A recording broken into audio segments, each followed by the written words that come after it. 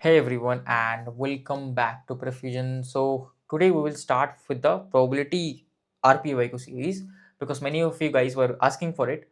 So just a bit of announcement that before you start this video directly, I will highly recommend you to go through the other videos, the other previous videos of mathematics. If you directly jump into these videos, you will not understand because I will pick up some things that that I have already explained because this is R-PYQ series and I cannot explain every single thing from basics. So I will take help of the previous chapters, calculus, algebra, linear algebra. Uh, okay, so please do make sure you have covered those particular topics. Then only you are watching this. That's a very important announcement. Next announcement is, of course, if this series is helping wise, comment down below whichever part you are enjoying. Hit the like button, that helps us. Hype the video, that also helps us a lot. Okay, do all these things, that will just help us. Okay, if you want this series, we will continue.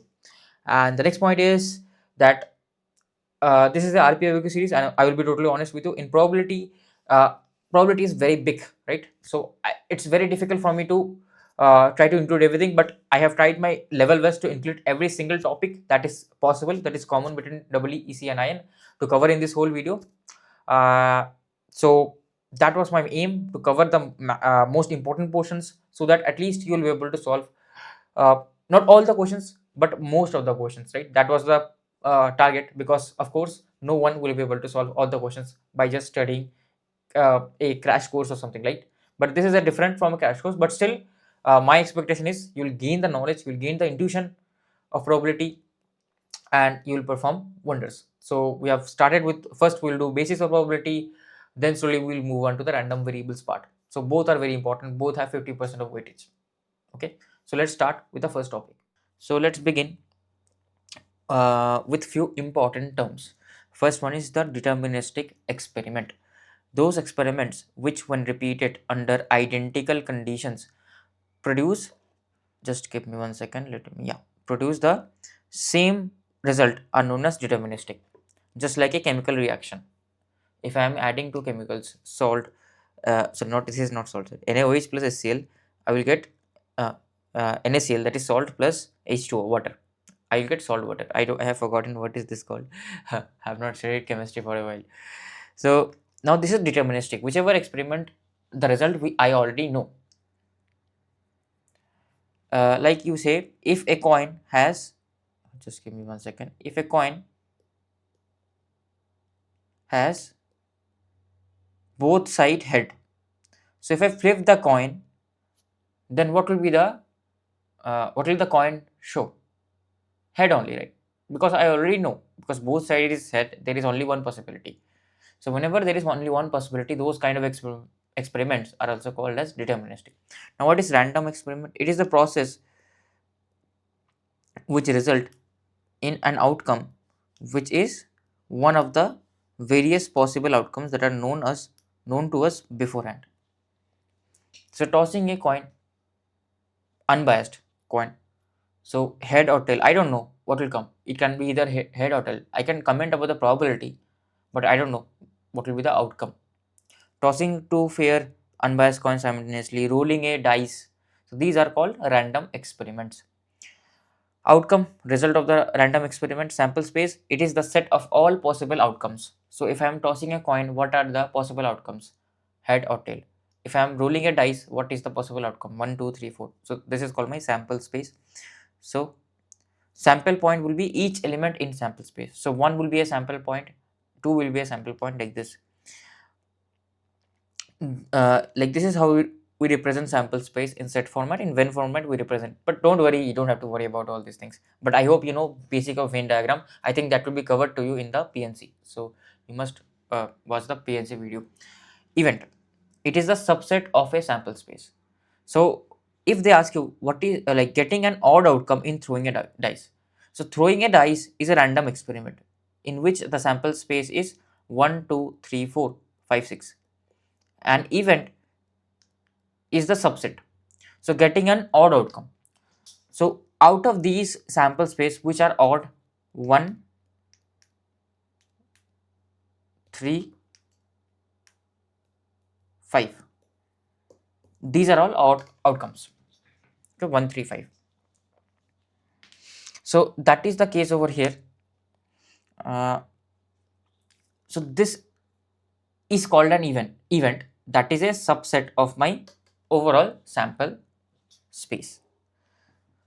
Note, with n sample points, there can be 2 raised to power n possible events, like whether either this can be in the sample space or this cannot be. This can be in the sample space or this cannot be, right? So like this, each has two possible cases. So overall I can have 2 raised to power n events, different kind of events. Each sample point is a event, but converse is not true. So don't have to worry about this. I don't worry about this for now. So rolling of, like, this is also a pretty important thing. If I roll 2 dice, we write the events like this. Either I can get 2 ones, 1 2, 1 3 like this, or I can get 2 1 3 1, all this, right? So there is a shortcut. This will be used immensely. So remember it.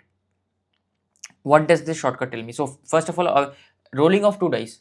What are the outcomes? I can get 1 1, 1 2, 1 3, and so on. Then 2 1, 2 2, 2 3, and so on. 3 1, 3 2, 3 3, and so on. Like this. This will keep on happening. So I will get my sum. Now, what I can say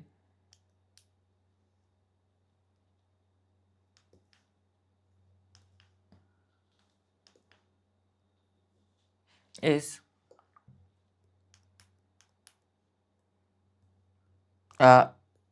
what is the sum?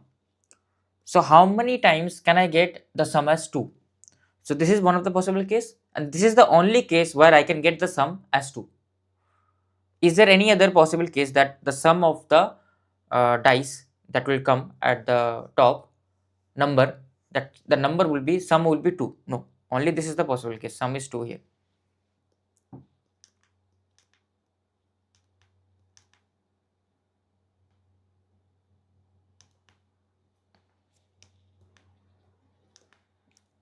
So I can get sum 2, then I can get sum 2 only once. Now how many ways can I get sum 3? So there are 2 possible ways. You can check in this whole sample space. You can get the sum to be 3 only twice. So like this will go on. So the top would be the sum of the 2 dice, and the bottom would be number of ways in which I can get the sum. That is what is written over here. Again, this will keep on going on. So I can get it in I can get sum to be 3 in 2 ways. I can get sum to be 4 in 3 ways. You can see this 1 3, 2 2, and 3 1. These are the possible outcomes. Again, here I can get the sum to be 5 in 4 possible ways. Sum to be 5 in 4 possible ways, and this will go on. Sum to be 6 in 5 possible ways. Now sum to be 7 in 6 possible ways. So 1 2 3 4 5 6, and this will be the maximum because this is the largest length of my diagonal. After this, it again reduces. So I'll go on till my number of ways. So I can get sum to be 7 in 6 number of ways. Then if I want my sum to be 8, there are 5 number of ways.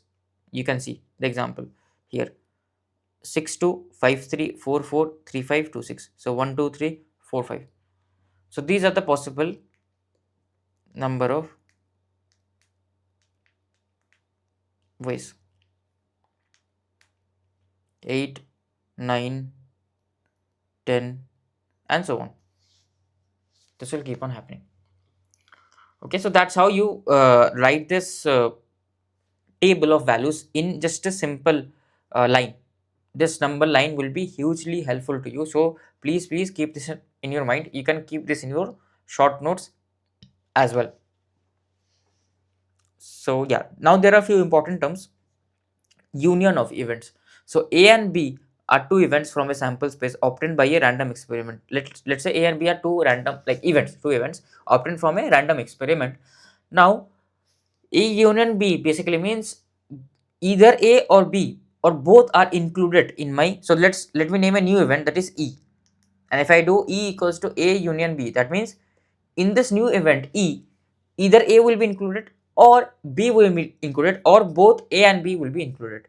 Let's say A is the combination of all odd numbers and B is the combination of all the even numbers while rolling a dice. So what will be A union B? It will be all the numbers, because E would be combination of all odd numbers or all even numbers or both.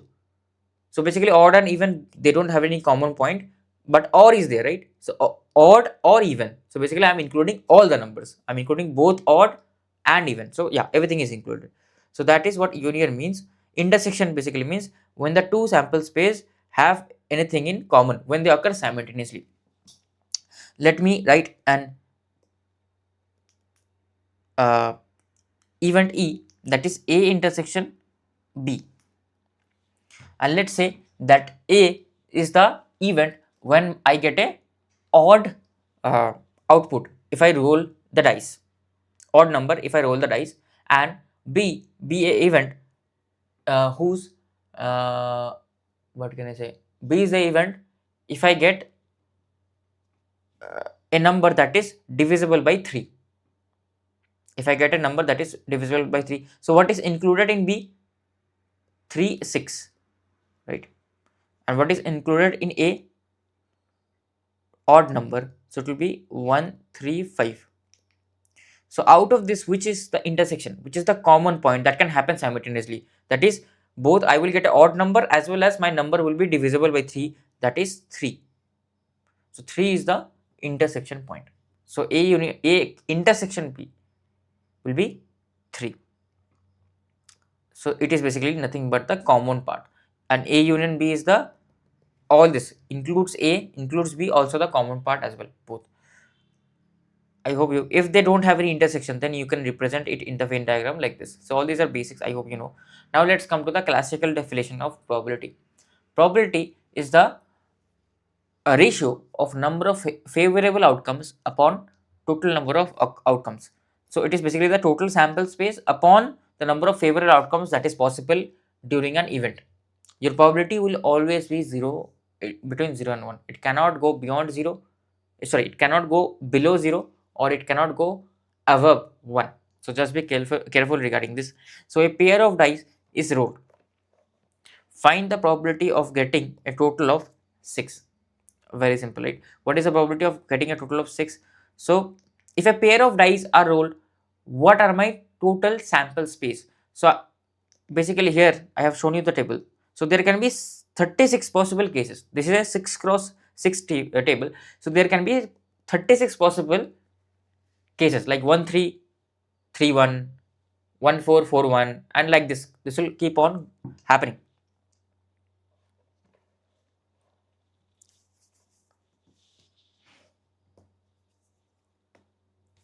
So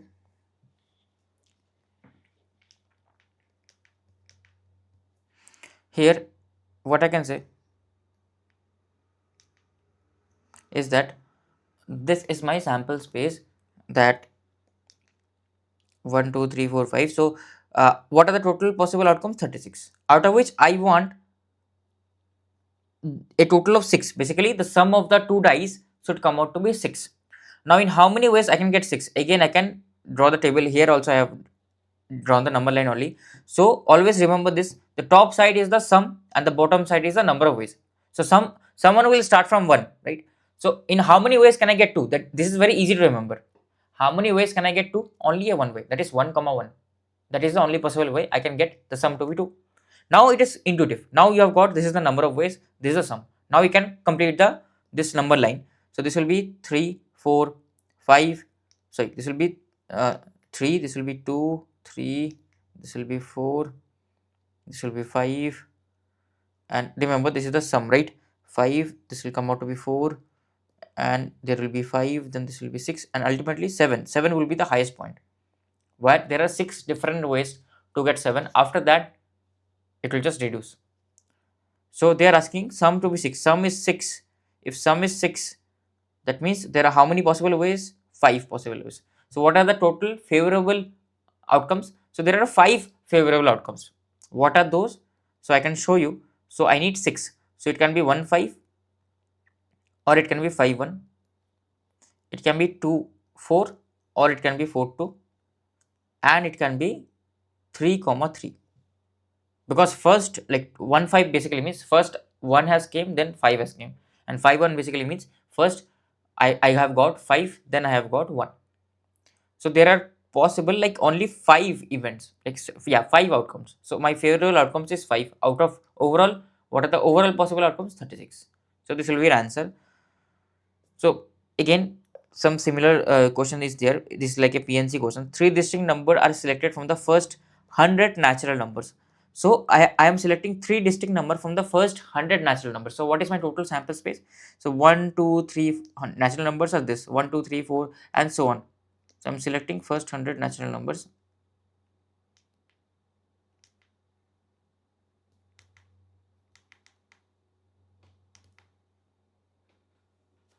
So this will be 100.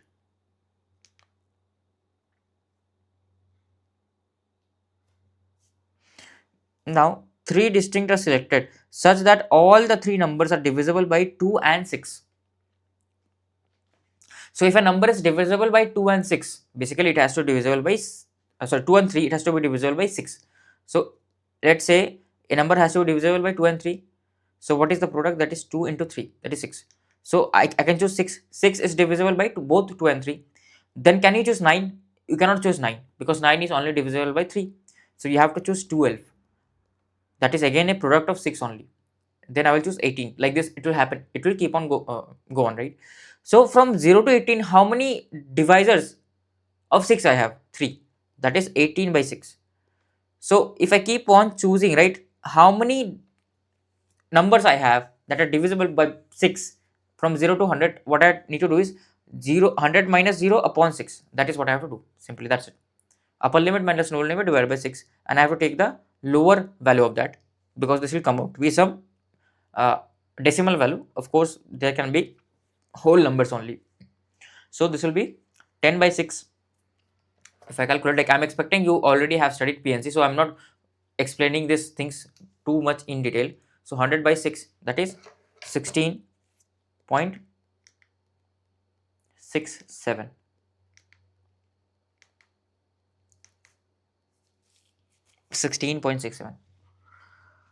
So we've got 16.67. That is basically the a total, like yeah, of course there can be whole numbers, either it will be 17 or 16. So overall I will have 16 numbers that are divisible by 6 in the range 0 to 100.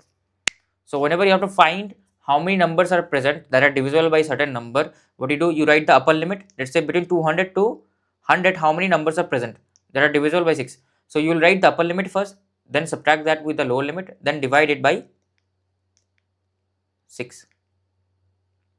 That's it. That's your answer basically. I hope that part is clear. That's your answer.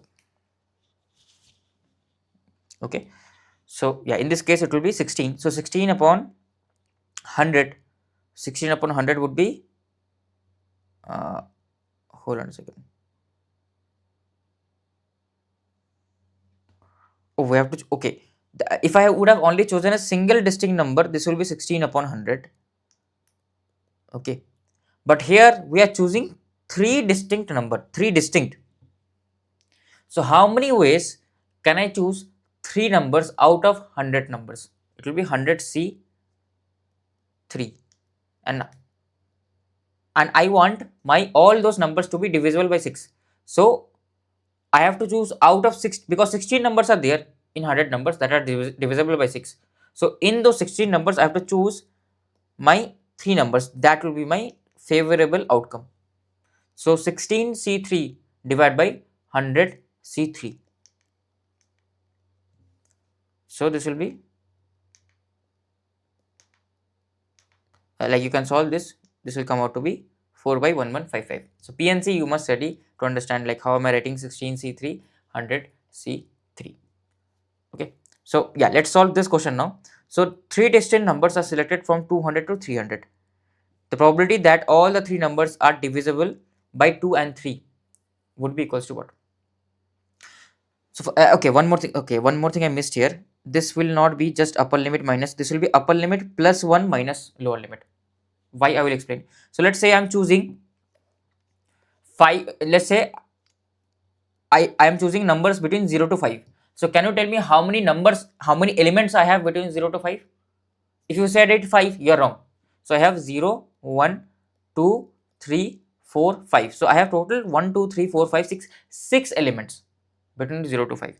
So always the number of elements is equals to upper limit plus 1, that is 5 plus 1, minus the lower limit, that is 0. So that is 6. You can remember this, or you can directly prove it in the exam hall. So yeah, I was wrong there. So total number of elements here, right? It will be in this case, because I was choosing natural numbers. So in natural numbers, 0 is not included. So this was correct. There was no problem. So upper limit was basically, upper limit let's say was 200, and lower limit, upper limit was 200. No, this, let's do this one only. So here they are asking me to select between 200 to 300. Same question. Same question, they're asking me to select between 200 to 300. So how many elements or numbers are present between 200 to 300? It is upper limit plus 1. Upper limit plus 1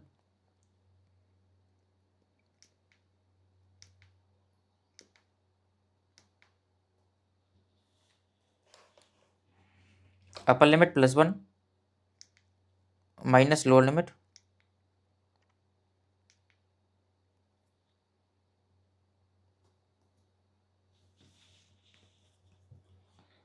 upper limit plus 1 minus lower limit. Yeah, these are my total number of elements, that is 101. Now I have total 101 elements. So how can I choose three distinct numbers between 101? It will be 101C3. And between this range, how many numbers are divisible by 6? So actually previously here, right, and this is also correct, the number that are divisible by 6.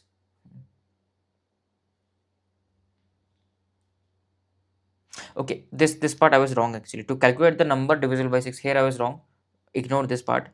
To calculate, let's say I want to calculate how many numbers are divisible by 6 in the range 200 to 300. So what you will do, first you will calculate how many numbers are divisible by 6 in the range 1 to 6, and how, sorry, 1 to 300, and how many numbers are divisible by 6 from the range 1 to 200. I was sorry, previously I explained it a bit wrong.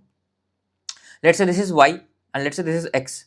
So how many numbers are divisible between the range 300 to 200? It will be x minus y, because y elements, y numbers will be common, right? Because here I have already calculated, this includes 1 to 300, 199, and then again 200 to 300. So of course it includes the common part. So just be careful about that. So here overall, what is the value of x? X would be lower limit of 300 by 6, that is simply 50. So I have 50 elements that are divisible by 6 between the range 1 to 300. Now how many elements I have that are divisible by 6 between the range 1 to 200? Lower limit again, this will not be completely divisible, this will be 200 divided by 6, that is 33.33, that is 33. So overall the number of elements, numbers that are divisible by 6 between the range 200 to 300 would be 50 minus 33, that is 17.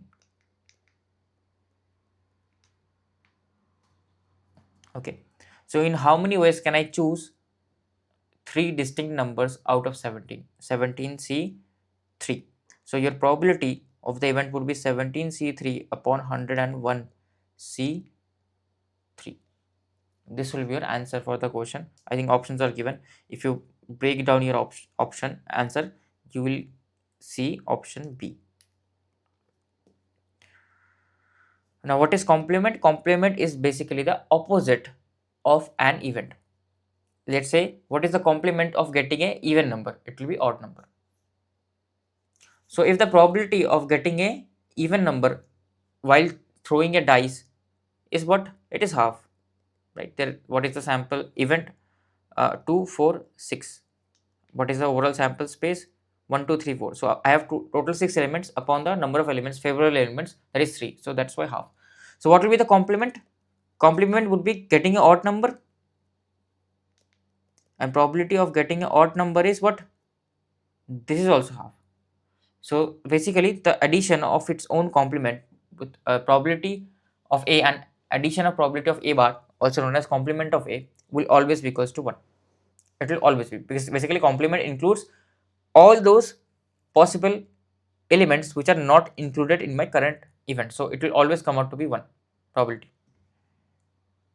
So here basic question, there are 4 letters and 4 addressed envelopes. The chance that all letters are not displaced in the right envelope.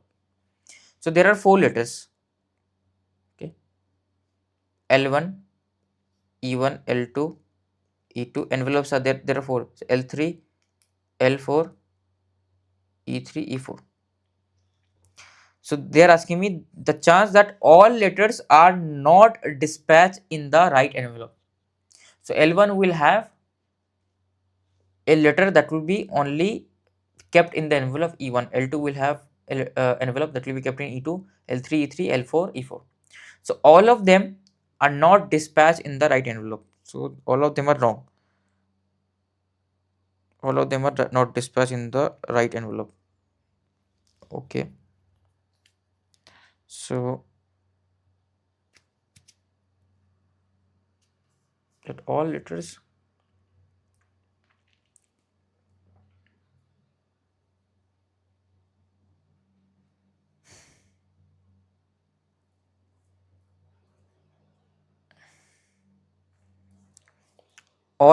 are not dispatched. Actually this question could have been more better. Like they are asking basically when will the event happen that all of them are not in the right place.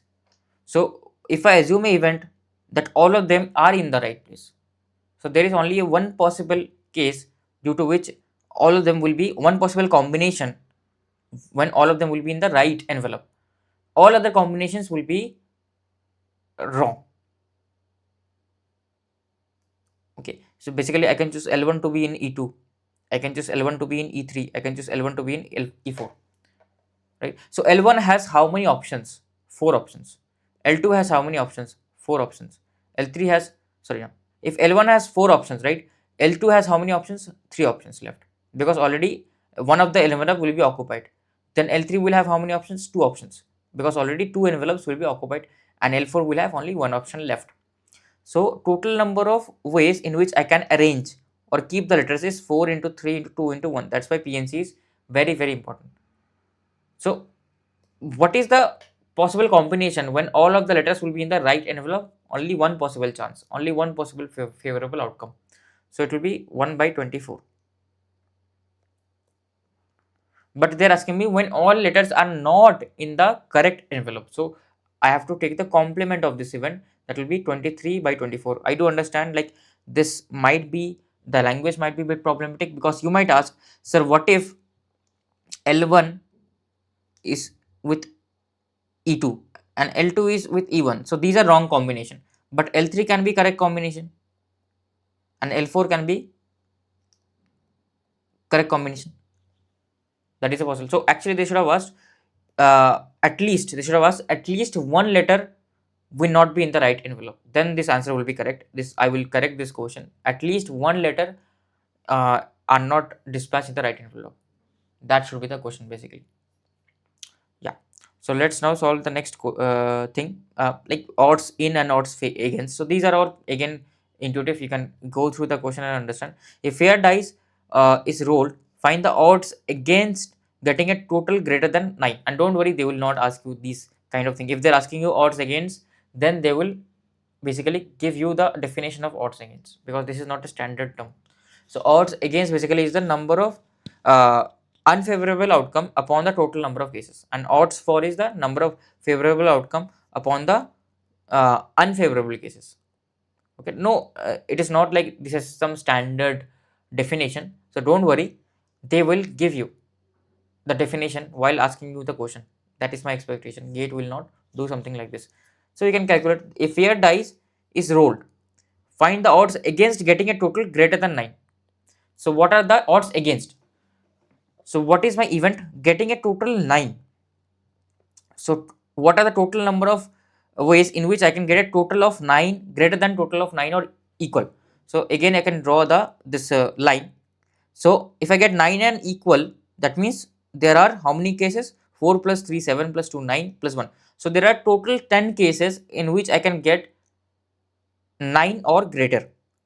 They are asking find out odd, find the odds against. So what is the total number of sample size? 36. So what are my unfavorable number of sample cases? It is 26. And what are my favorable? 10. So your odds against would be 2.6. That is nothing but 13 upon 5. That is written over here. That's it.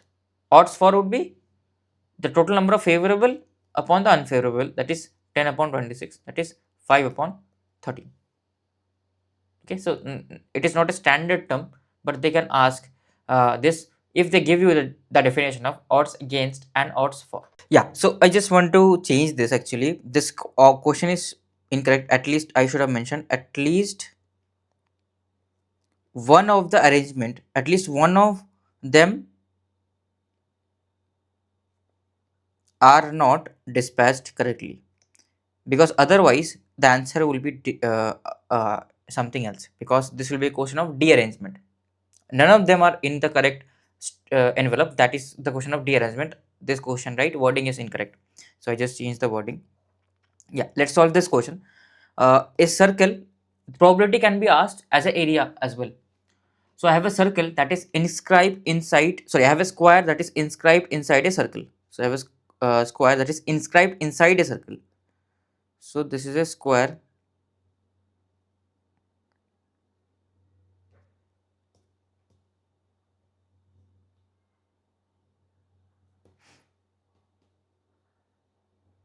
If I can properly, yeah, put the square. The square is not proper, but still it's somewhat proper only. Yeah. So it is inscribed inside the circle. Then what is the probability if I choose a point? If a point is selected inside the circle, what is the probability that point also lies inside the square? So that point I can choose, either it can lie outside the square or it can lie inside the square. So what is the total surface area that I can choose my point? What is the favorable surface area? This is my favorable area. Upon, like they're asking probability upon the total area, because I can choose my point here, here, anywhere. So total area upon desired area. So this is also another definition of probability. So definition will keep on changing, but always it will be something desired or favorable upon the total. So my favorable area, if I assume that this circle has a radius r, then what will be the length of each side of my square? So this diagonal is 2r and this is a square. So of course we know diagonal is root 2 times its side length. How? You can use the Pythagoras. Okay, I'm not going into that. You can use the Pythagoras. So this length will be r by root 2. That's it. So what is my desired area? It is r by root 2 into r by root 2. What is my total area? It is pi r square. So this will be 1 by 2 pi. Am I correct? Just give me 1 second. Desired area r, sorry, this is sorry, the diagonal is 2r. So I have to do 2r by root 2, which will be root 2r, right? The overall side length is 1 by root 2 times of the diagonal. You can use Pythagoras, you can prove it. So this will be actually root 2r, sorry about that, root 2r. So this will be root 2r into root 2r. So here I will have 2 by pi.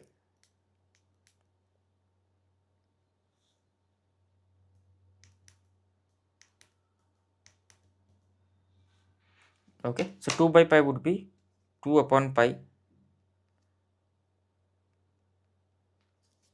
0.636.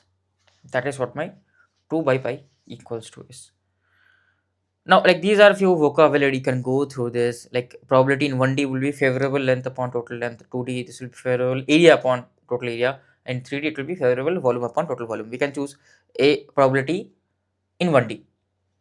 So in 1D, if P is a random number between 0 to 5. So how many numbers can I choose between 0 to 9? 5. Between 0 to 5, how many numbers can I choose? X. There are infinite. There are infinite possible numbers between 0 to 5 that I can choose.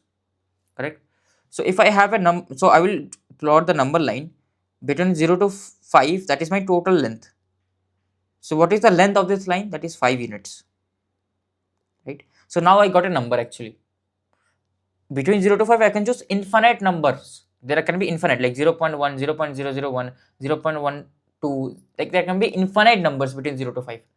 But I have to write numbers, right? Because I'm calculating probability. So what is the length of this particular number line of my sample space? 5. Now they're asking me what is the probability that the probability of the equation have imaginary roots. What is the probability that this equation has imaginary roots? When does a quadratic equation has imaginary roots? When its discriminant is less than 0. What is its discriminant? It is b square, that is p square minus 4ac, that is p plus 2 is less than 0. So again I can use the wavy curve method. If I use the wavy curve method, this will be p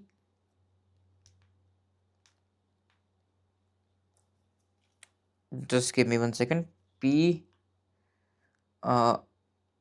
yeah, p minus 1 or p minus 2 into p plus 1 less than 0. Now p minus 1, so if I say like when will, so this inequality has to be satisfied. This inequality has to be satisfied. So if I plot the inequality, this will be if p is less than minus 1, then both are p is less than minus 1, then both are negative, so it will be positive. So my function, right, this will be negative when p is minus 1 less than minus 1. So minus 1 is here, so it will be negative. And when p is equals to 2, it will be sorry, hold on a second. So when p is between minus 1 and plus 2, sorry, if p is less than minus 1, both will be negative, so this will be positive actually. When p is between minus 1 to 2, it will be negative, and when p is greater than 2, both will be positive, so it will be always positive. So what is my required length? So they're asking me when this roots will be imaginary. When this roots will be imaginary, this inequality will be satisfied. So this value function, when is it negative? It is negative in this range from 0 to 5, right? Because I cannot choose numbers, the domain of p is between 0 to 5, so I have to choose numbers between 0 to 5 only. Between 0 to 5, when is this inequality negative? Because this has to be satisfied, that is between 0 to this point is 0 to 2. So between 0 to 2 length, the inequality is negative, that is this inequality is satisfied. The function is negative, inequality is satisfied. So I can say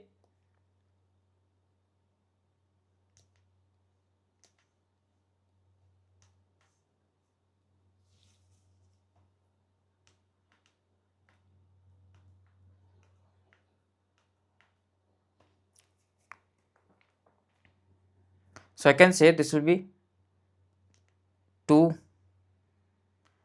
So what is the favorable length? I can choose numbers between 0 to 2. I can choose the range of p to be 0 to 2.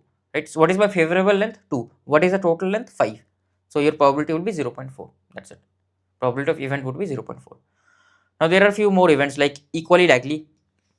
Like from the name you can understand that both events have the same probability, then they are called as equally likely event. Now from here, these terms are pretty important: mutually exclusive or disjoint event, and exhaustive set of events. So please listen to me carefully, these terms are a bit important. So what is mutually exclusive or disjoint event? Okay, remember this is actually important. Mutually exclusive events are said to be events are said to be mutually exclusive or disjoint if if occurrence of any one of them prevents the occurrence of the all the others.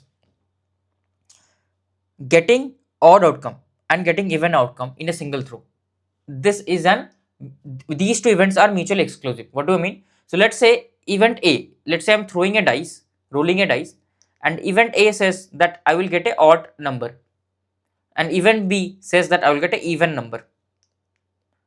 So if event A has occurred, is there any possibility for event B to occur? Zero possibility. Because I'm throwing a dice, either I can get a odd number or even number. Both simultaneously cannot happen, because 1 is a odd number, 2 is a even number, but it is not odd. 3 is a odd number, 4 is a even number, 5 is a odd number, 6 is a even number. So either one of them can happen. Both together cannot happen. Both together cannot happen. Okay.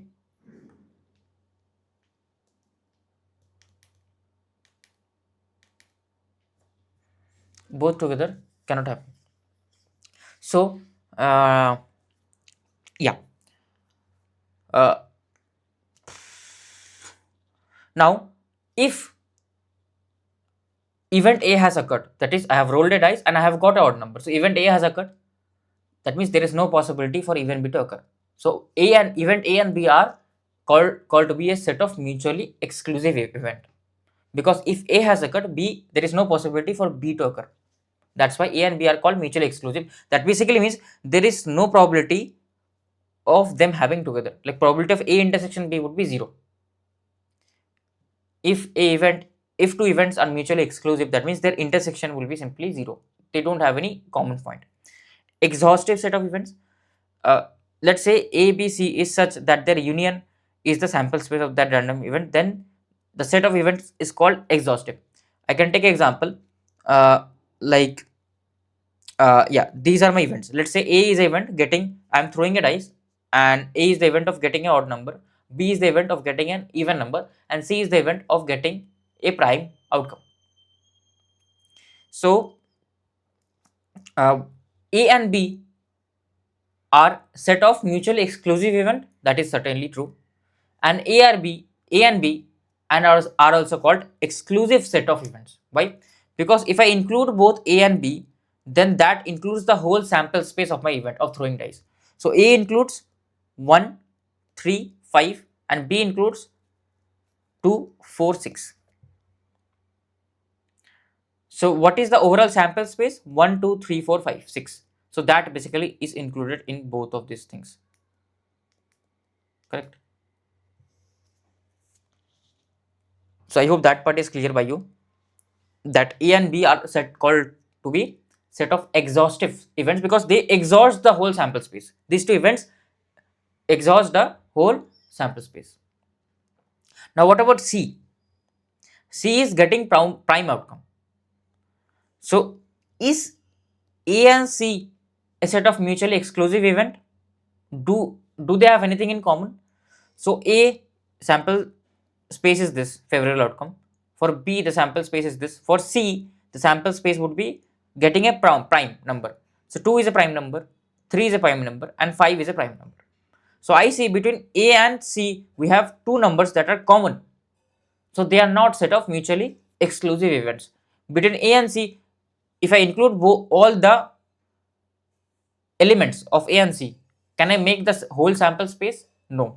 Still 4 is left and 6 is left. So A and C are also not exhaustive set of events. Also, let's discuss about B and C. So B and C, are they mutually exclusive? So is there anything in common? They will be mutually exclusive or disjoint only and only if they don't have any elements in common. So I see between B and C I have 2 that is common. So of course it will not be mutually exclusive.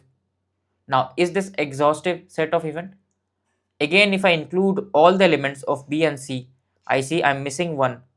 I am missing 1, 2, 3, 4, 5, 6. Yeah, I'm only missing 1 actually. So if I would have chosen a fourth event which includes only getting 1, then B, C, D would have formed a set of exhaustive events. but I don't have such an event. So currently B and C are not set of exhaustive events. So I hope that part is clear. Now there are a few basic things about card. You can go have a look at this. We will solve few basic questions, like just revise, have a look. I hope you know all these things. So we'll do few basic questions on cards. Okay. So yeah, a card is selected from a deck of playing cards. Then find the probability that it is a red card or a king. So it is a red card or a king. So let me choose a event A, that I get a red card, and let me choose a event B, that I get a king. Now your like either it is a red card or it is a king. So probability of A union B, right, will be equals to probability of A plus probability of B minus probability of A intersection of B. How does this formula come? Basically, this formula comes from this Venn diagram. So let's say I have two events A and B. Okay, and I want to include I want to calculate the probability due to both event A or B, like A union B. So it should include A and B, and of course the common part. It should not include anything outside A and B. So what is the overall sample space, number of favorable outcomes for event A, that is NA, right? What is the overall favorable outcomes for event B, that is NB? Now interesting fact is we actually had, like, to calculate my probability of both A union B,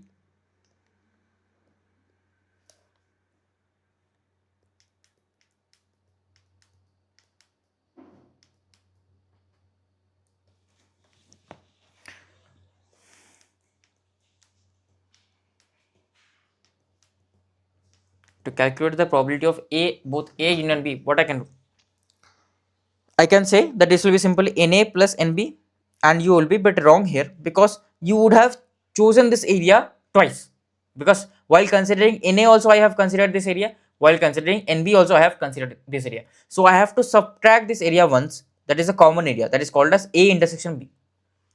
That's why this A intersection B comes. Basically, your N union B, A union B is this. I will divide this by NS. So that this will become divided by NS. That is nothing but probability of A, probability of B, and probability of A intersection B. So that's how this formula comes. I hope I don't need to explain it because you have studied this in your childhood. So I will not explain this here. I think you have studied this in your childhood. So yeah. So what is A intersection B in our case? So event of getting a red card, how many red cards I have? 13. Out of 13 red cards, how many king I have? How many kings? Sorry, I have 26 red cards, right? So 26 are red cards, 26 are black cards, 13 are club, 13 are diamond. So okay, let's go through this one once. So red cards are 26. So 13 and 13. So red cards contain diamond and heart. So their shape is diamond and heart. And each set of 13 card contains one king, one queen, one ace, uh, one jack, or sometimes called as joker, and other cards numbered from 2 to 10. So ace is a number that is 1. So total 13 cards. Similarly, heart will also have. So heart and diamond are called as set of red cards, and club and spades are black cards, set of black cards. So yeah, like this was a quick revision. So I need red cards. So I have total 26 red cards, out of which how many are kings? 2 kings. If you see, I have 2 kings. One king in heart and one king in diamond. So I have 2 kings. So this will be 26. Out of 26, I have 2 kings. Correct. Yeah. And so this is a, like, total number of sample space. A intersection B. Now what is the probability of B? So getting a king, how many kings? Overall I have 4 king. In a set of cards I have 4 kings.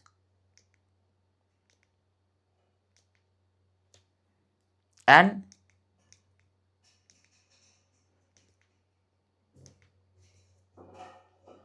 red, right? The probability of A is the probability to get a red card. How many total red cards I have? 26. So basically what you will do is, if I want to calculate the overall probability, it will be n of A union B upon n of S. So how many ways can I choose a card from set of 26 red cards? It will be 26C1. How many ways can I choose a king from 4, because I have 4 kings, that is 4C1, minus how many ways can I choose both king and red? Total I have two cards such that they are both king and red, so I have to choose only one, so this will be 2C1 divided by your total number of sample space, right? So how many ways can I choose a card out of 52? This will be 52C1. So overall your answer will be 26 plus 4 minus 2, so that is 28. 28 by 52.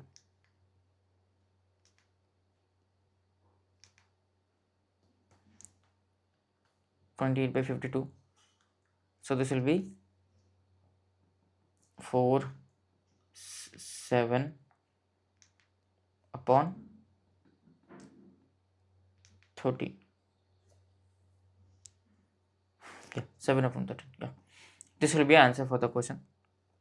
So that's how you solve. Like there are a few basics of Venn diagram, so you can just go through how is each area defined, how is intersection defined, all these things you can go through it. Like I had proof. So let's say like there is few more theorems, actually few more things to go through. Let's say I want to calculate probability. Like I hope from now you know what is probability of A bar. It is the complement, correct? So what will be the complement probability of A union B whole complement? This can be written as, I can complement the inside function. Okay, this will be probability of A complement. This, if I complement union, the complement of union would be intersection, and the complement of B would be B. So I can take this whole complement inside. That is also one way to solve this. What is the other way? So I know that probability of A complement is 1 minus probability of A. So probability of A union B complement would be 1 minus probability of A union B. So that is also another way to solve probability of A union B complement. Sorry, this will be complement. Yeah. So there are two possible ways to solve this. Now you know what is your probability of A union B. You can solve it. Correct? Yes. So like this is called as De Morgan's theorem. So we use the De Morgan's theorem. So what will be this basically? In the Venn diagram, what will be this area? So probability of the intersection of not A and not B. So if I have a Venn diagram like this of two events A and B,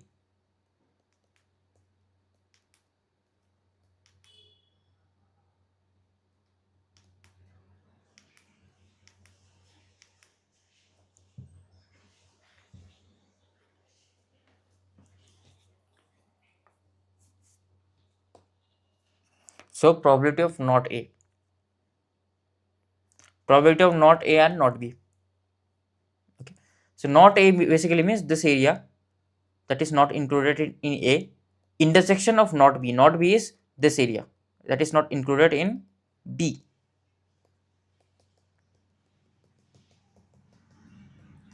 So what is the intersection?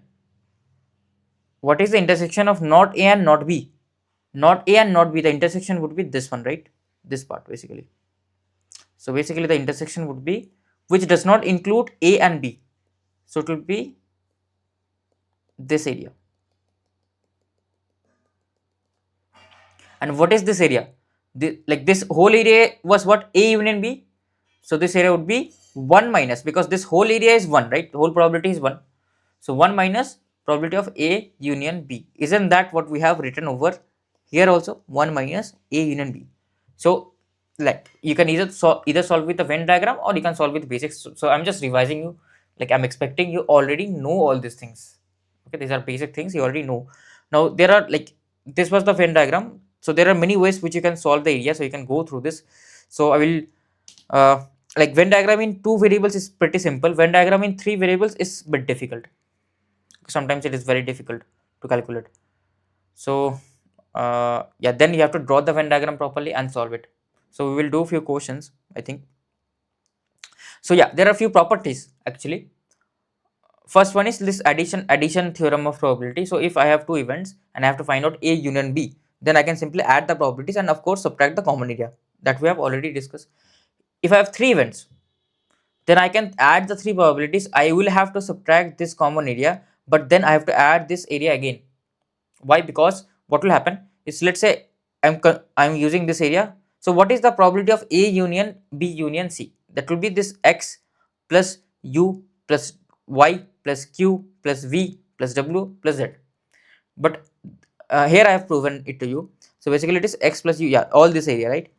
So I cannot simply write x. What is x? X is the area that is x would be this whole area minus u minus q minus v. Sorry, okay, sorry, what am I telling? No. What is probability of A? So x is this much area, correct? X is this much area. Probability of A would be this area plus u plus q plus w. That is what I have shown here. Similarly, your overall sample space number of events of B would be this u plus q plus y plus w, and overall your sample space for C would be v plus q plus w plus z. So this will be the total number of sample space basically. Now what will be how can I solve it? So here I have already written this thing. So from here you can directly find out what is my x value, what is my u value, what is my v value, and you can do some arrangements. So what will be this intersection u plus q? This intersection will be b intersection c would be w plus q, and a intersection c would be v plus q. So this q actually gets added twice. So sorry, this q will be subtracted twice. So I have to add q. So there is a proof. Like I'm not going into the proof right now. You can see the proof. Okay, you can do it because we have other things to cover. Like you can go through this basic thing. Now, if the two events are mutually exclusive, they don't have any common area. That means your probability of A union B will just be the addition. That's why it is called as the addition theorem. Will be the addition of the two probabilities because they don't have any common area. So that thing is gone. If A, B, C are three mutually exclusive events, then also their probability of A union B union C would be simply the addition. How can you understand it? So let's take the case probability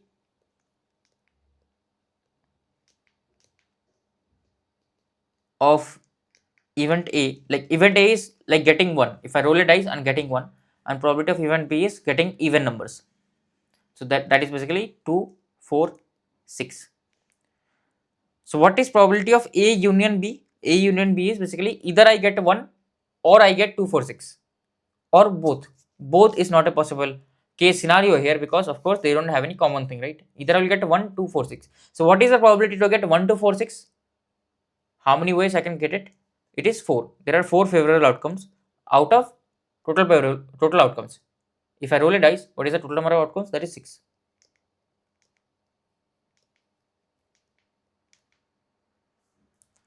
Four upon 6.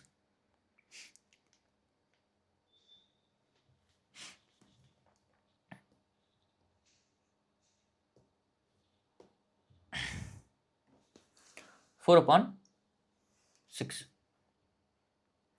Now, if I would have calculated them separately, what is the probability of event A? So I need to get 1. If I roll a dice, I need to get 1. That is 1 by 6. And what is the probability to get 2, 4 or 6? It is 3 by 6. So it is simply the overall your A union B is simply the addition of individual probabilities. So addition theorem is hence proved. Like these are basic things. Like I'm not going too much in depth here, but like I hope you're understanding. Now, what is the probability of A minus B? What does A minus B means? Basically, A minus B means basically include only A. Don't include the area of B as well. So I need to from A. A is this whole area, and they're telling me to subtract B. So it should not include this area as well because this includes B. So they are asking me what is the probability of event only A. Only A. This will be probability of A minus probability of A intersection B. This common area I have to subtract. So there are many more possible cases like this. Uh, okay, this was already done. Okay, what is the probability of event E that exactly one of A and B should occur? Both should not occur simultaneously. Either A will occur or B will occur, but both will not occur simultaneously.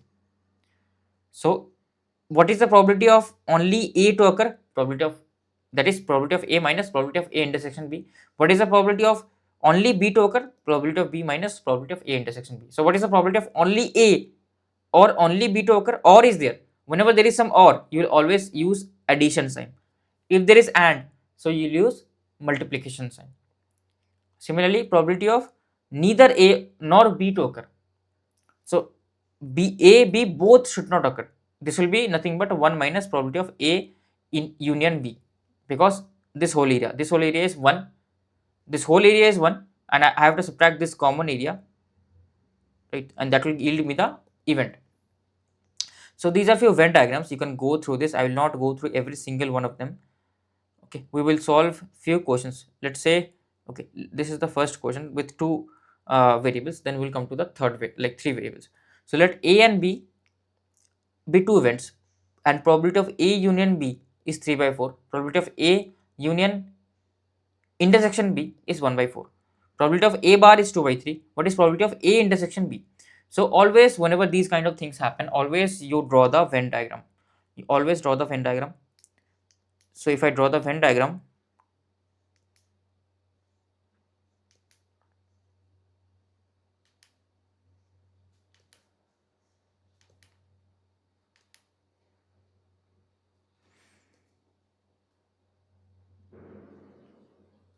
AB. Now they are asking what is probability of A bar intersection B. So don't include A. A bar means don't include A. So if I'm not including A, so this will be the overall area, right? Not including A. But include B. A bar B, but include B. So don't include A, but include B. That is, this is the common area. Intersection is there. So I have to choose the common area. So basically they're asking me to include only B. Indirectly, they're asking me to include only B. So what will be this probability? This probability will be probability of B, this whole area, minus this common area. That is probability of A intersection B. So probability of B, do I know? They have not given me probability of B. So they have given me probability of A union B and probability of A bar. So probability of A union B would be written as probability of A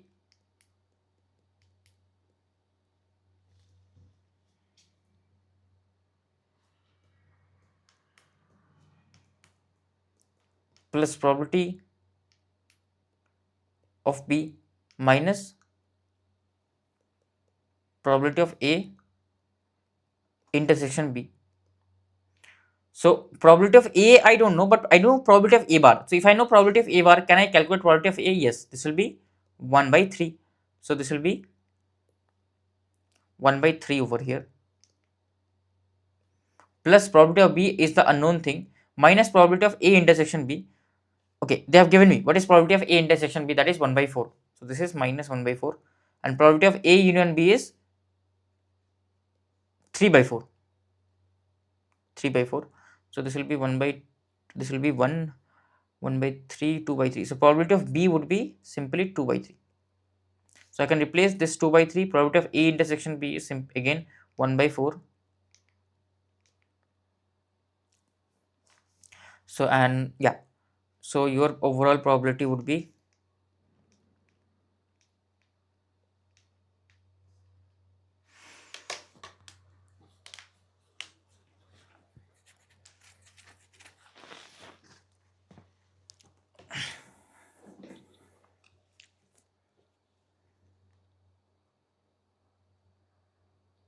overall probability would be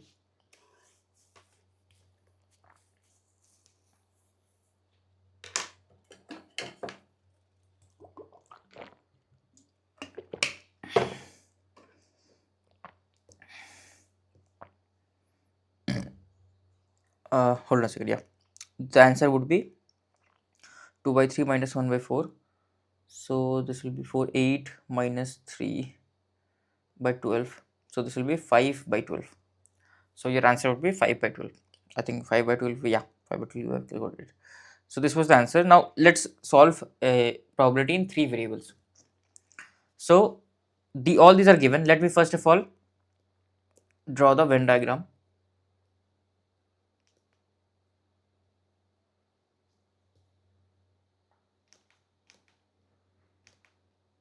A, B,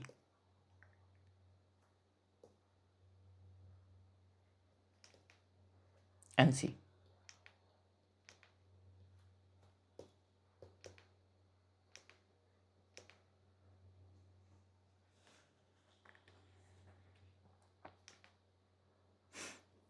So A, B, and C are there.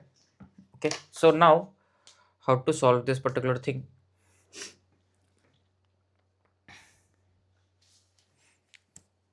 So what we can say is, yeah, so they have given me this probability of B is 3 by 4. So this whole area is 3 by 4. Probability of A intersection B, not C.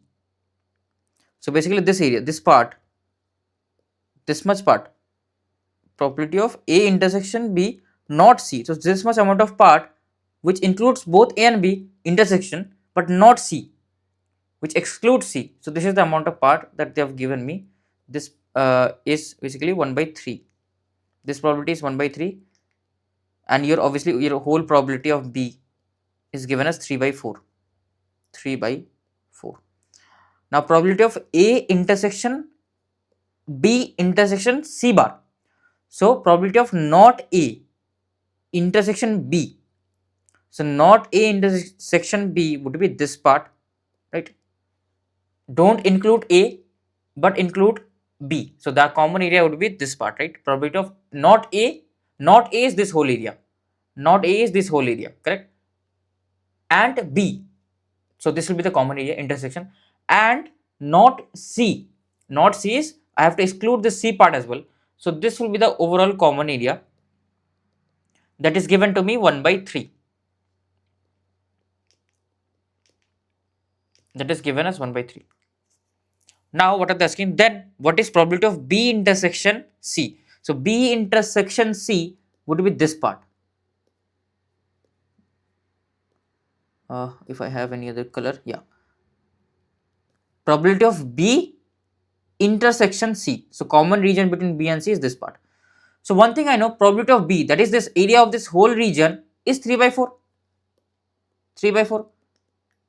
That will be equals to probability of this part, probability of this part, and probability of this part. So what is the probability of this part? 1 by 3. What is the probability of this part? 1 by 3. And what is the probability of this part? That is what I have to calculate, plus x.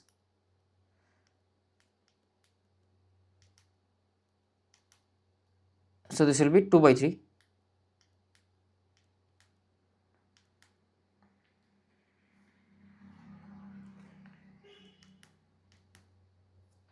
So x will be equals to 1 by 3, 1 by 3. So 3 by 4 minus 2 by 3, that is equals to 9 minus 8, that is 1 by 12.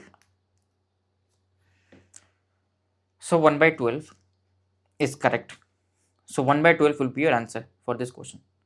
Okay. So mostly if they will ask you some question from Venn diagram, so you have to simply draw the Venn diagram and understand visually which area are they asking. Just calculate that area and that's it. Let's discuss about the conditional probability. This is again a 5-star topic and mostly questions will come from this only. If they are asking from basics of probability, maybe they will include conditional probability. So what is conditional probability? Conditional probability is nothing but it is the inclusion of two events if a event has already occurred. Let's say that I am throwing a dice. that is a random experiment. I'm throwing a dice, that is a random experiment. So what is my sample space? 1, 2, 3, 4, 5, 6. Now, while throwing the dice, I name two events. Event A is getting an odd number, so it will be 1, 3, 5. Event B is getting a prime number. Prime number would be 2, 3 and 5. These are my prime numbers. Now if I tell you, if I don't tell you, like I'm throwing the dice, I don't tell you what I have got in the dice. I'll not tell you that. I'll tell you that event A has occurred. Now if I throw the dice and I don't tell you anything, okay, let's say I and Himanshu sir both are performing this random experiment. So I have thrown the dice and Himanshu sir is behind me and I have seen what I have got in the dice, but I don't say to Himanshu sir that I have got this number. No. I say to Himanshu sir that we have defined our two events, and I say to Himanshu sir that event A has occurred, that I have got an odd number. Now can Himanshu sir tell me what is the probability that B also will occur? What is the probability that it is also a prime number? If I already know that it is a odd number, what is the probability that it is a prime number? That would be, in our case, if I already know it is a odd number, what is the probability of it getting a prime number? So if I have odd numbers, out of these odd numbers, which are my prime numbers? 2. And Himanshu sir already knows that I have got a odd number. So what is my total sample space? Sample space has now been reduced to 3, because previously if I had only asked Himanshu sir, if I throw a dice, what is the probability to get a prime number? You would have said it is 3 by 6. But if I have given this additional information to Himanshu sir, that I have got a odd number, or I have got an odd number. If I have got an odd number, so Himanshu sir is smart. He will say, if you have got odd number, so there is no possibility that you will get 2, 4 or 6. Only I can get 1, 3 and 5. So overall my sample space has been reduced. So this is the reduced sample space. And this is the what? This is the common part between the event A and B. So this is NA intersection B upon N of B. And that is what my definition of conditional probabilities. If I divide all this by NS, that is the total number of samples. So NA intersection B upon NS is nothing but the probability. Correct? It is nothing but the probability. If I have not mentioned previously, now you know. So basically the favorable outcomes upon the total number of outcomes is the probability. So this will be PA intersection B upon P of S. That is the definition of conditional probability. So I hope the part conditional probability is clear by you. I think we have taken the same example only. This prime only. We have taken the same example.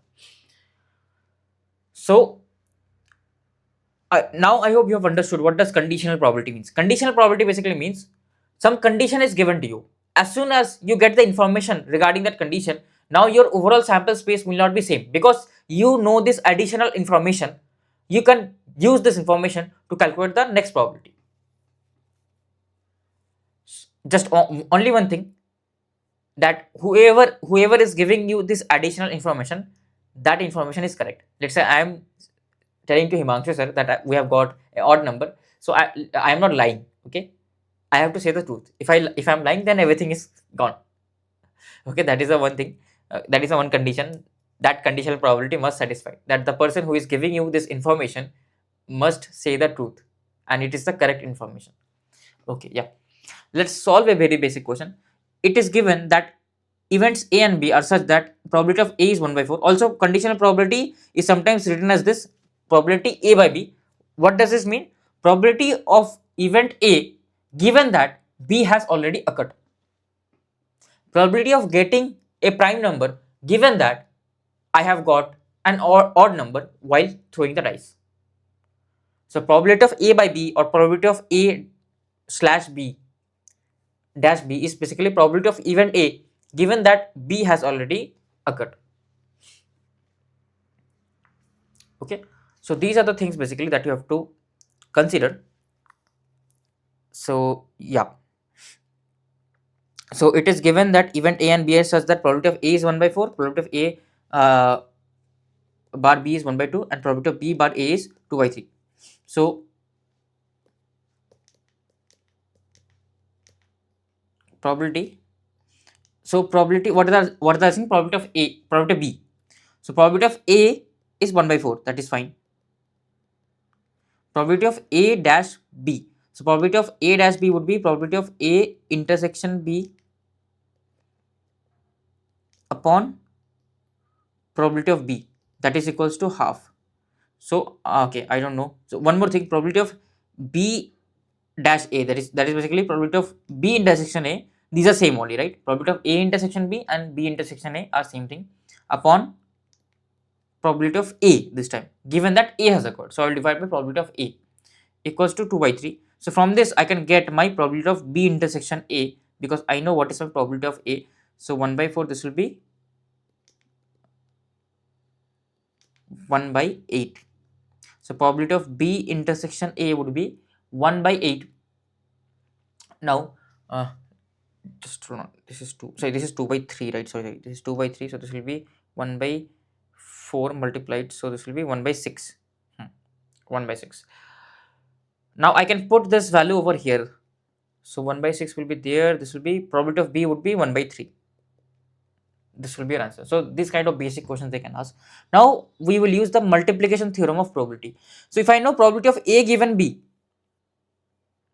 if I know probability of A given B, or sorry, B given A, probability of event B given that A has occurred is probability of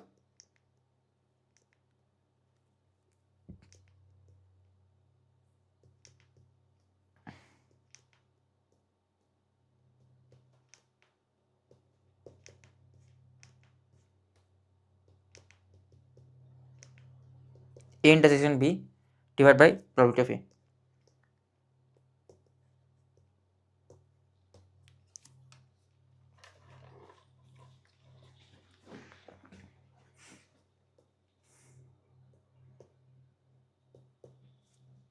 That will be now I can say what is the probability of A intersection B. Probability of both events A and B occurring would be probability of A into probability of, hold on a second, given that A has occurred, yeah, probability of A into probability of B given that A has occurred. So this is also called as the multiplication principle. Basically it is the extension of conditional probability. Similarly, this can also be written as probability of B into probability of event A given that B has occurred. Okay, so this is another way to write the intersection formula. So probability of A intersection B would be probability of A into probability of B given that A has already occurred, because already I have chosen A to occur, right? Probability of A into, because A has already occurred. What is the probability of both A and B occurring? So first A will occur, then I will add a multiplication, because with and, whenever there is and, a multiplication will come. Until now we are studying union. So whenever there is union or addition sign will come. So previously we studied addition theorem of probability. Now we are studying multiplication theorem of probability. So probability of both A and B occurring, it will be probability of A and, so that's by multiplication, probability of B given that I have already assumed that A has occurred. So given that A has occurred. So that is also another formula for intersection. Now there is a very interesting fact. If both my events A and B are mutually exclusive, if both my events A and B are mutually exclusive, then what will happen? That means there is no intersection. That means this conditional probability will be 0. So they can ask you question. So they will tell you in the question that if both A and B are mutually exclusive events, then which of the following statements will be correct? Then probability of A given that B has occurred will be equals to 0. So you have to tick mark that. So they can frame questions like this. So just be careful. Now if when two events are said to be independent, so from this the definition of independent event comes. Two events are said to be independent if the occurrence of one event or non-occurrence does not affect the occurrence of the other event. If the occurrence of one event does not affect the occurrence of other event. So let A and B be two independent events, then probability of A given that B has occurred will be probability of A only. It will not matter if B has occurred or not. So how can you think of it? So let's say uh, I am performing two events. Event A is throwing a dice and getting odd number. Event B is tossing a coin and getting head. Are these two events independent? Of course they are. What is like basically if I like event A is throwing the dice and getting an odd number. That is completely unrelated. Throwing a coin, tossing a coin and getting head. Those two events are completely different. So they are totally independent. So if I tell you that I have thrown a dice and I have got an odd number, so can you from that information deduce something regarding the next part, that is getting a head? No, I will not get any additional information, right? If I tell you that I have thrown the dice and I have got an odd number, will that help you while determining that whether I will get a head or tail while tossing the coin? Absolutely no. So that is what independent events are. Basically, the conditional probability is same as the event A only. So it does not matter whether event B has occurred or not, the probability will remain same, it will not change. Okay, so probability A by B will be equal to probability of A. That is the case over here. So let's solve this question. Let A and B be two events such that probability of A union B bar is equals to this. Probability of A intersection B is this. Probability of A bar is 1 by 4. Then the events A and B are what? Then the events A and B will be equals to what? So basically, right, will they be independent? Will they be mutually exclusive? So are they mutually exclusive? If they were supposed to be mutually exclusive, then their intersection should have been 0. But it is non-zero. So definitely it is not mutually exclusive. Is it equally likely? So for calculating equally likely, I have to calculate probability of A and probability of B. So probability of A bar is 1 by 4. So probability of A would be 3 by 4. Now probability of, how do I calculate probability of B? So I know probability of A union B intersection. Sorry, A union B bar. So what will be probability of A union B?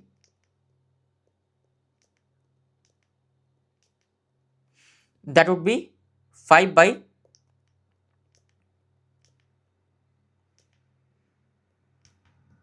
6. Probability of A union B would be 5 by 6.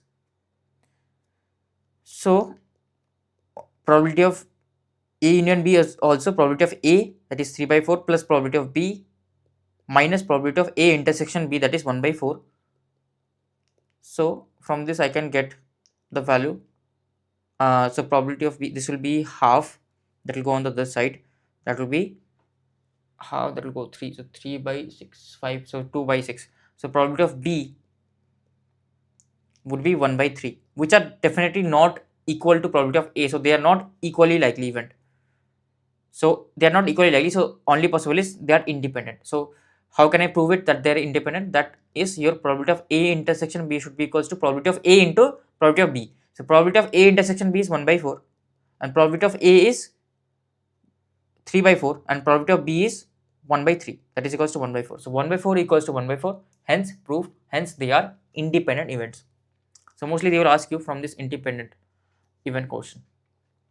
So there are a few things to understand. So probability of A intersection B equal to 0, that tells that they are mutually exclusive. Also, if two events, if I take the union and if that is equals to 1, then it is called as exhaustive events.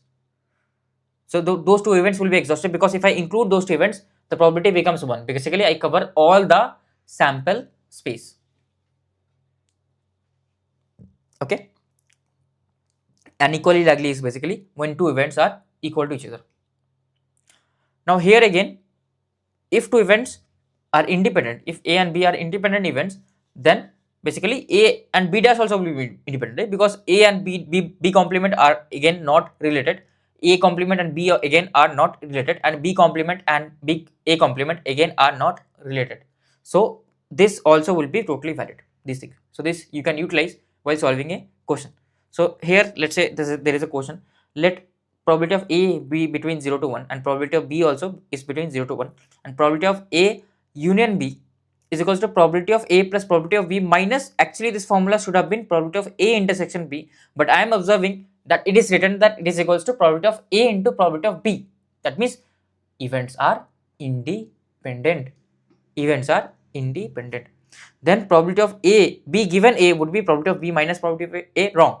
Because my events are independent, probability of B given that A has occurred is probability of B only, because it will not depend on A. So this is wrong.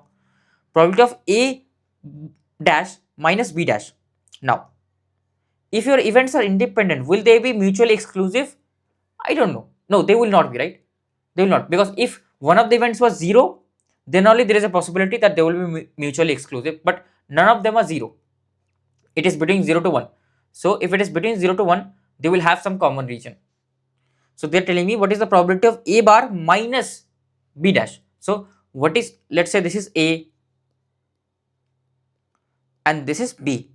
So what is A dash? That is include all the area that is not A, not A. Not A is this all area, right? This all area except the orange one, all this area.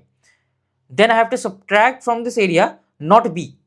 What is not B? Not B is all this area. All this area, right? Not B is all this area. That is difficult. Okay. So what is not A? Not A is all this area. So how can I mathematically write all this area? This will be simply 1 minus probability of A, correct? All this area would be 1 minus probability of A. Probability of A is this whole area. Yeah, that is my not A. Now I have to subtract from this area not B. Not B would be all this area. Not B would be all this area. So that would be simply 1 minus probability of B, correct? So 1 minus probability of A and B I have to subtract. So yeah,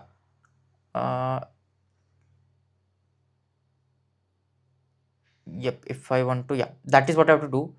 So is this the only way or there is any other way to solve this? I'm thinking regarding that. Like, am I doing this correctly? So I have to like from this area, from this whole area that is not A, not A is this whole area, right? This whole area, not A is this whole area. I have to subtract not B. This whole area I have to subtract not B. So this is anyways not, this is already not included, right? Not in not B, this area is like additional. So basically what they're asking, this is my A area, not A area, correct? Not A. And not B is this part. Let me draw this again. Not B would be this part. So already, right, basically this part is anyways not included. So I only have to exclude this amount of part, correct? This amount of part. So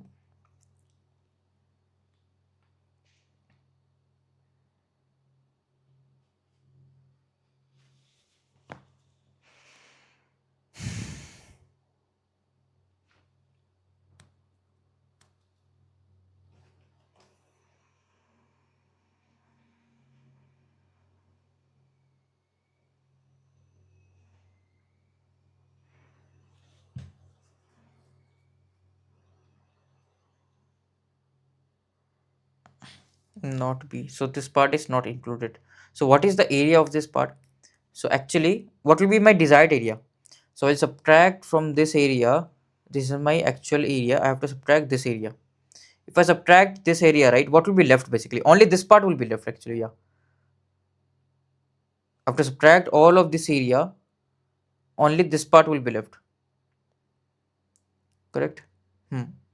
Anyways, this part is already not there in the required area. So this part I don't need to do. This part. What is this part basically? This will be probability of only B. Probability of only B would be probability of B minus probability of A intersection B. That is what my probability of only B is. Yeah, probability of only B. So basically, what is this? They're asking me to include the probability that is not A. Not A is except A everything. Also exclude not B. From not A, they're asking me to exclude which is not B. Which is not B. All this area is not B, right? So what is this value? A dash. A dash is this whole A dash is this whole area except not A. And B dash is this whole area, not B. So they're asking me from A dash exclude all this area. So all this is the common area that will be excluded basically. Only this part will be left out, right? This because this part is the area that is left out. So this will be the probability of not B. So yeah, if I solve this, this will be equals to. So they are writing in terms of A dash and B dash. Let me convert this in terms of A dash and B dash. And A and B are both independent. So this will be 1 minus probability of B dash minus probability of A dash. This is wrong actually. Sorry. Probability of now this is probability of A into B. Probability of A into B because they are independent. So this will be 1 minus probability of B dash minus probability of 1 minus probability of A dash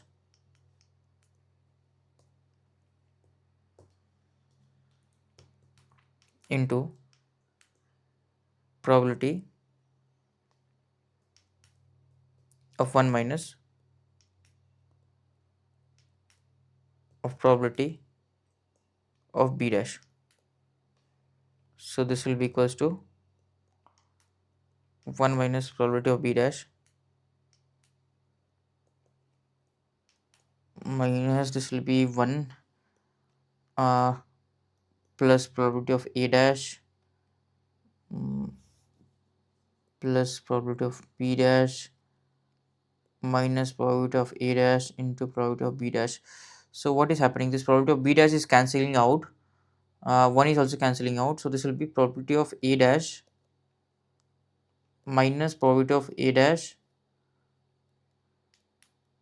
into probability of B dash. So which is not, no, this is not correct, right? This is not equals to probability of A dash into B dash, which is not, sorry, not this, which is not correct. This one is not correct. Probability of A dash minus B dash, no, not correct. Probability of A dash minus probability of A dash into probability of B dash, which is incorrect basically. Okay. One more thing you can, yeah, that is it. It is not correct. It is not correct basically. So what about the third option? Third option. So third option, if I check the third option, so probability of A union B whole dash. So this is nothing but probability of A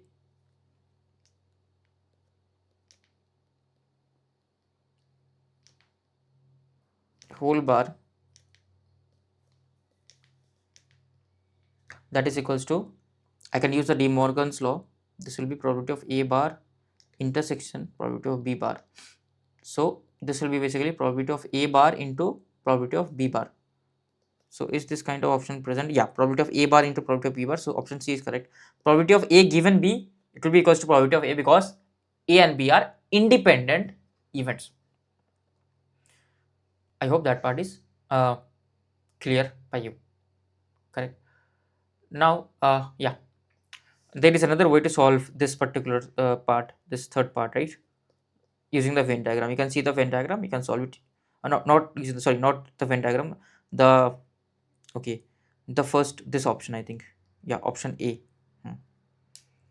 So probability of A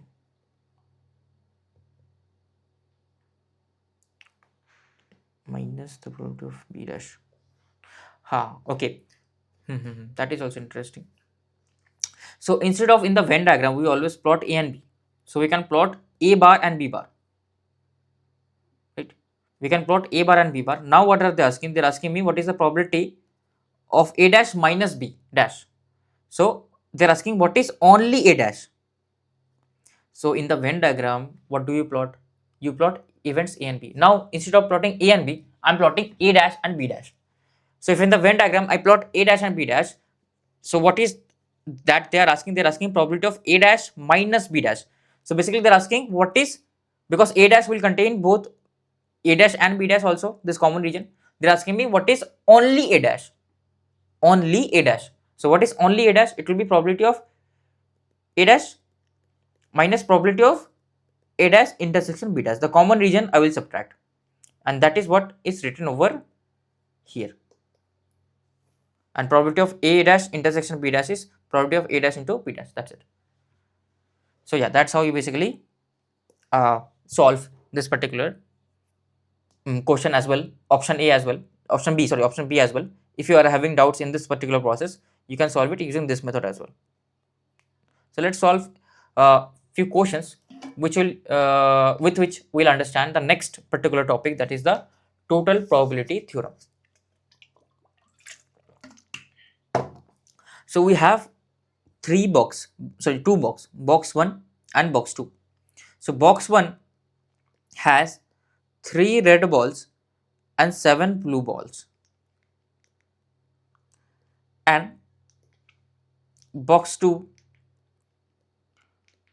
has 6 red balls and 4 blue balls.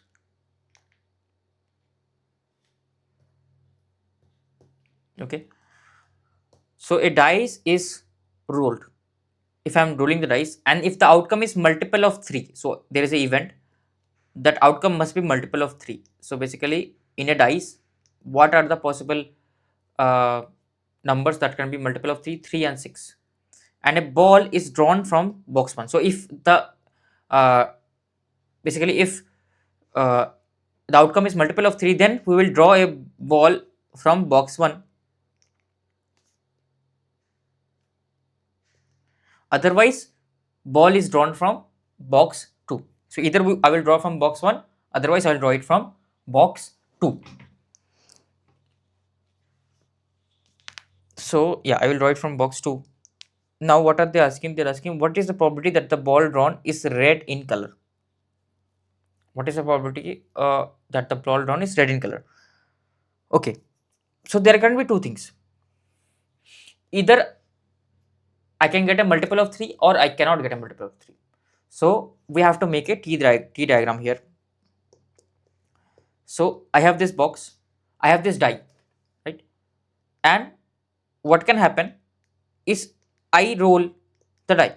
So either the event can occur, that is getting a multiple of 3, or event does not occur, that is I am not getting a multiple of 3. So what is the probability of event to occur getting a multiple of 3? It will be 2 by 6, that is 1 by 3.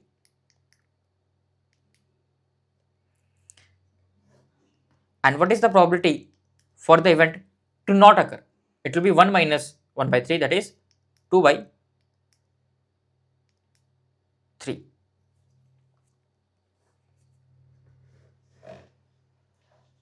Okay.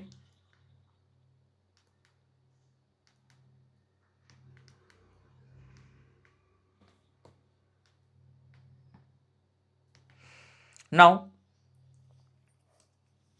what can happen is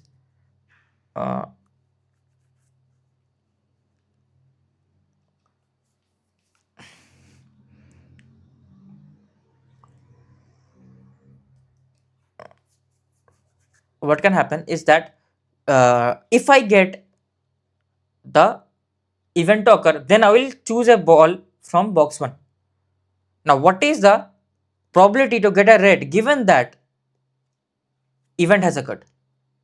That is I am choosing from box 1. This will be equals to 3 by 10, because I already know outcome that I am getting a even, I am getting a multiple of 3. So I have got a multiple of 3. So definitely I will choose from box 1 only. So what is the probability to get a red ball given that it is from box 1? That will be 3 by 10. And what is the probability to get a red ball given that event has not occurred? Basically I am picking the ball from box 2. That is simply 6 by 10. 6 by 10.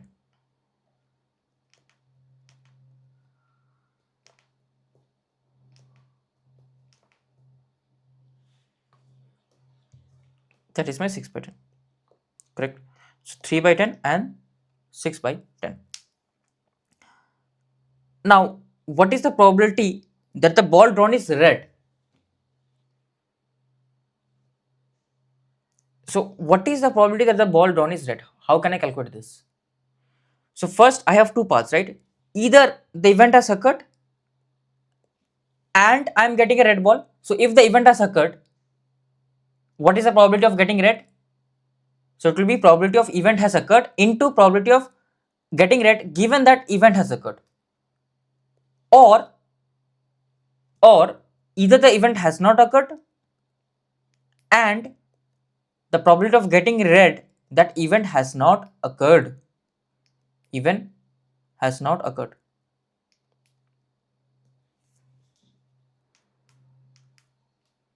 So this will be probability of E dot probability of R given that E. So that is probability of event occurring 1 by 3, probability of getting a red given that event has occurred, that is 3 by 10, plus probability of event not occurring 2 by 3, probability of given that, like probability of getting red given that event has not occurred is 6 by 10. So this will be 3 plus 12, that is 15 upon 30, that is 1 by 2. So this theorem is nothing but the total probability theorem. That's it. Don't have to remember anything, like there is this theorem, you can go through this, simply you're multiplying. No need to remember, just understand conceptually what is happening. That's it.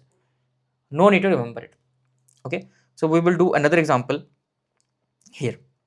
Let's do another example. So in total probability theorem, you will always have to draw the tree diagram. So box 1 contains 3 red balls and 7 blue balls. Box 1 contains 3 red balls and 7 blue balls. I think it's the same question. And box 2 contains 6 red balls and 4 blue balls. A ball is randomly selected from box 1 and placed in box 2. A ball is randomly selected from box 1 and placed in box 2. Now a ball is drawn from box 2. What is the probability that the ball drawn is red in color?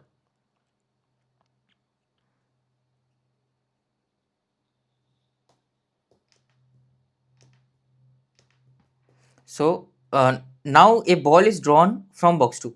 So a ball is randomly selected from box 1 and placed in box 2.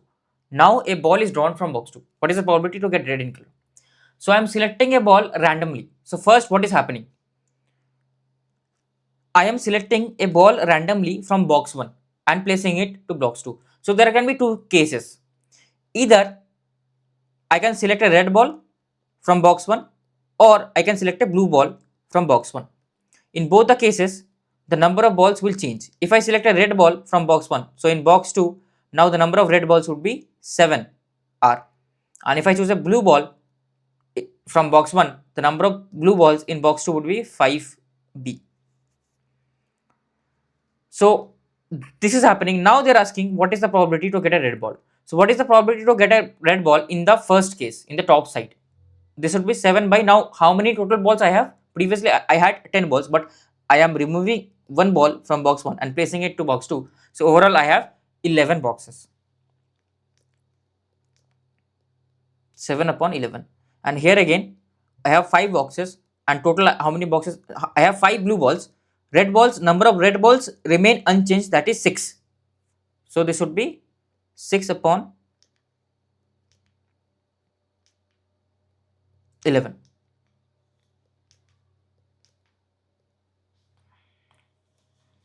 Six upon 11. Okay. Now what will be the total probability? I will explain. So there are two events, right? So again you have to use, first of all, I have to choose a ball from box 1. So it can be either, I can choose either a red ball from box 1, and if I get a red ball from box 1, then what is the probability of getting a red ball from box 2 given that I have got a red ball from box 1? Plus, because either this will happen or this side will happen, plus probability that I have got a blue ball from box 1, then what is the probability and I will get a red ball from box 2 given that I have got a blue ball from box 1. So probability to get a red ball in box 1, probability to get a red ball in box 1, that is 3 by 10. Now what is the probability to get a red ball in box 2 given that I have got a red ball in box 1, that is 7 by 11. 7 by 11 plus probability to get a blue ball in box 1, that is 6 by 10. Probability to get a red ball in box 2 given that I have got a blue ball in box 1 is 6 by 11. So this will be 21 plus 36. 21 plus 36, sorry, not okay, so hold on a second. Sorry, probability to get a blue ball in box 1 would be 7 by 11, right? Not 6 by 11, because I have 7 blue balls out of 10. So 7 by 10, 7 by 10, not 6 by 10, 7 by 10. So yeah, overall you can calculate this, it will come out to be this value. So without remembering any formula, any theorem, I'm directly telling you to understand the question and solve, because in the exam, probability will not come from any formula. Probability is not a question of, like, probability is not a subject of formulas. There are literally hardly 1 or 2 formulas, like this conditional probability and independent probability. That's it. But understanding the question is pretty important. So this is another question which will be used, which will be using the Bayes theorem. Okay, don't worry about the name. Let's discuss. Let's read the question and let's solve it.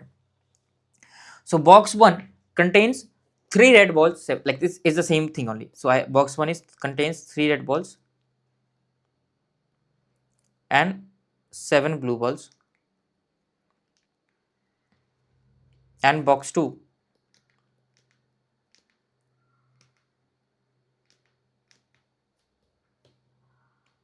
contains 6 red balls and 4 blue balls. Now a ball is drawn from box 2. A ball is drawn from box 2 actually. So we are drawing a ball from box 2 and is found to be blue. So they are already telling me the result. I'm choosing a ball from box 2 and it is found to be blue. It is found to be blue. So it is already, like, they have already told me that it is found to be blue.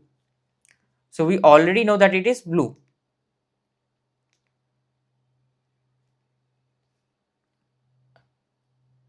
Now what is the probability that the ball drawn from box 1 was red in color? Sorry, okay. Sorry, the experiment is same. Sorry, this experiment is same, that a ball is randomly drawn from box 1 and then placed in box 2.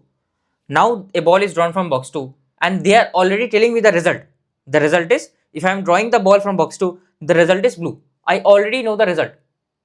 I already know the result that if I am picking a ball from box 2, I have got a blue. Then what are they asking? Then they are asking, find now what is the probability that the ball drawn from box 1 was red in color. So they are asking me intermediate probability. So basically I have this box 1, correct? So there can be again 2 pathways. Either from the box 1 I can choose a red color or I can choose a blue color, and I will place it in box 2. So from the box 2 either I can get a red or blue, right? From the box 2. Now if I choose box 2, either from the box 2, in both these cases I will get either a red or I will choose a blue. Here also I will get a red or I will get a blue. Now what are they telling me? That I already know that the outcome from the box 2 is blue. So either I will get, like, either this is the possible way or this is the possible way. There can be 4 cases. How? So from the box 1 either I can get a red ball and then I place it in the box 2, and from the box 2 either I can get a red ball or a blue ball. So 2 cases. Or second case would be, either I get a blue ball from box 1, I place it in box 2, and from the box 2 either I get a red ball or a blue ball. So overall there are 4 possible cases. overall there are 4 possible cases. So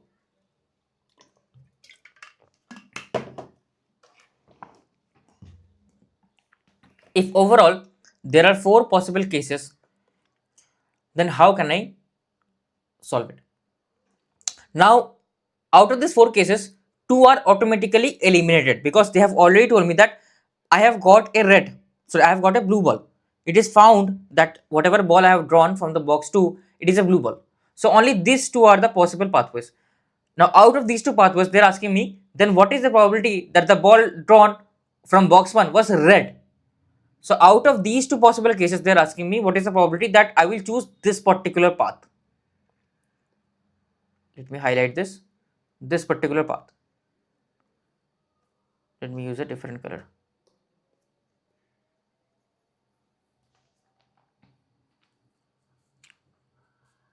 So basically what they're asking me, so they're asking me that I already know that I have got a blue ball from box 2. Now they are asking me that tell me what is the probability that I have got a, hold on a second, blue ball from box 2. I have got a blue ball from box 2, and given that I have got a red ball from box 1. Blue ball from box 2, given that I have got a red ball from box 1. They are asking me, hold on a second. No, what are they asking? They're asking me what is the probability that I know given. What is given? Given is I have got a blue ball from box 2. Now they're asking me what is the probability that I have got a red ball from box 1.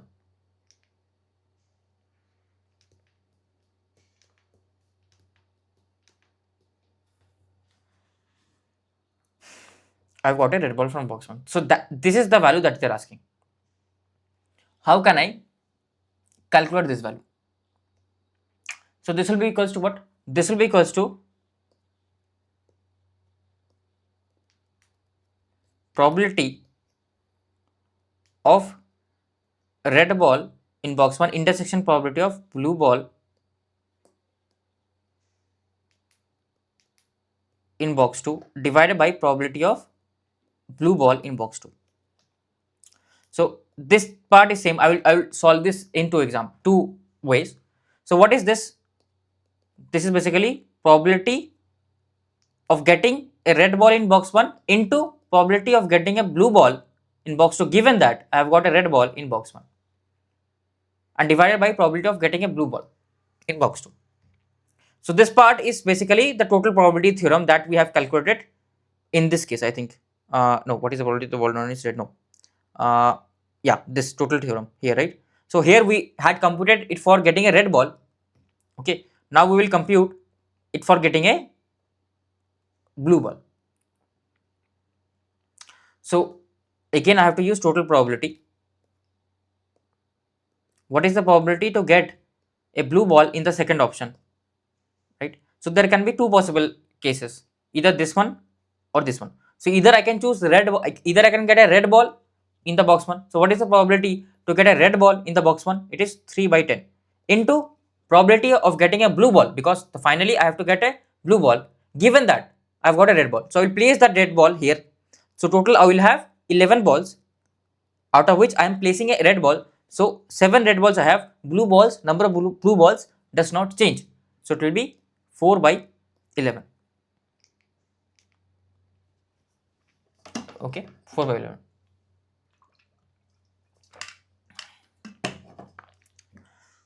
Now this plus probability to get a like blue ball in the box 1. What is the probability to get a blue ball in the box 1? It is 7/10 into probability of getting a blue ball in the box 2 as well. So if I have got a blue ball in the box 1, so I will place that blue ball here. So now the number of blue balls will change. It will be 5. So it will be 5 by 11. So this will be equals to whatever this value is, 12 plus 35, 12 plus 35, that is 47 by 110.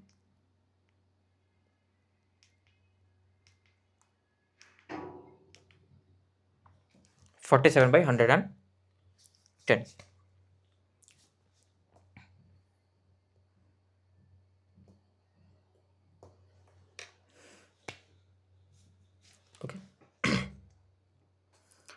So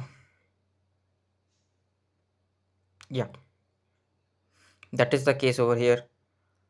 That is the overall probability. Now I have to find out this probability of red ball. So this part, this is which one? This part is which one? This part is basically probability of getting a red ball from a box 1, okay, and getting a blue ball from box 2. This is the first path only. And what is the probability of the first path? This one only, right? This one only. So this is nothing but 12 upon 110.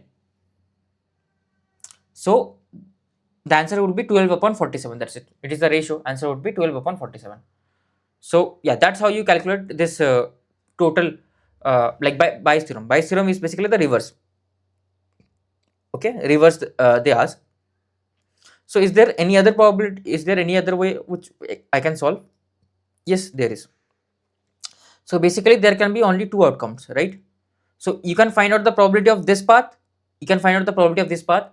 So your overall probability, because you already know that you have got a blue, so your overall probability would be this path plus this path, that is nothing but this only. And what is your required probability? Favorable probability, this one. So this one will be at the numerator and this overall will be at the denominator. That is what we have written. Okay, so yeah, that's how you can solve. So don't need to remember this Bayes theorem and all those things, just understand how to solve the question. So we can do yeah, we can do few more questions here. Just hold on, let me delete this. This is not okay. This is actually yeah, this will be a bit difficult. Okay, let us try to solve it anyways, because we have got a bit of time. So let me try to solve it. Yeah, so there are other methods. First of all, I will discuss the normal method. So we have a fair coin that is tossed n times. The probability that the difference between the number of heads and tails is n minus 3. For example, like of course n, minimum value of n has to be 3, right? Otherwise this will come out to be negative and the difference cannot be negative. Can it be negative? Yeah, like we'll assume that the difference is not negative. Minimum value of n has to be 3. So what are the probability that the difference okay, so yeah, minimum value of n can be, you have to choose like 3 or 4, or yeah, 3 you can choose. Yeah, they're asking the probability of difference between, that the difference between the number of heads and tails is n minus 3. So let's say I am tossing my coin thrice, the difference between number of heads and tail. So I'm getting heads 0 times, so I am getting all tails. So if I'm getting all tails, okay, if I'm getting all tails, uh, difference should be 0. Okay, n cannot be 3 basically. If n is 3, right, that means the difference between number of heads and number of tails would be 0. That means both number of heads and number of tails has to come equally. That is not possible for a odd number. So for even number, let me choose n equals to 4. If I choose n equals to 4, then difference between heads and tails is n minus 3, that is 4 minus 3,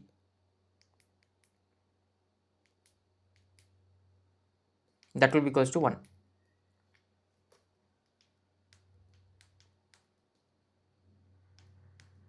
That will be equals to 1. So we got 1, correct? So 1 is there. Now yeah, so if I'm getting 1, so the difference between number of heads and number of tails is 1. So if I have 4 times, so that will be 8. If I get twice head and twice head, this will be 0. If I get thrice head and tail, this will be simply this will be 2. Here also it is not possible. This is also not possible. Okay. Okay, let me choose another. Let me choose n equals to 5. If I choose n equals to 5, it will be twice. So if I choose n equals to 5, this will be like the difference should be 2. So telltale, if I choose, this will be 1. If I choose head, this will be 3. Actually, for you choose any value of n, this is never satisfying. So your probability of event is simply 0. So this answer is 0, and this is not related with the Bayes theorem. But we can choose. Let me write this to be n minus 2. I think for n minus 2 this will satisfy. Yes, for n minus 2 it will satisfy. Let's say that when n is equals to 2, when n equals to 2, that means the difference between the number of heads and number of tails should be 0. So this is a possible scenario, and this is also a possible scenario. Tail and head, right? Difference between number of heads and number of tails is 0. So if I choose n equals to 3, if I choose n equals to 3, then the difference would be 1, that is 3 minus 2, that is 1. So I should get head thrice, like head one more than tail. So if I have 3, that means if I get head twice and tail once, this will be satisfied. Also this can be uh, head, tail, head, and tail, head, head. These are all possibilities, correct? Yeah, so this is a possibility. So when n is equals to 2, right? So the previous question, the answer is 0. Okay, that's why it is written 0, but I'm solving it for n equals to like for this value to be n minus 2. Let me solve it for n minus 2. So when n equals to 2, what is the probability? Basically I should get one head and one tail. I'm tossing my fair coin twice. I should get one head and one tail. So either I can get head first then tail, or I can get tail first then head. So how many total sample space I have actually? So head, head, tail, tail, and these two sample space. So overall my favorable upon the total sample space, that is 4, that is 1 by 2. So 1 by 2 is your desired probability. This can be solved it like this, that what is the probability of getting a head? Half. What is the probability of getting a tail? Half. How many ways do I need to arrange my head and tail? 2 ways. So it will be 2 factorial. Okay. So you can use this formula as well, that this formula will also give you half. Yeah, let me choose for n equals to 3. If I choose for n equals to 3, what will happen? For n equals to 3, this will be the case. So I need to get head, head and tail, and I need to arrange them in how many ways? So I need to arrange 2 heads and 1 tail. So arranging 3 elements will be 3 factorial, but 2 of those are repeated. So I have to divide by 2 factorial. So this will be 3 by 8. So for n equals to 3, the value is 3 by 8. Let me choose for n equals to 4. If n is 4, the number of heads should be, this is, sorry, hold on a second, n minus 2, right? 4 minus 2. So it should be, number of heads should be 2 more than number of tails. So if n is 4, so head, head, head and tail. Yeah, this is again possible. Head, head, head, head, head and tail. So what is the probability? It will be 1 by 2 raised to power 4 into 4 factorial upon 3 factorial, because 3 are repeated. 1 by 2 raised to power 4, because half probability to get a head, half probability to get another head, half probability to get another head, half probability to get another tail, but I can arrange them. So this is the number of ways in which I can arrange them. So this will be 4 upon 2 raised to power 4. This was basically 3 upon 2 raised to power 3. This was basically, okay, this was interesting actually. Yeah, 2 upon 2 raised to power 2. So this was for n equals to 2. So actually your answer will be n upon 2 raised to power n. N upon 2 raised to power n. So like it is not matching none of the options basically. So yeah, this will be your probability if they would have asked you what is the probability for n minus 2. Okay. So yeah, that's how you can solve these kind of head and tail questions. So yeah, let's start with this question first. I think no, there are a few more questions, right? Oh no, this is the first. Yeah, this is the first question. So 3 cards are drawn at random from a pack of 52 cards. Probability that all 3 cards are drawn from the same suit. So if I am drawing 3 cards in random, out of 52 cards, how many ways can I choose 3 cards, because those will be 3 distinct cards, so it will be 52C3. Now what is the probability that all 4 of them are from the same suit? So how many suits I have? 4 suits. King, spades, uh, I have club, I have also forgotten diamond, I have also forgotten, let me write down: spades, club, diamond, and what was the fourth one? Spades, club, diamond. What was the fourth one? Spade, I remember. Club, I don't remember the side. Diamond. What was the fourth one? Shit, I forgot the fourth one. Let me see. I was forgotten. Uh, what was it? What was it? What was this? Uh, it was hard. that's that's what happens when in your life you don't have heart. You don't have love. Okay, that is the problem. You will forget love. So no, just joking. So yeah, it was hard. So spade, club, diamond, and heart. Okay, that is the fourth one, fourth suit. So heart. So diamond and heart.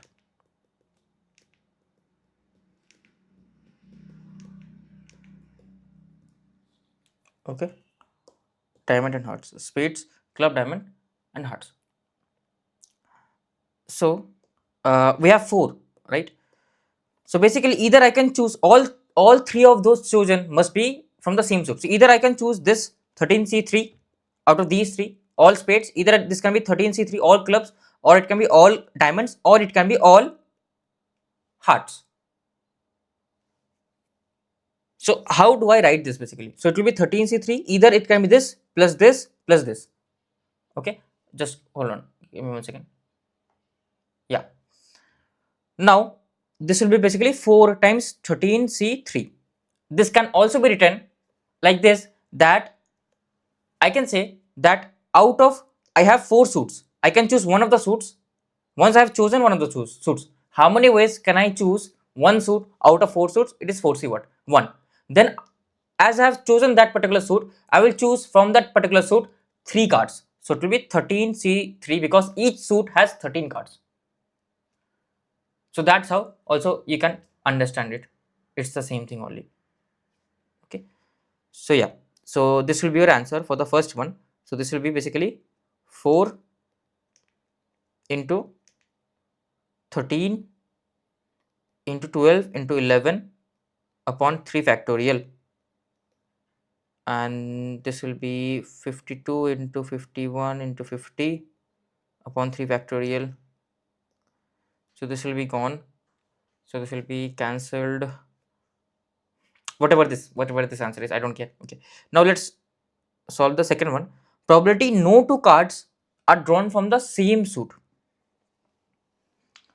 So if I am drawing 3 cards at random, none of them shall be from the same suit. All of them have to be from different suits. So how to solve this? So first of all, what is the total probability? I have to choose 3 cards out of 52 cards. That is my total number of ways. Now in how many ways I can only choose, basically, let's say I have to choose 3 cards. Just give me 1 second. Let's say I have to choose 3 cards, correct? And all of them must be from different suits. So one can be from diamond, one can be from hearts, other can be from club, or one can be from spades, one can be from heart, one can be from clubs, or one can be from spades, hearts, and diamond, like this. So how to solve this? So let's say for the first card I choose a suit. So how many ways I can choose a suit for the first card? It will be 4C1. Sorry, what? No. Okay. So I have 3 cards to choose, and how many suits I have to choose from? I can choose from 3 suits. Sorry, 4 suits. So I have 4 suits: diamond, hearts, club, and spades. 4 suits, and out of these 4 suits, I have to choose 3 distinct suits. How many ways can I choose it? It will be 4C3. I have 4 suits, and I have to choose 3 distinct suits out of the 4 suits. It will be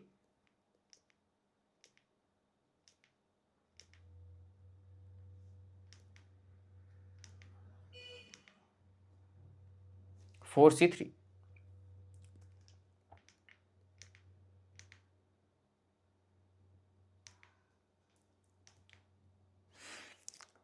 Okay, that is the thing here. So now as soon as I have chosen 3 suits, from each suit I have to choose a single card, because each suit will have this like one card. So I have chosen 3 suits, and from the, let's say from the first suit I will choose a card. So I have 13 cards to choose from. I will choose one card. It will be 13C1, and I have to choose again one card from the next suit, 13C1, and I have to choose again one card from the next suit, that will be 13C1. So your answer will be 4C3 into 13C1 into 13C1 into 13C1, which is whatever the value comes out into 13 cube. Basically whatever this will come out, you can solve it, that's up to you, but you can this will be the answer. So that's how you solve like deck of cards using PNC. So PNC is very important. If you don't understand PNC, you will not be able to solve probability. This is another question. So let me solve this question. Let P and Q be numbers that are chosen randomly. Find the probability that the roots are real. So like they are chosen randomly from the set of 1, 2, 3. 1, 2, 3, 4, 5, 6. Now here, right, the numbers are discrete, they're not continuous. You cannot choose the number line here. So I have 10 numbers to choose from. 1, 2, 3, 4, 5, 6. I have to, overall how many numbers I have to choose from? Upper limit plus 1 minus lower limit, that is 10.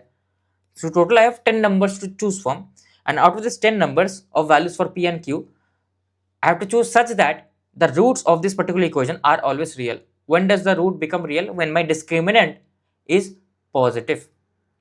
So discriminant is b square minus 4ac, b square minus 4q is positive. So this will be p square greater than 4q.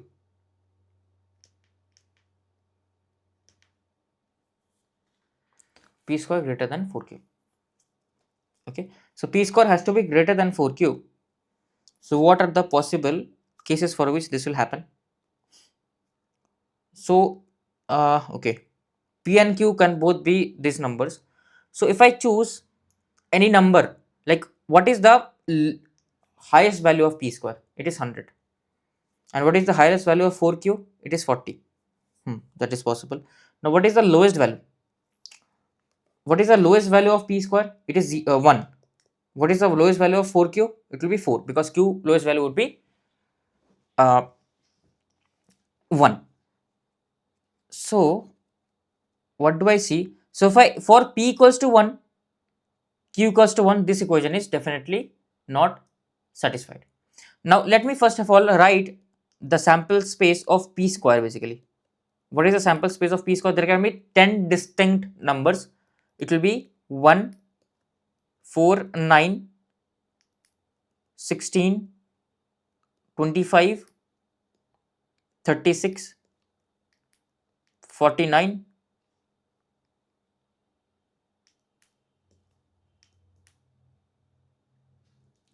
58 square, that is 64, 72, 8 square, sorry, 8 square, 9 square, 9 square is 81.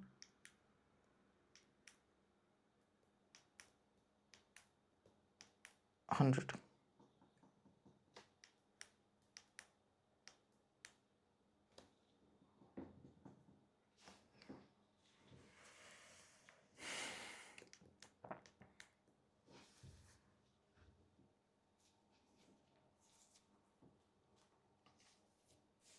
So yeah,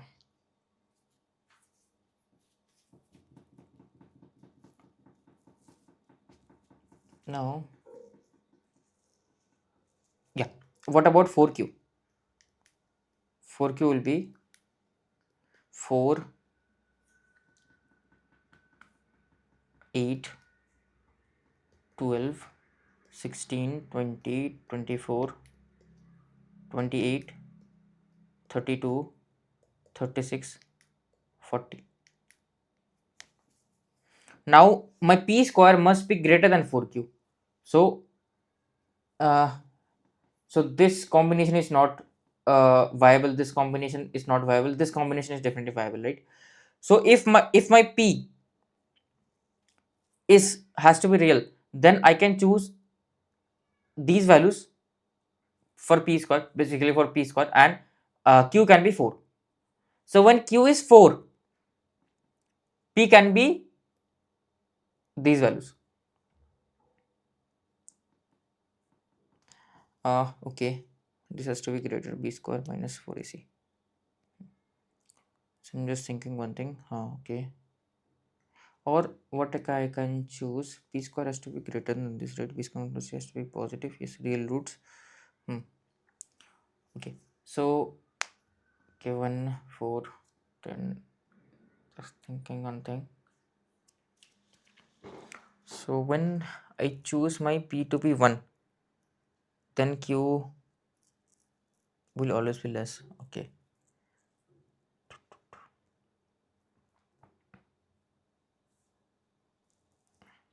So when I choose my p to be 100, right, q is always less. For any value of q, it is always less. So how many different combinations I can choose? 140, 136, like this, 10.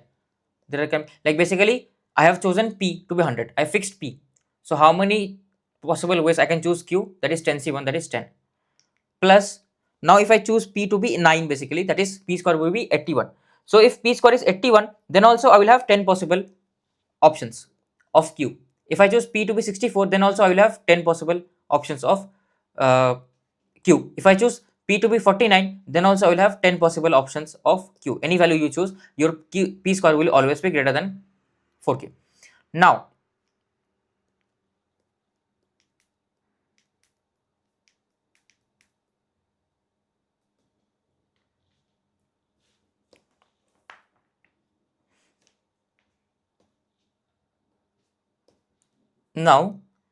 if I choose p square to be 36, that is p to be 6, now I don't have all the options to choose from, right? These two options are eliminated. So I will only have 8 options. So this will be 8. If I choose p square to be 25, how many options I have? I have only this many options. That is 1, 2, 3, 4, 5. 5 options. Correct? If I am not mistaken. 4q, 4 into 4, 4 into 5. Yes. If I choose p to be 25. No, this also is there, right? 24 is also there. Don't forget 24. So I will have 6 options. So like this will go on. I will have 4 options next time. If I choose p to be 16, I will have only these. Hold on a second. Yeah. 4 square. 4, 2, 3. Yeah. 3 options. Correct, because 4 into 4, yeah, this will not. Okay, sorry, sorry, my bad. This, if this is equals to 0, then also roots are real, right? If only if it's negative, then roots are not real. Sorry, I'm extremely sorry. Yeah, so yeah, this will be, I will have 4 options here, because yeah, both of them equal. If p square equals to 4q, then also it will be valid, no problem. So how many options I have? 4. Plus if I choose my uh, p square to be 9, how many options I have? 2. If I choose my p square to be 4, I have only one option. So 2 plus 1 plus 1. So that is what I have written over here. That is the favorable outcomes, and the denominator is 10c1, 10c1. Basically, how many ways can I choose a single number from 10 numbers? 1. So I have chosen a number for p. How many ways can I choose a single number out of 10 numbers for q? 10c1. So that's why bottom will be 100. So your answer will be 0.62. There will be 62 such combinations that can satisfy the roots to be real. Yeah, so now let's start with the next part, that is statistics. Like it is like one just simple thing, mean, median, mode. You go through the definition, range, standard deviation, go through the definitions. I will not explain. So let's say I have this following data. What will be the mean? Mean will be just the average. So mean will be the sum of all the data upon the total number of data points. So sum upon the total number of data points. So yeah, this is the mean. What is the median? Median would be, if I arrange this in ascending order. So arranging this in the ascending order would be, just one second, yeah, this would be 1 2 3 3 4 6. That is the arrangement in ascending order.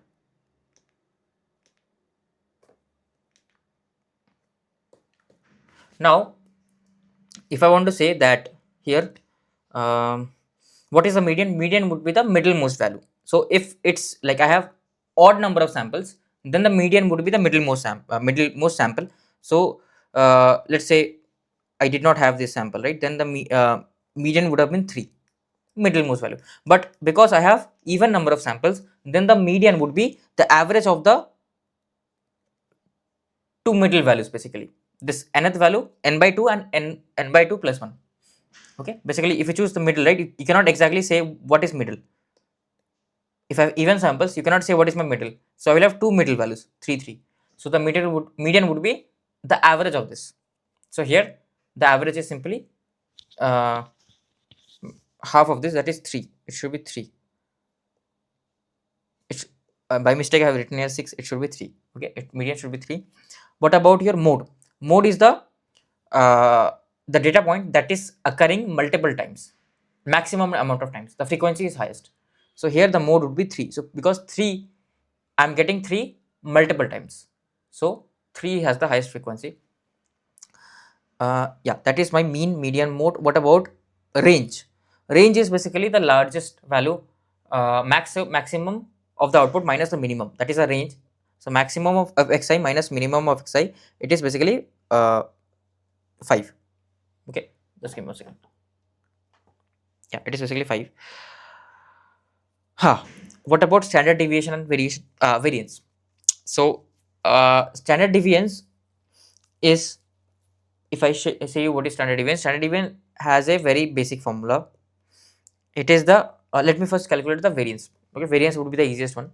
Variance would be variance of any uh,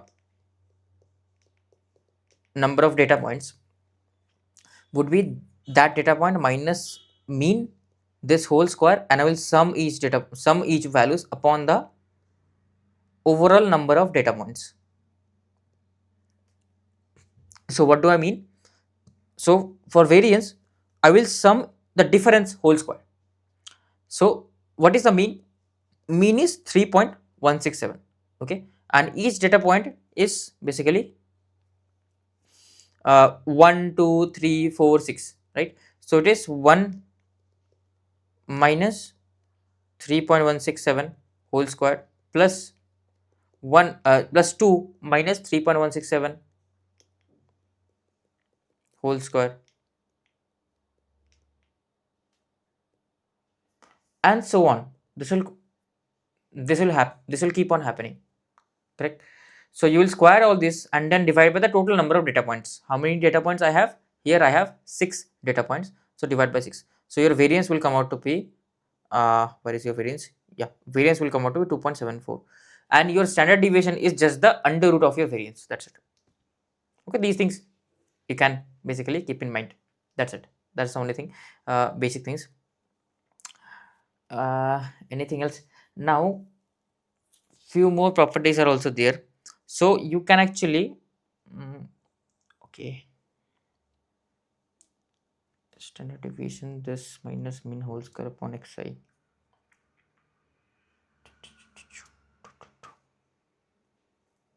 is okay, xi x mean whole square. Just give me 1 second. I think there is a proof with which we can get a relation between this standard deviation and this mean. So this can also be written as, this is sum of all those values. So sum of xi whole square minus 2xi x mean plus x mean whole square.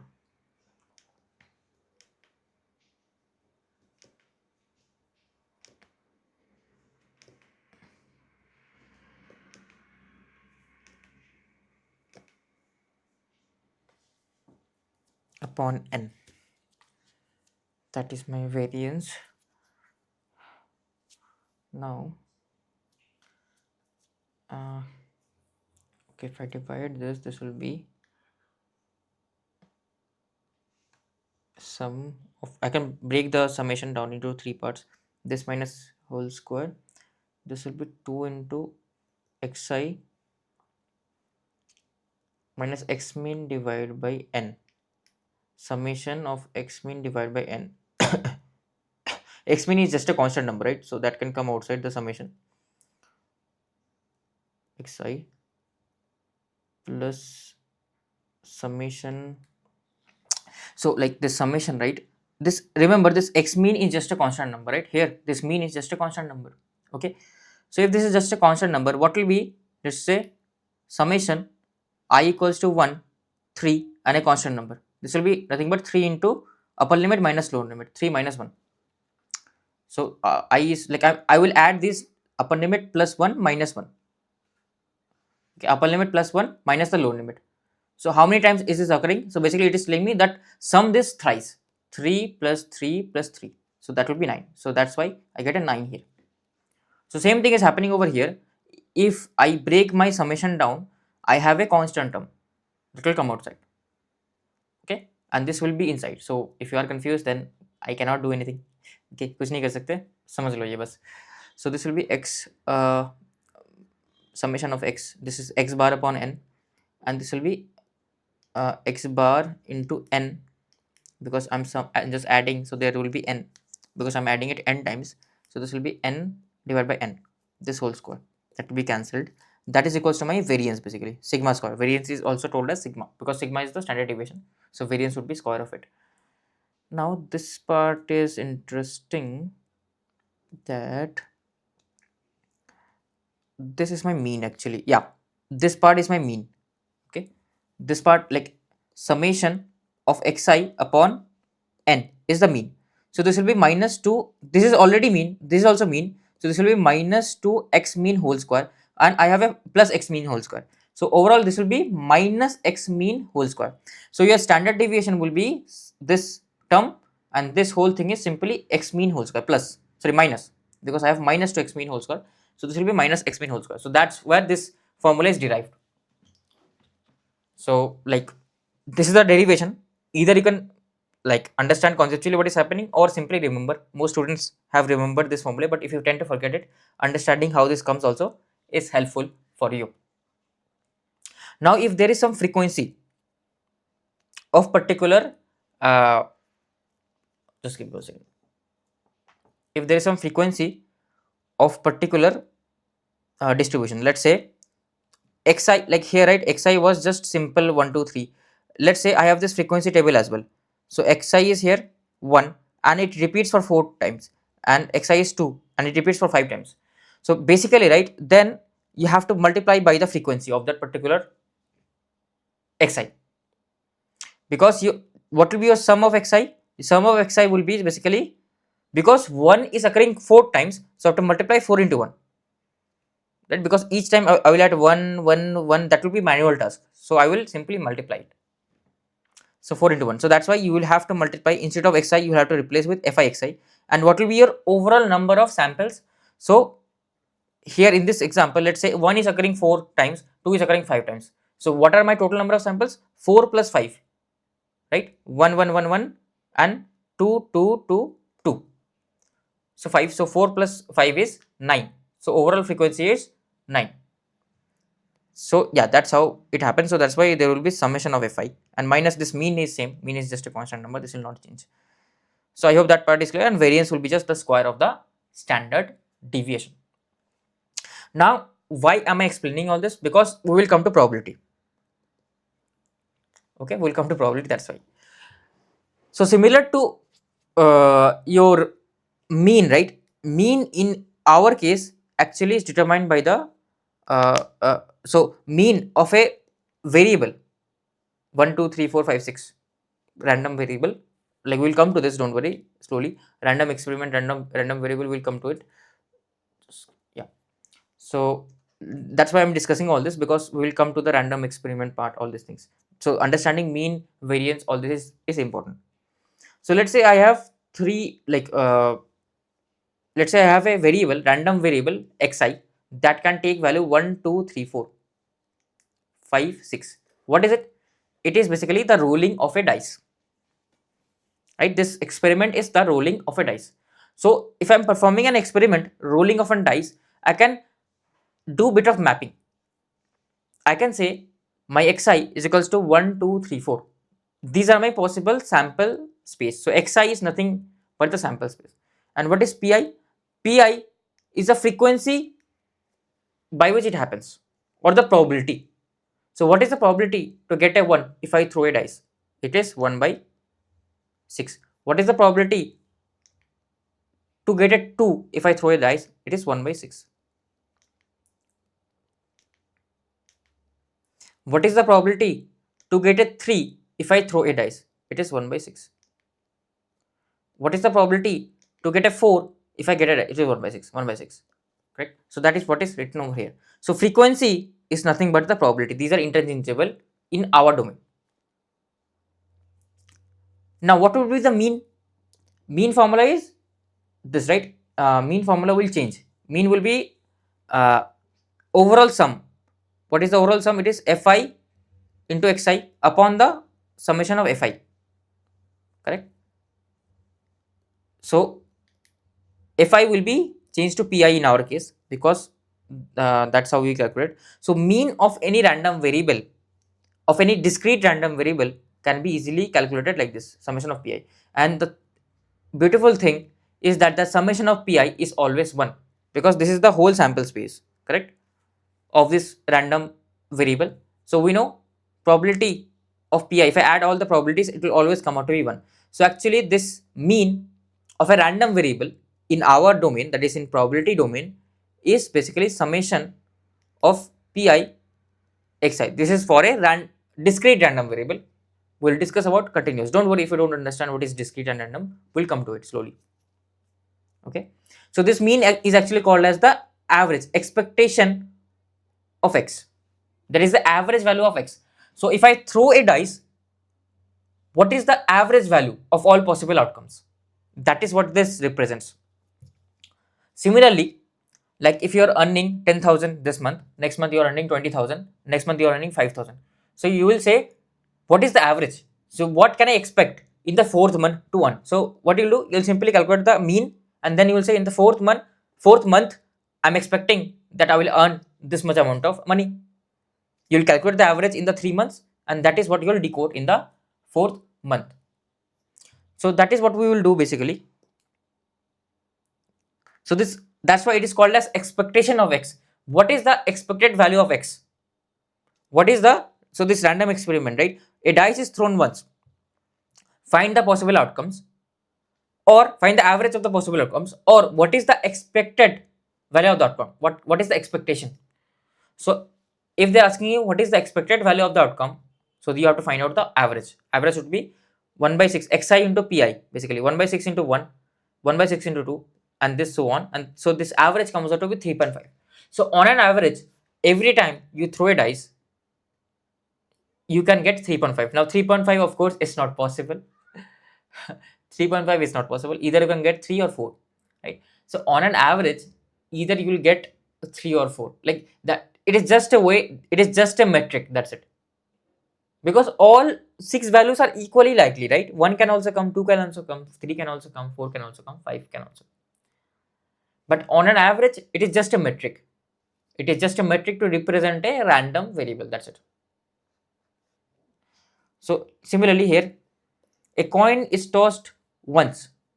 Find the average of the possible outcomes. Because what was required is, if I'm throwing a dice, it was very easy, because the outcomes all were numbers.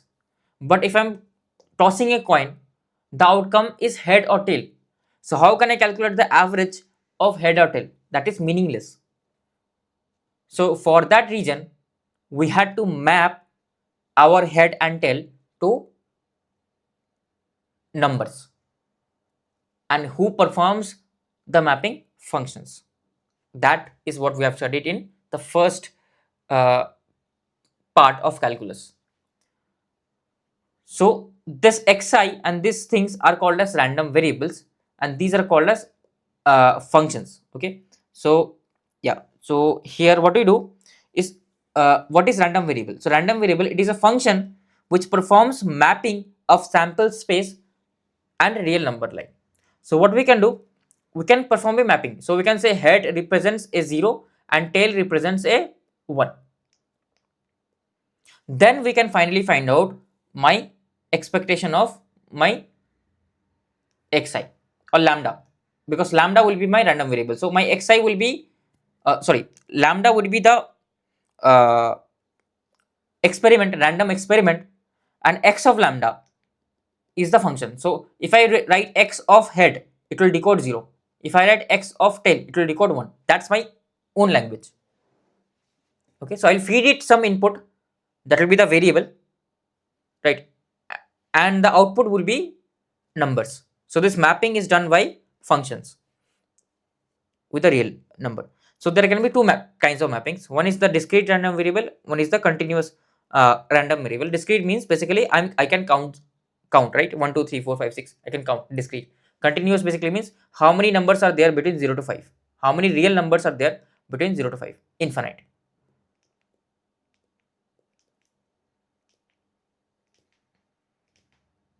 There are infinite real numbers between 0 to 5. Okay, so yeah, that's the thing basically. So I hope you have understood regarding this random variable. We will move on to few questions. Yeah, let's solve this. A coin is tossed until head comes for the first time. If the number of times coin is tossed uh, is considered as a random variable, then perform the mapping. So a coin is tossed until head comes, right? So what can happen? I will toss the coin until head comes. So I toss the coin once and I get a head, so I'll stop. Or I toss the coin once, I get a tail.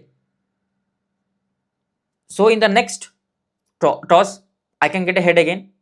Or if in the next toss I get a tail, again I need to keep on tossing. So again I can get a head, I will stop. Whenever I will get a head, I will stop. So this will keep on happening. This will just keep on happening. Correct?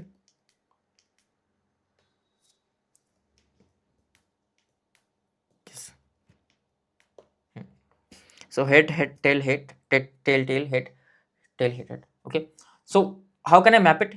So basically, you will say that number of times the coin is tossed is my random variable.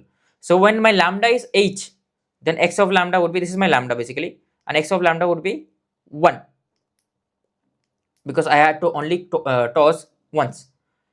If my lambda is th, then it will be 2. If it is tth, it will be 3, 4, and so on. So this is my discrete random variable, because each random variables are countable basically. Like there are not infinite. Like although this can also have infinite terms inside it, but it all those are countable. So I can count 1 2 3 4. But here, right, if you say, I can say 0. If you say that between 0 to 5 I have 0.1, I will say I have 0.01. Someone will say I have 0.001. Someone else will say I have 0.0001. So it will keep on happening, right? So that's why these are called continuous. And here these are called discrete, because of course the numbers are integer. Simple answer is, whenever my numbers are integer, they will be discrete. Whenever it is continuous, whenever the numbers are real, it will be continuous. That's the simple definition. So let's form few events with the help of random variables. So a coin is tossed twice. Find the probability that no head is obtained. First of all,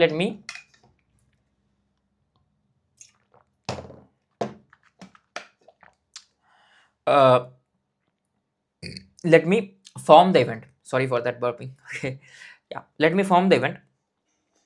So a coin is tossed twice. So basically we're tossing our coin twice. Now here, what can I choose as my random variable? So they're asking me the probability that no head is obtained. Let lambda be the number, let x be the number, x lambda be the number of head obtained. So what is my sample space? I'm tossing the coin twice, so it can be two heads, head tail, tail head, or tail tail.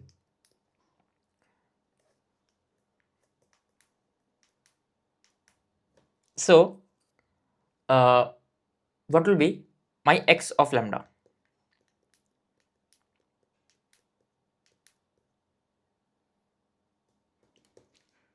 That will be 2 1 1 2. Okay, 2 1 1 2. So x of lambda can, so 2 1 1 0 actually, sorry. So my x of lambda is actually 2 1 0. It can only take these, like output can be either 2 1 0. Okay, now these are my output basically. So my x of lambda, if I plot the table of x of lambda, it will be something like this. Either my random variable can be 2, it can be 1 or 0. So with these two things are saying the same thing, so I cannot repeat it, right? But how do I represent that this will happen twice? So to represent that, we represent probability of xi, correct? So what is the probability that both are head? It is 1 by 4. Out of 4 total number of sample space, only once it is happening. What is the probability that I get one head twice? So it will be 2 by 4 and this will be 1 by 4. So the property, right, of any random variable is that the probability summation will always be equals to 1 of the random variable. So this is another great property.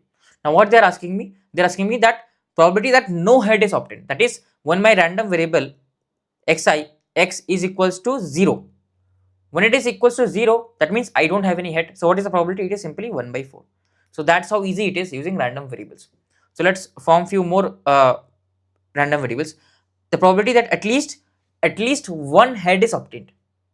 At least one. So either my probability of p will be equals to 1 or it will be equals to 2. At least one.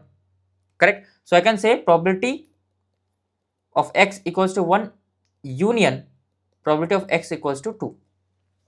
Now, do they have anything in intersection? Probability of getting two heads and probability, no, they don't have anything in intersection. They are totally separate. They don't have anything in intersection. So I can simply add the two probabilities. So it will be probability, so it will be simply equals to probability of x equals to 1 plus probability of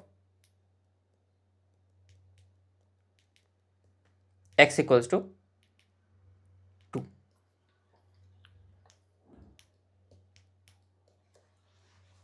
So probability of x equals to 1 is 2 by 4. Probability of x equals to 2 is 1 by 4. So 2 by 4 plus 1 by 4, that is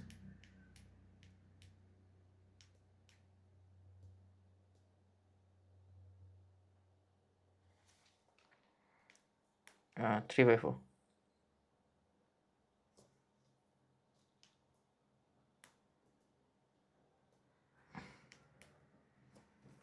Okay, 3 by 4.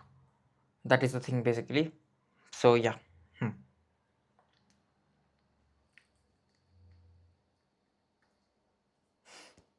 That will be answered. Now, what is the probability that at least 3 heads are obtained? It is 0, right? It is null set because there is no possibility that x has to be greater than equals to 3. They are asking me what is the probability that x is greater than equals to 3. No possibility, because x will never get a value that is greater than 3. It can be 2 1 0. Correct? Now what is the probability that at most 3 heads are obtained? What is the probability that at most 3 heads are obtained? So at most 3 heads are obtained. Uh, at most 3 heads. So probability that x is at maximum 3, it can be less than 3 as well. At most 3, right? So it is basically all of them. So probability of x equals to 2, probability of x equals to, it will be sum of all these probabilities. X equals to 1, probability of x equal to 0. So it will be simply 1, right? At most 3, it will be simply 1. Okay, so that is what we have discussed. So we have random variables that can be one dimensional, two dimensional. One dimensional, as we have seen, right, there are only one possible values, like either x is equals to 3 or x equals to 2, 1D. But I can have a two dimensional random variable. So in two dimensional random variable, what can be the possible things? That I have two variables, two random variables, x and y functions. So like there can be two events basically. So one, just give me 1 second. Probability when x is equals to 1 intersection y is equals to 0. So there can be two dimensions. So that is called basically 2D. So in 1D and 2D, of course, both of them either can be continuous or discrete. We will see examples. Don't worry, we will do all the examples. Discrete already we have seen, right? Discrete already we know. This is my discrete example of discrete random variable. What can be example of continuous random variable? Let's say what like this where was this question for the, yeah, this one here. This will be an example of, sorry, this also will be an example of discrete random variable, but there was a previous example where we had to choose the roots were complex. So in that example was for continuous random variable, because there the range was continuous, we were not choosing discrete values. So yep, so that's the thing basically. So we will see slowly. So for continuous random variable, if I want to find out the probability, for discrete random variable, how do I find out the probability? What we do is, uh, let's say I want to find out probability x equal to 1 or x equal to 2. So I had simply just added these values, right? So it is similar to summation. But if I want to find out probability for continuous random variable, then I have to use integration. Basically, we know in discrete, if I have summation, in the continuous form it will be integration. Like this summation is the discrete form of integration. So we will see with examples. So let's say if I have a random variable and I want to find out the probability in a range, this is called as the probability in a range, and this is what we will find in continuous random variables. In discrete random variables, we will always find probability at a point. For continuous random variables, the probability at a point is 0 actually. So let's say I have to choose, like my range is between 1 to 5 and any value. So the probability to get 1.5 technically will be 0. How? Because to get 1.5 out of how many values? Infinite values. So it will be approximately 0, because there are infinitely many values between 1 to 5. But if I ask you the same question, what is the probability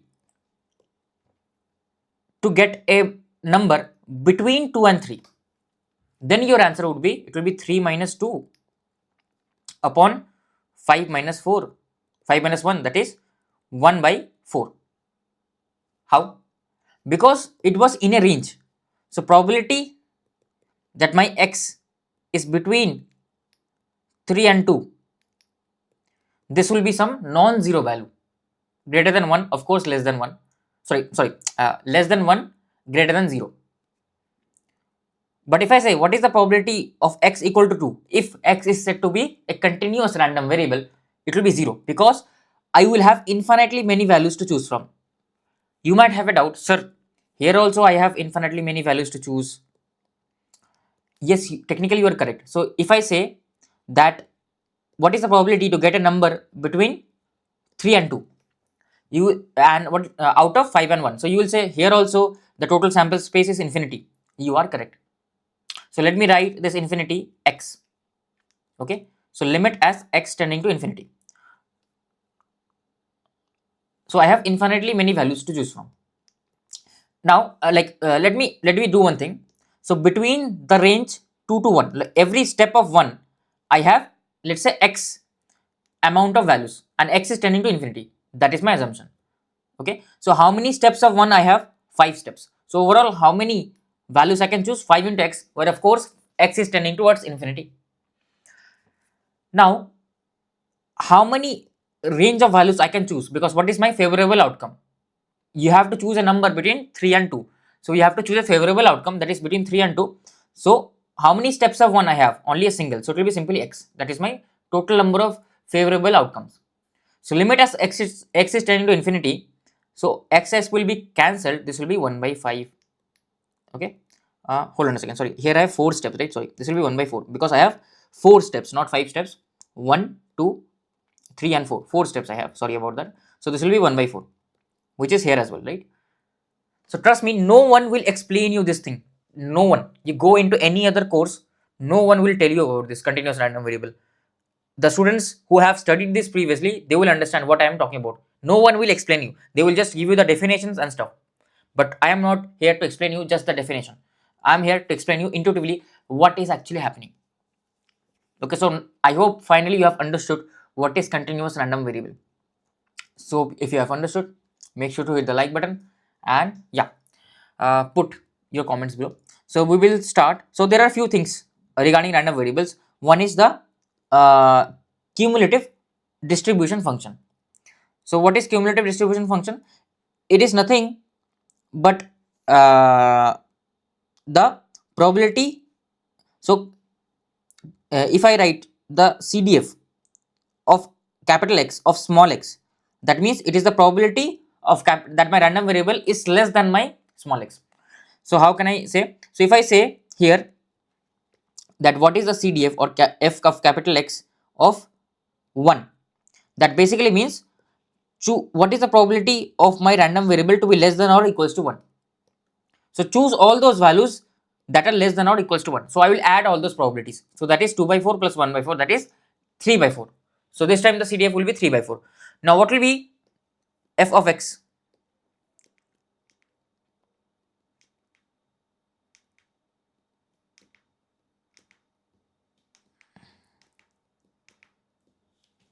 What will be f of x of 2?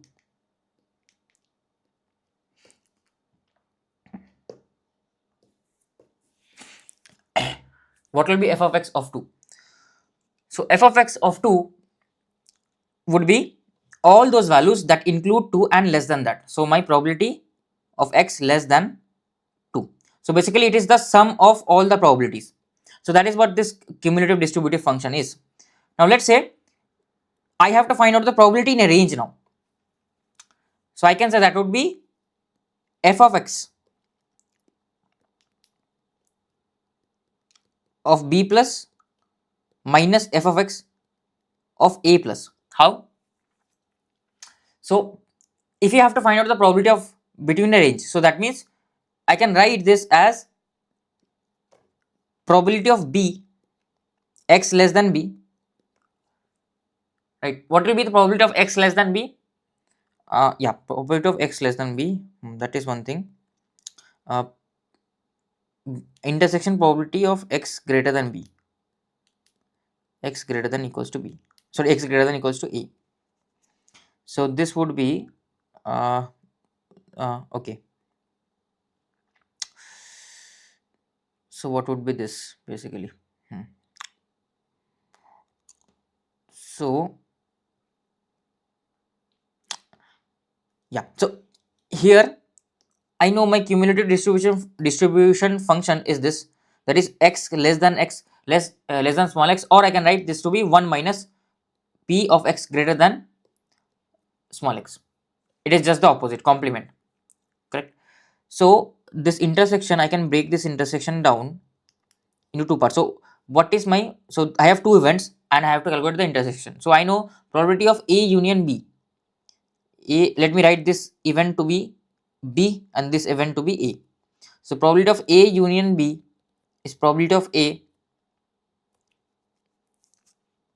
plus probability of b minus probability of a intersection of b. So what would be my a intersection of b? A intersection of b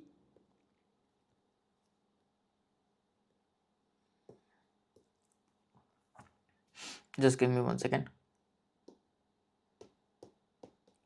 A intersection of b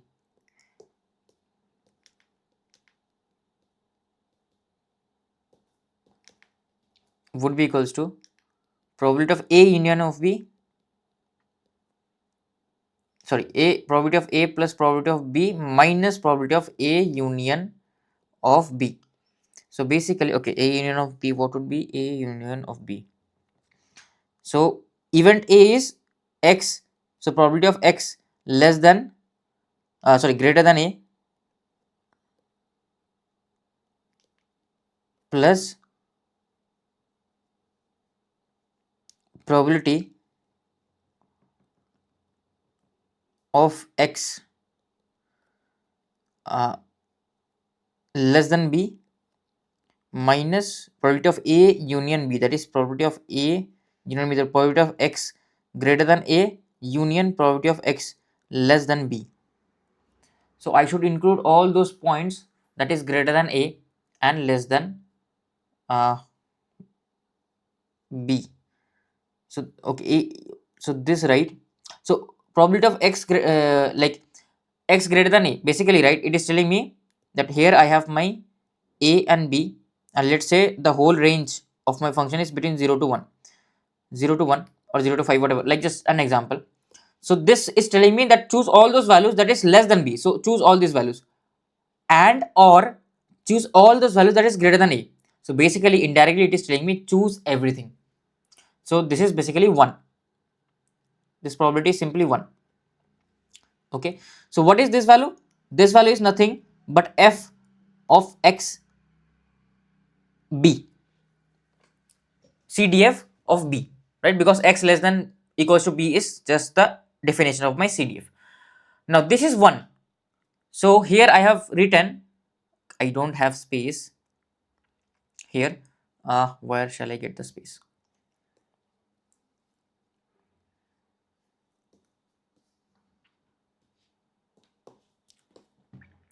So this value is P of X greater than A minus 1. So this, if I take the minus in common here, right, this will be minus 1 plus P of X greater than X. So this also is negative of my CDF. So this is minus of F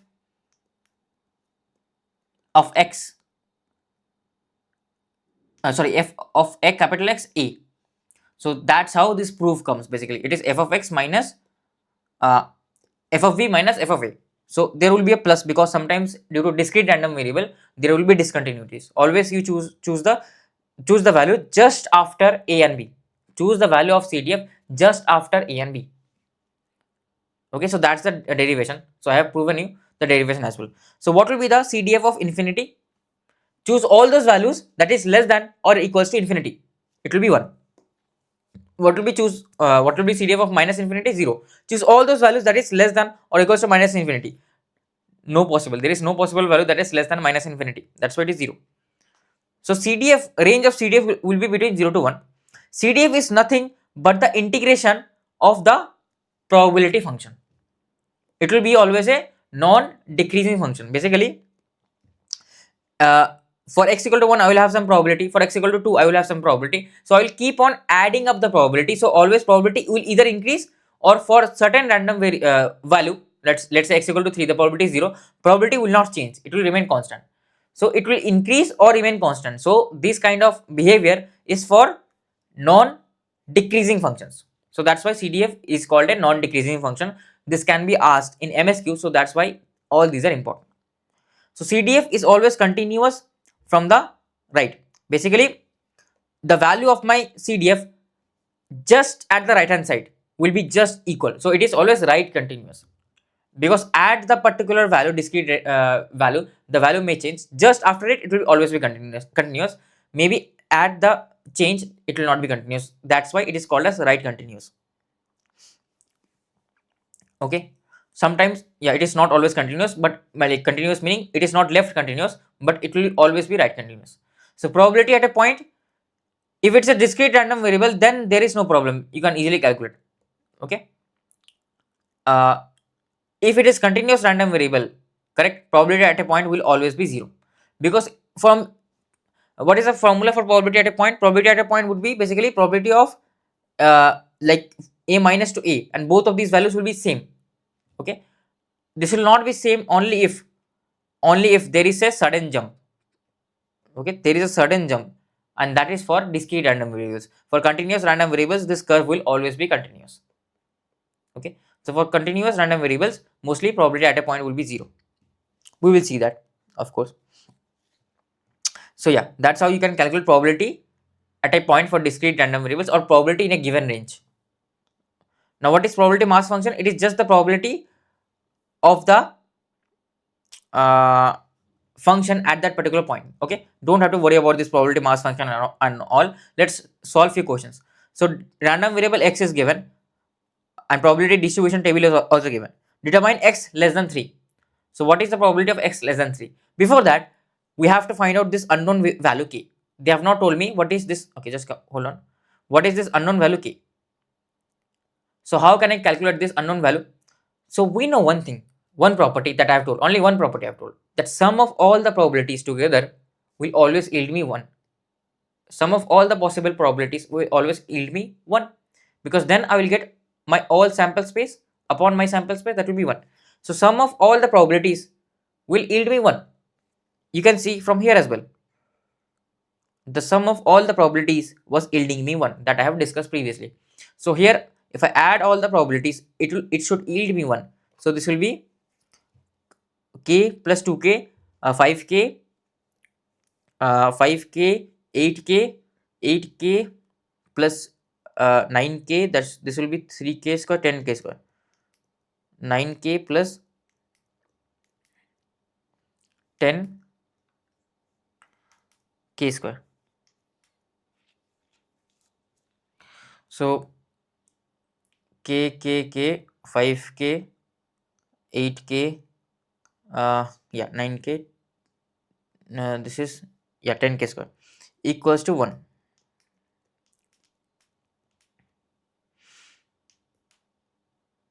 So this will be k square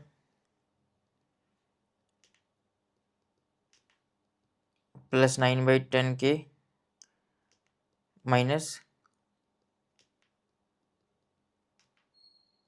1 by 10 equals to 0. So yeah, from here we can get two values of k. One will be rejected, other one will be taken. So minus b plus minus b square, that is 81 by 100 minus 4 AC. So 4 by 10. So if I multiply with this by 10 upon 2a, so this will be minus 9 by 10 plus minus, this will be 1040.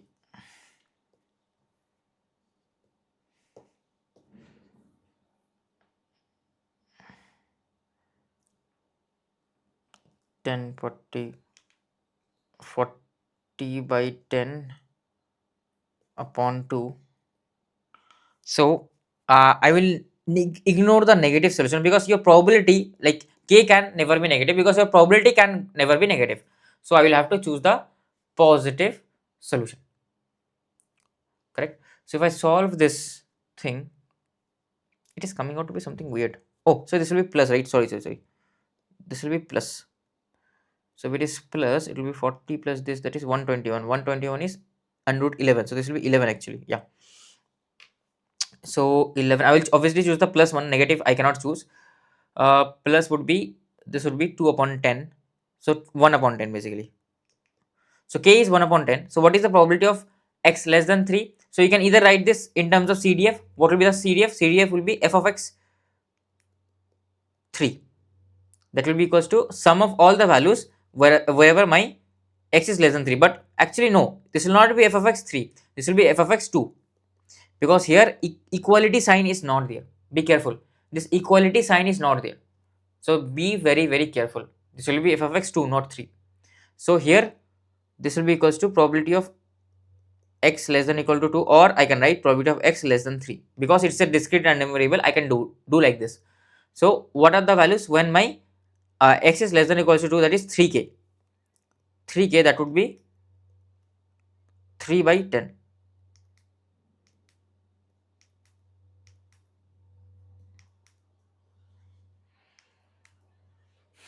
3 by 10, that is 0.3. Okay, 0.3. That's the thing basically. Yeah.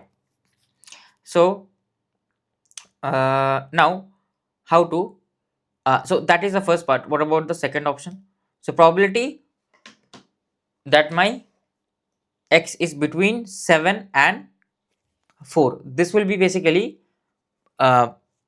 probability that my x is 7 and 4. So I can write it like this: probability that my x is less than 7 minus probability that my x is less than equals to 4, or this can be written as probability that my x is less than equal to 6 minus probability that my x is less than equals to 4, so greater than, yeah, minus x is less than equal, yeah, that is a common area. I will cancel the common area. Basically I am lying in this range, right? 6 and 4, that is in this range. So either you can write it in terms of CDF, I can directly solve it. That would be basically, this would be 3k plus k square plus 2k square, that is 3k square. So it is 3k plus 3k square, that is 3 into k plus k square. K is 1 by 10. So this would be 1 by 10 plus 1 by 100.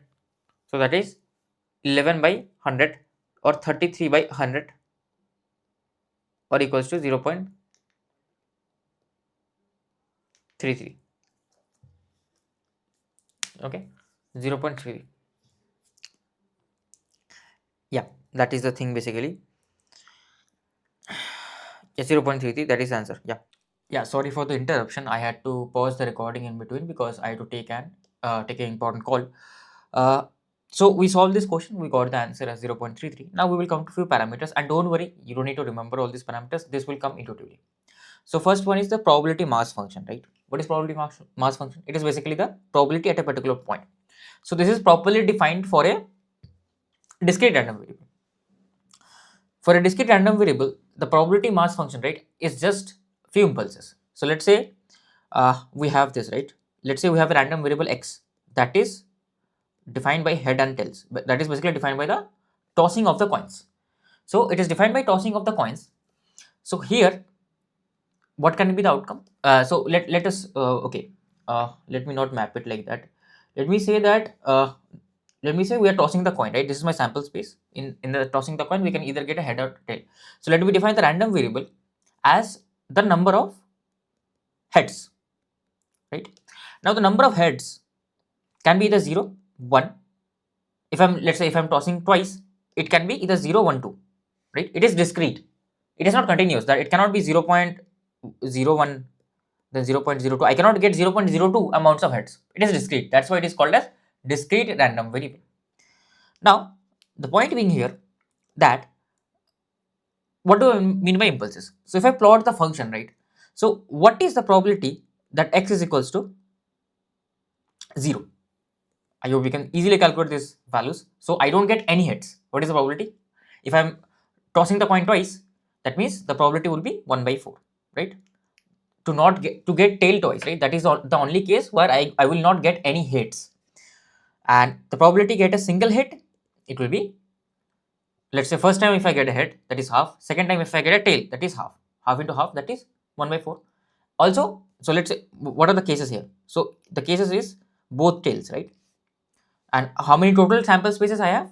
I can have total 4 cases: head, tail, tail, head, right? Then tail, tail, and head, head. So these 4 are the cases, right? That's why 1 by 4 favorable upon the total. Similarly here, how many cases can I have? Only one head. This is the case and this is the case. So 2 cases out of 4 cases, right? So it will be 2 by 4. So I'm going a bit fast here because it is understood by me that you already know the basics of probability. That part is clear to you. That's why I'm not explaining the basics. These things you already know. I'm just integrating them into our random variables. So you learn about random variables more in communications. Here I will give you just an overview that is required for probability. So px equals to 1 is 2 by 4.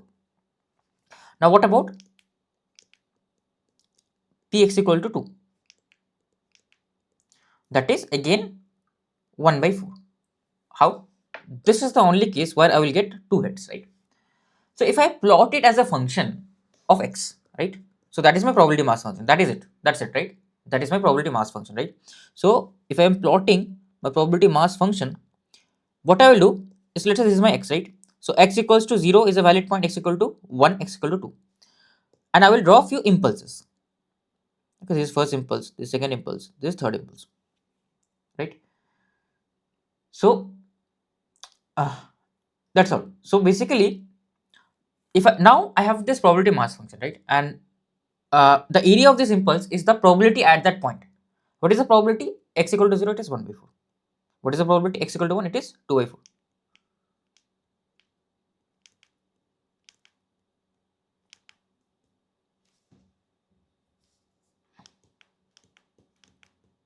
That is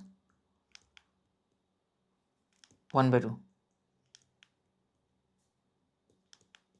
This is 1 by 4. Okay. So 1 by 4, 1 by 2, 1 by 4. Right. Now, if you have been given this probability mass function, can you calculate the probability at a particular point? Yes. You will simply find the area around that point. If you compute the area around that point, you will get the probability of that point for a discrete random variable. Remember, for a discrete random variable. And this is what is called here, right? This is actually called as the this part is called as the probability density function. So I also get confused sometimes, right? So like individually, this particular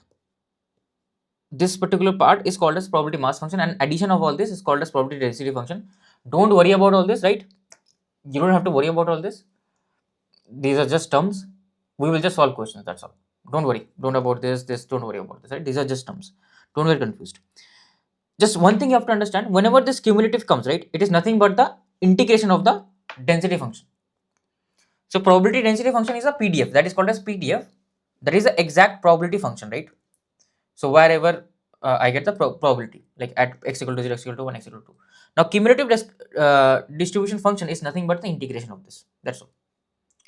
So if I integrate this part, right, if I integrate this, so if I integrate this, I will get a step of 1 by 4 here. If I integrate impulse, I hope you have studied transient, right? You know, if I integrate impulse, we get a step. So I get a step here of 1 by 4. Like, I hope that part is clear, right? Integration of impulse is step. Then again, after this, nothing happens. The area does not change. Where does the area change? Exactly at x equal to 1, just after x equal to 1. So we see at x equal to 1, the area again changes, right? Again at x equal to 2, again the area changes. Before it, there is no change in area, right? Because all these are value 0, so they don't contribute to any area. Only the impulses contribute to area. So cumulative distribution function is nothing but the area or the integration of the probability density function. This is the only thing that you have to remember. That's all. Cumulative density function is the area, or sorry, is the integration of probability density function. That's it. So CDF is the area, sorry, not area, integration. So it will be, there can be two things here, right? If it's a discrete random variable, so in discrete we don't do integration, we do summation. So it will be summation of PDF. That's all. And if it's a continuous random variable, it will be integration of PDF. This is the only takeaway that I want to say here. That is the most important part. Okay. So yeah, let us discuss few things about continuous random variable. So let's say now my x is not discrete anymore, it is continuous. What is x? X is lifetime of smartphone in days. X is lifetime of smartphone in days, right? Assume maximum value of x2 is 365. Now you will say, what if, let's say, the lifetime of a smartphone of a particular smartphone to be 1 day? What is the probability of that? What is the probability of a lifetime of a smartphone to be exactly 1 day? You will say it is very simple. Maximum is 365, minimum can be 0. So how many intervals I have? 365 minus 0 plus 1. Because if you say how many intervals, how many numbers I have between 10 to 1, or let's say 10 to 0, how many numbers? If you say 10, you're wrong. It is actually 11. How? 0, 1, 2, 3, 4, 5, 6, 7, 8, 9, 10. So you see, if you count this, this will be 11. So you have missed a particular number, that is 0 actually. That's right. So how many numbers I have from 0 to 10? It is 11. That is basically 10 minus 0 plus 1, that is 11. That's all. How many numbers I have between 0 to 365? It is 366. Okay. So it is 366, right? So this part is clear to us, no problems for us, right? But what do we face the problems? The problem comes here, that you say the probability that x equals to 1 would be simply 1 by 365. That's all, right? That is actually wrong. This is wrong. Why is this wrong? Because your samples, sorry, not 365, 366. Your sample space itself is totally wrong. It is wrong. Okay. So yeah, the problem is that actually uh, till this point it is clear that if it was days, right? Now what if the lifetime of a smartphone, right? It can be days if they don't say in terms of days. So here, right, it can be 1.5 days as well. So that because it is continuous, I have not mentioned it to be discrete. It cannot be 1, 2, something like that. Here we have assumed that it has discrete. No. So they will mention in the question that it is a continuous random variable. It can be 1.5 days as well. It can be 1.2 days as well. Can be 1.02 days as well. It can be 3.33 days as well. So there are infinite possibilities between 0 to 365 actually. If you look at it, there are infinite possibilities. So what is happening, that a probability that x is equals to 1 by infinity, right, which comes out to be 0 almost. Actually, it is not 0, it is undefined, but I will not get into that right now. Simple answer is that you will not be able to find out the probability at a point for a continuous random variable. That is not feasible. So what happens is we draw the probability density function. Okay. So we will have some probability density function of random variable x. This x is denoted by the random variable and it is f of x of x. Basically, it is the function of x itself. Okay. This inside thing can be anything else as well. Don't worry, we'll solve questions. These things will be cleared, right? So you will have the graph for for continuous random variable. We'll never talk about probability at a point. We will always talk about probability in a given range. So let's say this is the point 1, this is the point 2, right? How do I calculate the probability in a given range? So what is the probability that the smartphone lifetime would be between 1 to 2 days? We can always discuss about ranges. We can never discuss about a exact point, right? We come into more problems. I will not come into that right now, but I hope you get the intuition. So we will never say probability x equal to 1. That is not defined for us. For continuous random variable, not for discrete, for continuous random variable. Okay. Now the probability x equal to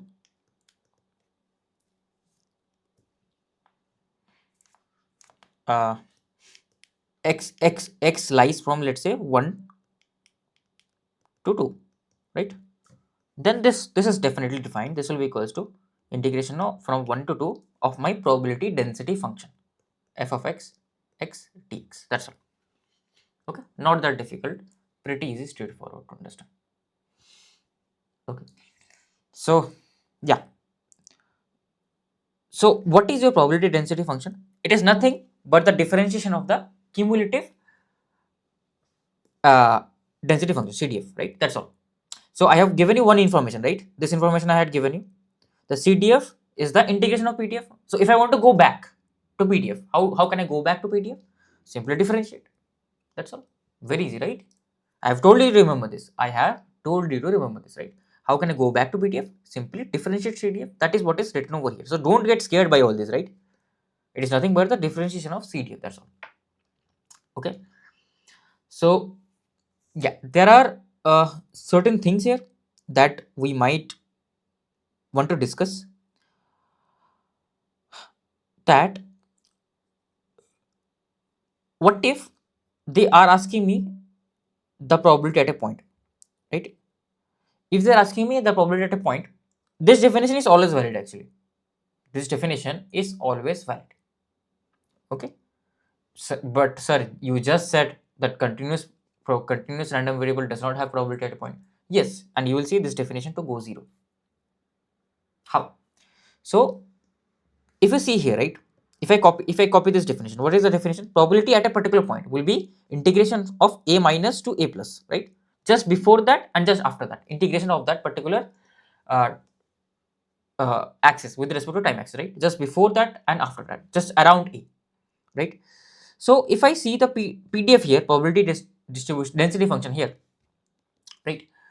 So what is the probability at x equal to 0, it is just before 0, the area of just before 0 and just after 0. It is what? It is nothing but the impulse, right? We have a impulse. So it is 1 by 4 delta of x in our case, right? It is a function of x dx, right? So this will be 0 minus to 0 plus. And for the students who have studied impulse, they know this property, right? It is nothing but the area of the impulse, that is simply 1 by 4. I hope you know this property. If you don't know, you need to revise impulses. You need to study signals, or in network analysis as well, we have discussed about impulse signals. So it is 1 by 4, right? So that is the point. This is okay. What about here? What about in this case? If I have a probability density function like this, what will be the probability at a point x? It will be 0. What will be 0? Because what essentially what you are doing when we we want to calculate the area. Let's say this is b, right? Just before this and just after this, and we want to calculate this area. You cannot, right? You literally cannot. Just before this and after this, this will be the strip basically, and that will be not that simple to calculate. It will come out to be 0 because essentially your dx is tending to 0, right? If the width of the strip is tending to 0, it is actually 0. But in the previous case, because there was impulse, that was the differentiating factor. Here we don't have impulses. That's why the area, I cannot comment on the area, right? I cannot comment on the area because dx will keep on increasing. It will be some indeterminate value. So we don't worry about that. So don't worry about that. That's all. But this definition is also very, very important. Now there are certain things that I want you to keep in mind. Although I feel like they might not go too much like deep of this concept, but you never know. They can ask anything. So let us go to it and dig deeper a bit. So we see probability. So probability from A to B, there can be many things, right? It can include the 2 points, it can exclude one of the points, or it can include both the points, right? That's all. So if I say probability A, given A range to B, that is my CDF. Okay. So that's all. And this is my PDF, right? So CDF is this. Okay. And this is my PDF. So PDF, I hope you know. So what you'll do is, if you have to find out the probability between A to B and A is not included and B is included, you'll do B plus to A plus. Now, if both A and B are excluded, right? So this will be A plus, this will be B plus. How does it make sense into B? How does it make sense into B? Let me explain you that part, right?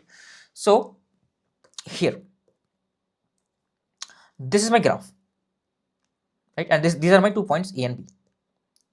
Correct? These are my 2 points A and B. Now, the point is, I don't want to include the point A. What do I need to do so that I don't include the point A? I want to calculate this. So from A, I have to go from A to B. So I want to calculate this area, below area, but I don't want to include A. What do I need to do to not include A? So I will just start calculating my area just a bit after A, right? Because there is a greater than sign, there is no equality. So I will start calculating my area just after this. Okay, just after this. Now that is why it is A plus. I hope now finally it is intuitively clear to you why it is A plus and why it is not A minus, right? You might have the doubt why it is not A minus. A plus basically says just compute it just after this, that's all. And in most cases you'll replace A plus with A only and B plus with B only. But in certain cases you might come into some problems that we'll discuss. So while calculating the area, it won't matter much, right? While calculating the PDF, it won't matter much. But while calculating the CDF, it may matter. It may matter. That's why be careful here. Okay. So CDF is the nothing but the integration of PDF, right? So let's just be a little bit careful here, right? That's why understand why A plus is coming here, B plus. Now why is B plus coming? B plus is coming because it is equal to B, right? It is equal to B. We're including B. That's why we will calculate the area just after B so that we include B properly. That is the reason. If you see here, we are not including B. If I'm not including B, so I will not calculate my area till B. I will calculate my area just before B, somewhere here. I will calculate my area just before B, somewhere here. So you see this as B minus. Okay, f of x B minus minus f of x A plus. That's all. Great. Now here both of them are included. If both of them are included, of course I want to include A, so I will start calculating. I want to include A, right? So I will start calculating my area just a bit before A.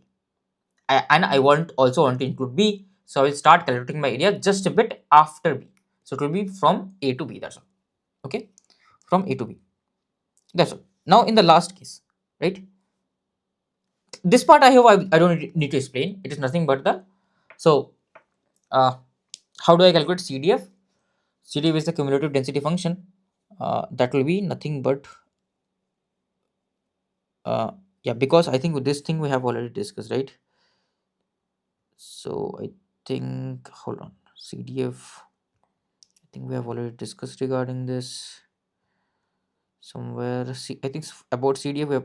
We have discussed CDF, right? CDF we have discussed. What is CDF? So I hope I don't need to explain CDF again.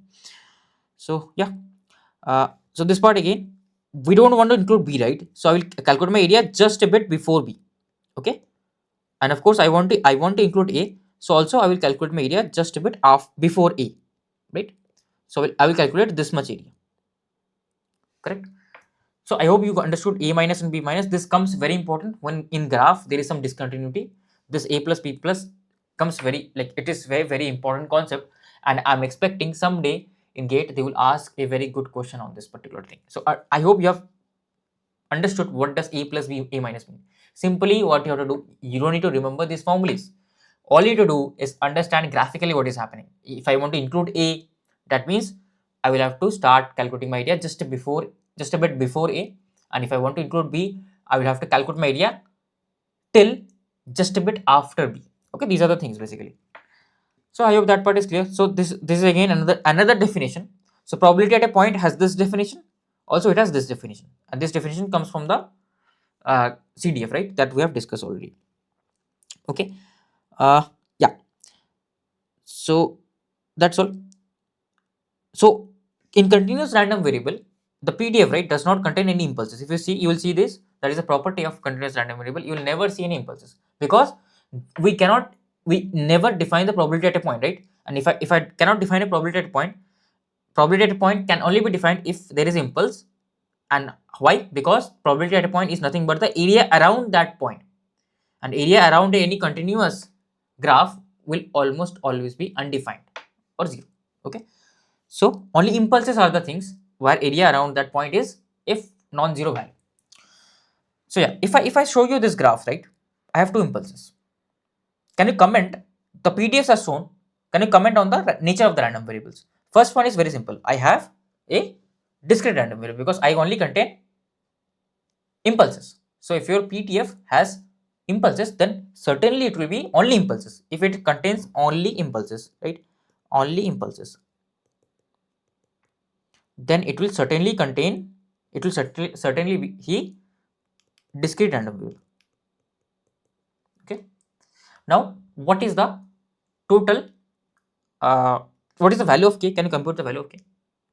Yes, you can, because I know if I sum out all the impulses, it should come out to be 1 because the total probability is 1 of any random variable. So k by 2 plus k by 2 has to be 1. Certainly it has to be 1. So k has to be 1.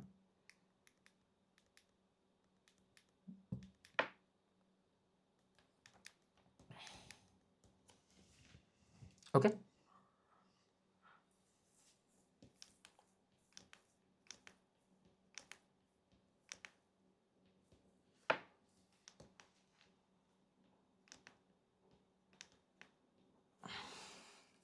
Now here, what is this? Do I have any impulses? No impulses. Then certainly it has to be a continuous random variable. Right? Graph is continuous? Continuous random variable. If graph has impulses, it will be discrete random variable. Then certainly, what will be the value of k? Again, same property. The area, the overall area, right? This is also overall area. Overall area here was k by 2 plus k by 2, that is k. What is the overall area? That is k half into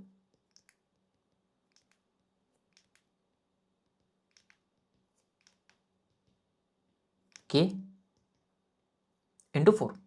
Okay, that is 2k. So overall area is 2k, and that has to be equals to 1. That is a property that we have discussed, right? Overall area has to be 1. Like, the area of my whole PDF, whole area of the PDF represents the total probability, right? That is 1. Okay, that's why here k will be equals to 1 by 2. That's all. Now, what about the last case? Last case, you will say, sir, this is not a proper random variable. I am seeing impulses as well. I am seeing continuous waveform as well. You will say it is discrete random variable. Someone will say it is continuous random variable. Actually, it is a mixed random variable. So here we face that problem, this problem. Whatever we discuss here, right? You will see this. That's why it becomes very important. Okay, for random variable, I have not mentioned this for a continuous random variable. This can be discrete plus continuous. So these definitions come very handy for mixed random variables. These are called as mixed random variables. Why? Because they contain discrete random variables as well as continuous random variables. That's why I told you it will come handy somewhere. Here it will come handy, right? Because if it's mixed, right, it will be very good if they are asking you probability at a range, right? Then you can directly comment. How? So let's say if I ask you to calculate the probability in a given. So first of all, let me calculate the value of k. That is the first part, right? What is the value of k? So what is the overall area here? This contributes to area 1 by 4. This contributes to area 1 by 4. This contributes to area of k by 2. So overall area would be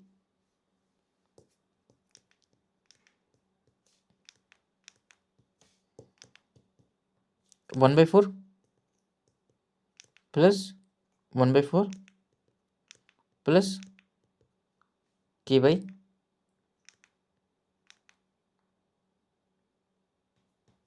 2. 1 by 4 plus 1 by 4 plus k by 2. Okay.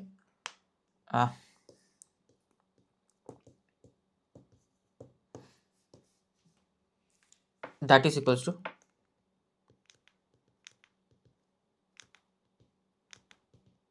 1, right? Total probability would be equals to 1. So this value will be equals to actually 2 1. So this value will be 1. That's all. This value would be equals to 1.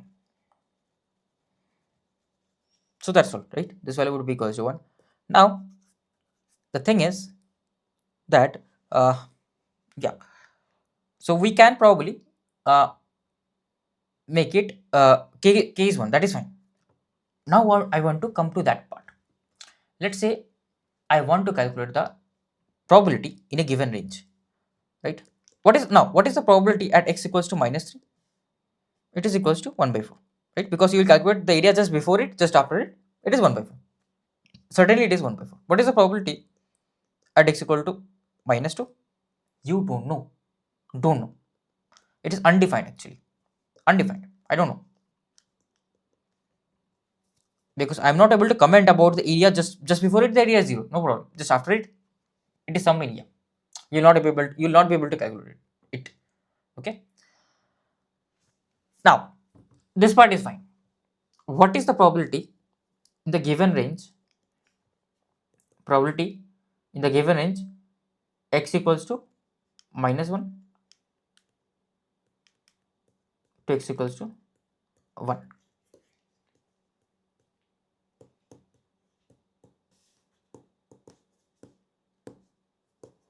Right? So this is very simple, right? You'll just compute the area from -1 to 1. That's all. Do you have to think about 1 plus 1 minus, right? No. In the given range, if my PDF is continuous, you don't have to worry about it. You don't have to worry about it, right? Whether it is equal or not equal, right? Less than equals to or greater than equals to, or just greater than or less than, it won't matter. It won't matter.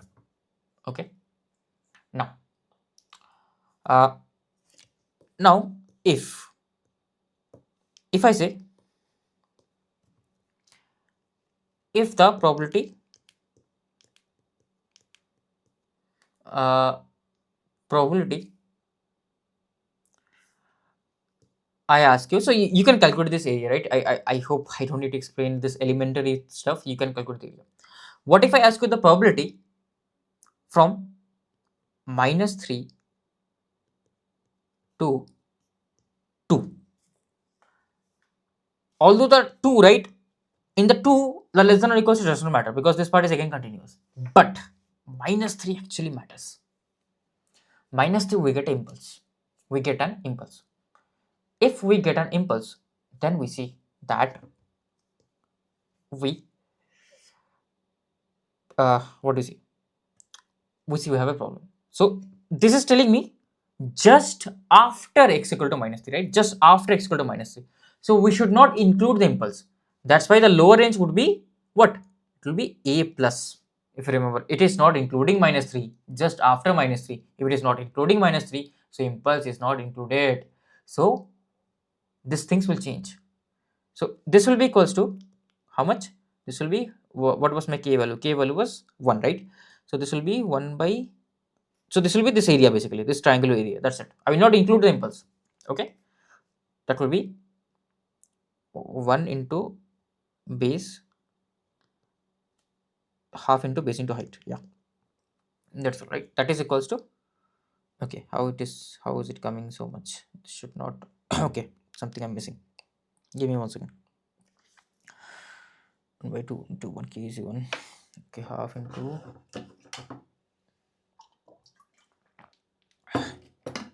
how is this area coming? 1 by 4, 1 by 4.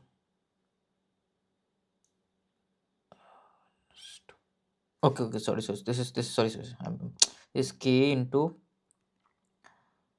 4. So this is correct only, right? Half. Sorry, this is 2k. Sorry, this is 2k. Okay, sorry. This will be half. This will be half.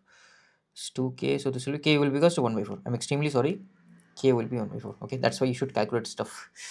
Okay. So k is 1 by 4. So actually this will be 1 by 4 into this, right? So this will be actually half. That's all. This will be half. Makes sense also because the other half area has been covered by these two impulses. Now something interesting happens. Something interesting happens.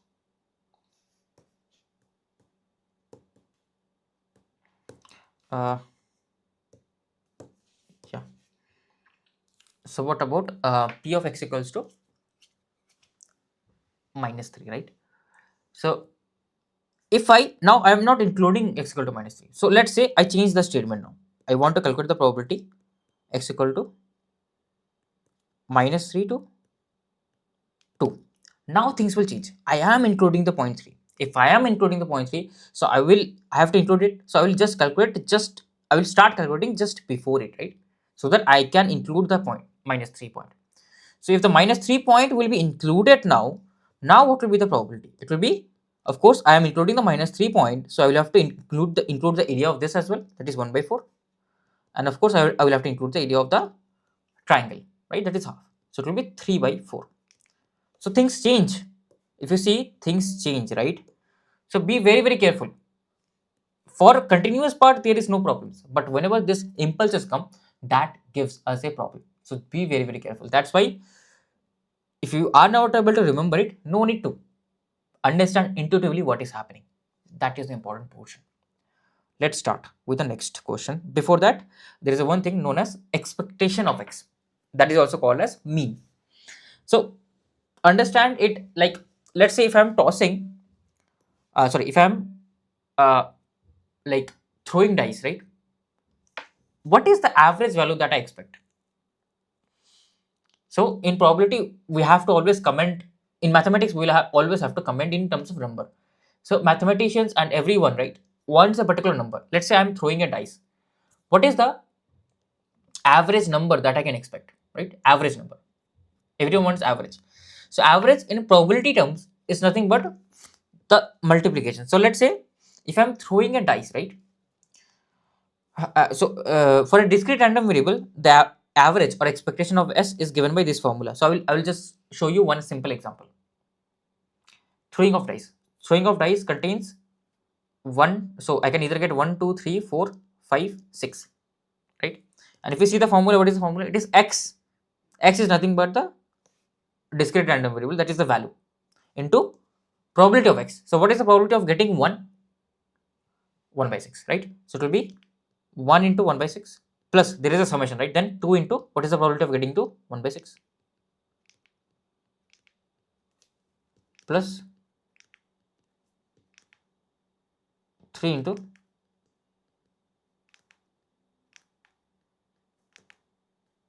1 by 6 plus 4 into 1 by 6 plus 5 into 1 by 6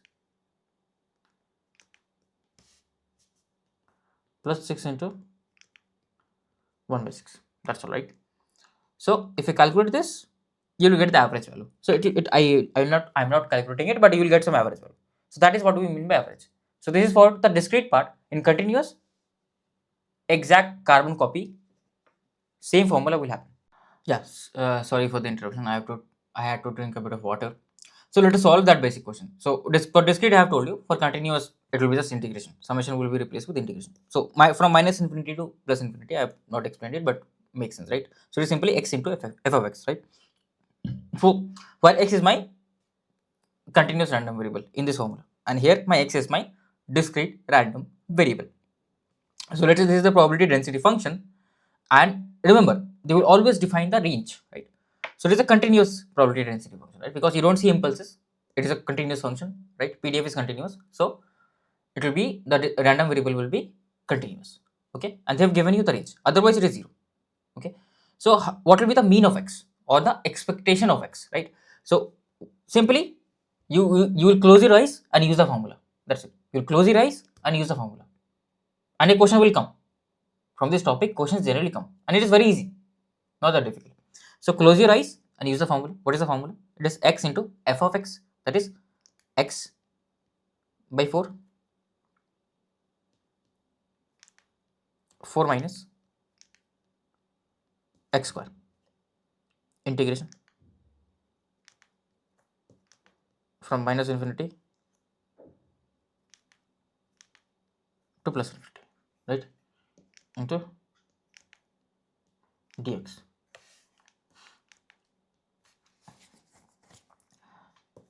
So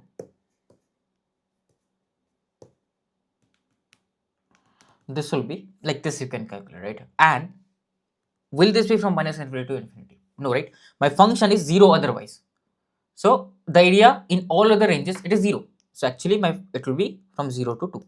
That's why. Although it was from minus infinity to plus infinity, but the area is 0 everywhere else, right? Because the function itself is 0 everywhere else. So your range will be from 0 to 2. That's all.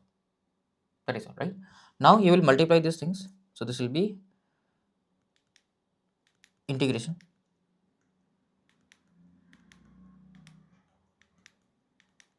from 0 to 2, that is x square minus x cube dx.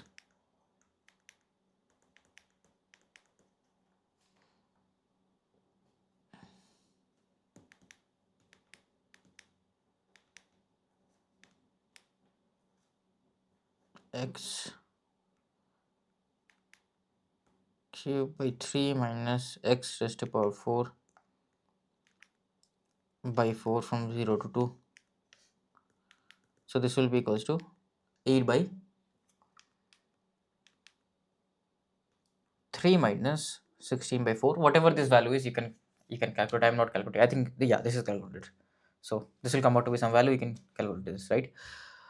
So that was regarding the mean. Now we have this mean square value. Okay, it is nothing but the expectation of x square. So expectation of x was simply integration for continuous random variable f of x dx, right? Sorry, this is x. So expectation of x square, again you'll close your eyes and you will use this formula, okay? You replace x with x square, but your PDF will be still same. PDF is PDF. You don't do anything with the PDF. It is same. Just you replace this x with x square. That's all.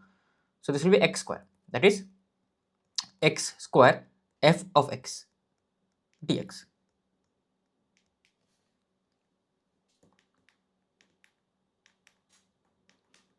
Okay, great. Now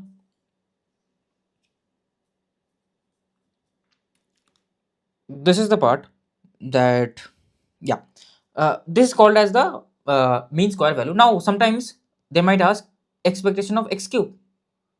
That is, I hope you can calculate that, right? You will replace your x with x cube, that's all. Here this will be x cube f of x dx. So expectation of x raised to the power n, right? It is actually called as the nth moment. Is it there anywhere? I think later it will come. This is called as the nth moment of x, right? That will be nothing but you replace your x with x raised to the power n, that's all. Okay, now comes the point variance, which you have studied in your class 11th and 12th, right? Here also there is a concept of variance. There is this formula, there is a derivation as well, but I will not derive it because we don't have time.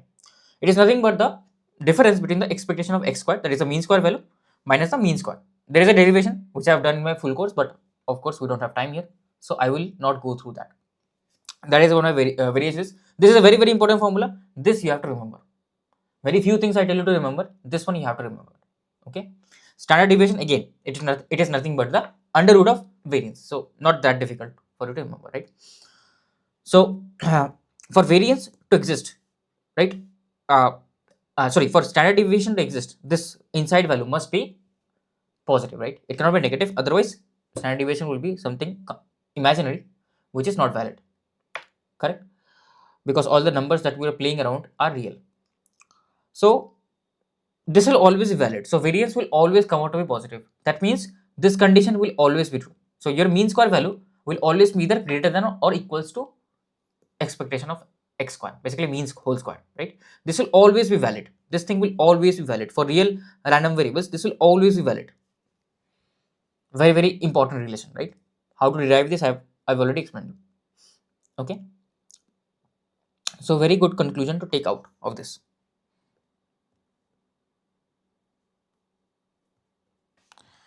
right? Now mean and variance of two random variables if the two are linearly independent, right?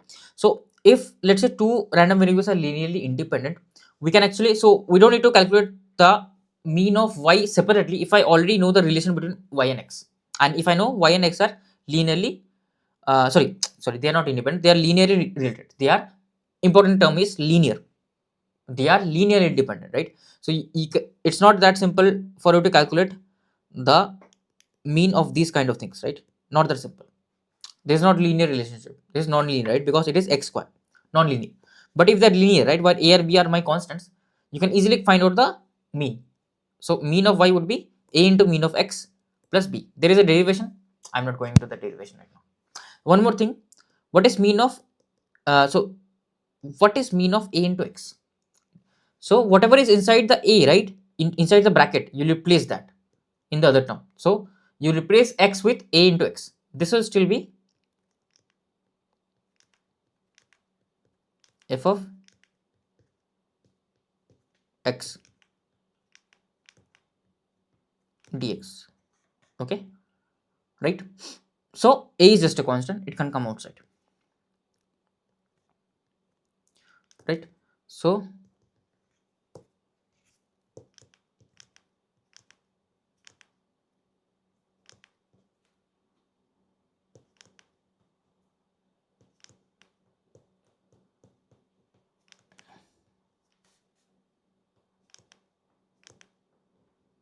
a into x f of x dx,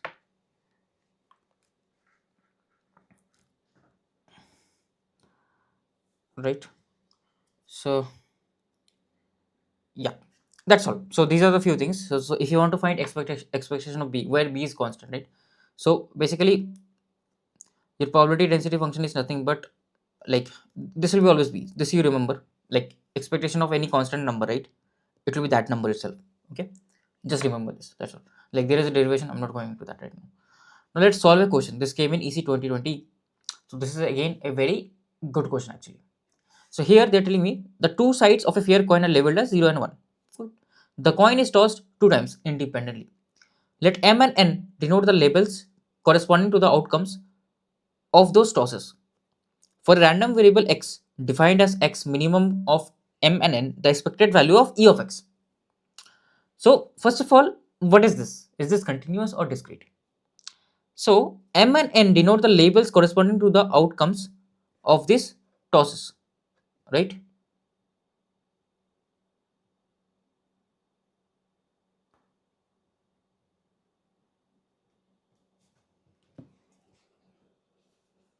Yeah. M and N denote the labels corresponding to the outcomes of those tosses. For a random variable x defined as x equals to minimum of M and N, the expected value of E of x would be. What is the expected value of E of x? So uh, the coin is tossed two times independently, right? Outcomes of those tosses. So I'm tossing the coins two times independently, right? And the first level, let M and N denote the labels corresponding to the outputs of the toss. So let's say I'm tossing the coin twice, right? So either I can get a head, I can get a tail, I can get a head, right? I can get a head tail, I can get a I can get a tail head, I can get a tail, correct? Tail and tail. Now, what is the point? The point here is that they're labeling the first outcome of the toss as M and they're labeling the second outcome of the toss as N. That's what they're labeling. Now, the two sides of the fair coin is labeled as 0 and 1. Sorry, they are not labeled as head and tail, they are labeled as 0 and 1. I'm sorry, extremely sorry. 0, 0. It can, I'm assuming head to be 0 and tail to be 1 or whatever you want. Like they are labeled 0 and 1. It does not matter actually, technically. So, this will be 1, this will be 1. Okay. Now, yep. Here, what will happen? Here, what they want me? They want like a random variable x is defined as minimum of M and N. So, let's take for the first case. There are four possible cases, right? Let's take the first case. What is the minimum possible of M and N? Right, that is 0. Right, minimum of 0 and 0 is 0 in the first case. In the second case, what is the minimum of 0 and 1? It is 0. In the third case, minimum of 1 and 0, it is 0. In the fourth case, minimum of 1 and 1, it is 1.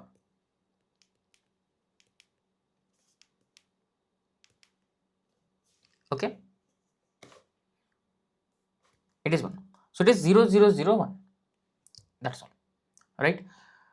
Now, this is my discrete random variable. This is my discrete random variable. Now, this is my x, right? So, my x can have two possible outcomes. Either x can be 0 or 1. What is the probability x is 0? There are three possible cases for which x is coming out to be 0. So, what is the probability? What is the probability of x equal to 0? It is equals to 3 by 4. Out of 4 cases, 3 cases are for x equal to 0. What is the probability for x equal to 1? Only one possible case has x equal to 1. So, probability of x equal to 1 is simply 1 by 4.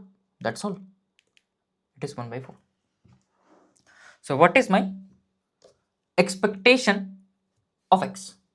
What is my expectation of x?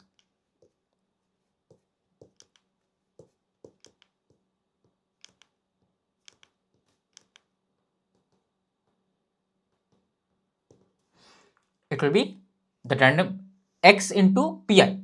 So, for first x 0 into pi, probability of this particular random variable, it is 3 by 4 plus xi into pi, that is 1 into pi. What is the probability when x equal to 1? That is 1 by 4. That's all. So, this is simply 1 by 4. This is the expected value of x, right? So, when I throw the toss next time, right, what is the highest probability? What is the value that I will get? That is 1 by 4. Although, does it make sense? No, you can never get 1 by 4. Either you will get 0 or 1, right? X will be either 0 or 1.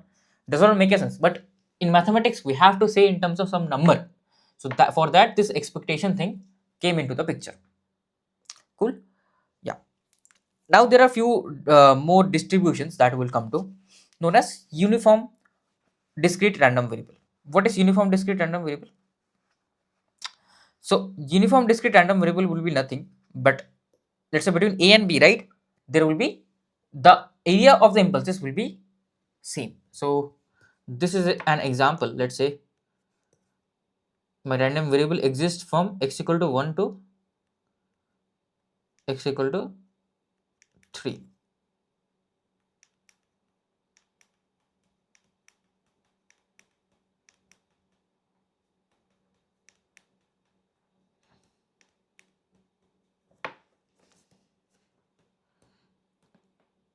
One, two, three.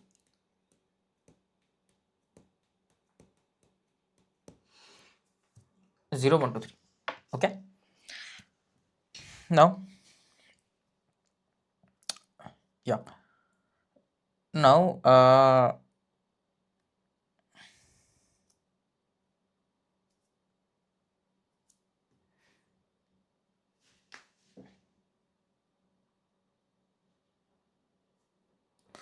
yeah, there are a few formulas here that I might go through, but I think you can derive it, right? You can derive the formula for uh, mean. What will be mean? So what will be the mean here? Mean is what, right?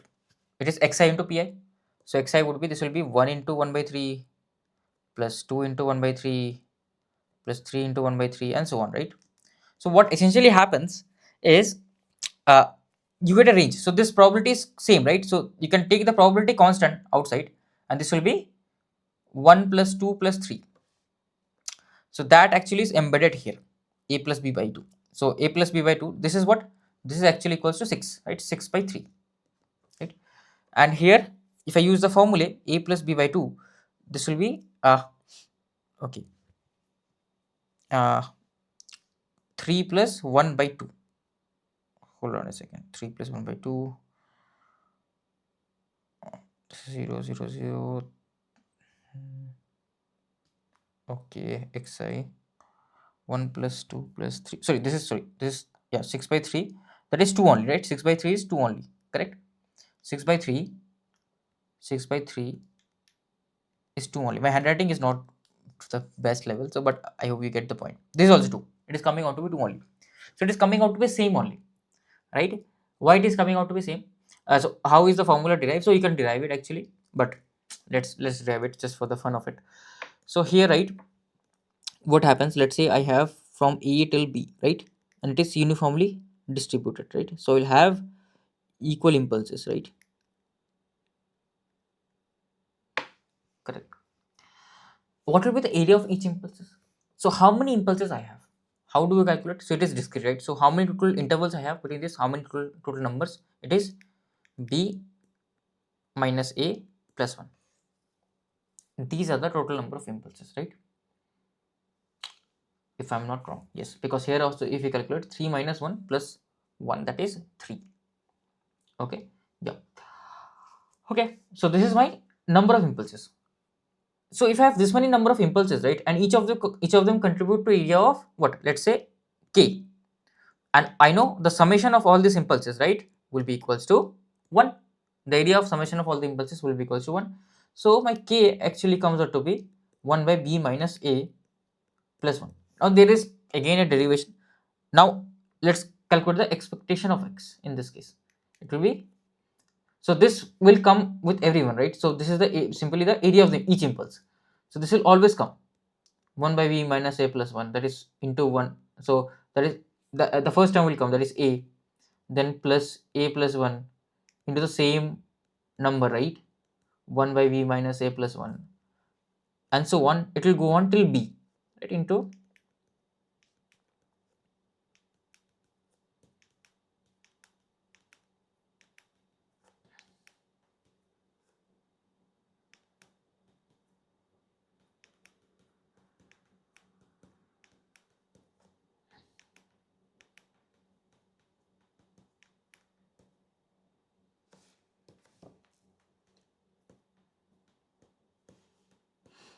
1 by b minus a plus 1. That's all, right? So yeah, then if you add it, you will get some value and things will cancel out. Ultimately this will be the formula. Okay, you can do it. I'm not interested in that because we have to cover a lot of other things. Variance also, you can do some manipulations, you will get to this value. Now do I recommend remembering this? It's good to remember actually. for this I will say it's good to remember, because this come out very handy, because it will be very tedious for you to calculate. But with, if I calculate with numbers, it will be very easy, right? If there are unknowns variables, that becomes difficult. So if you can remember it, it will be good for you. That's all. Okay, I'm not forcing you to remember that, remember this only, otherwise you will fail. No, but it's good to remember. That's all. Now we have this uh, uniformly distributed random variable. Okay, so now it is continuous. Previously it was discrete, it is continuous. Continuous, what will happen? Just instead of it being impulse, there will be a rectangular pulse. That's it. And why is it called uniformly distributed? Because at every point the value is same, else it is 0. Okay, and you can compute the property that the value of this k will be 1 by b minus a. That all those things you can do, because the area will be 1. Those things you are expert, so I hope I don't need to explain much. Again, in CRB as well, this is the formula for variance and the mean. Again, it's good to remember. This will help you out. This will help you out. This will bail you out. So if you can, do remember. What is n here? What is n? So n is nothing but the number of impulses. Okay, or number of samples basically. Right? I hope you remember. N is the so n is the total number of elements. Total number of elements that is defined here. Let's solve a very basic question. If x is uniformly distributed, that takes values between 0 to 2, the value of expectation of x square, x cube actually. So they have not even asked you what is expectation of x square. So no formula will work. So let's draw the PDF first. So we have a uniformly distributed random variable. Uniformly distributed random variable, which is ranging from 0 to 2, right? If it is ranging from 0 to 2, that basically means this value is constant k, and this is my probability density function. What is the value of k? We know otherwise it is 0. That means that the area of this square, or not square, sorry, rectangle, has to be 1, because area under the whole curve in probability density function is 1. So this will be k into 2 would be equals to 1. So k would be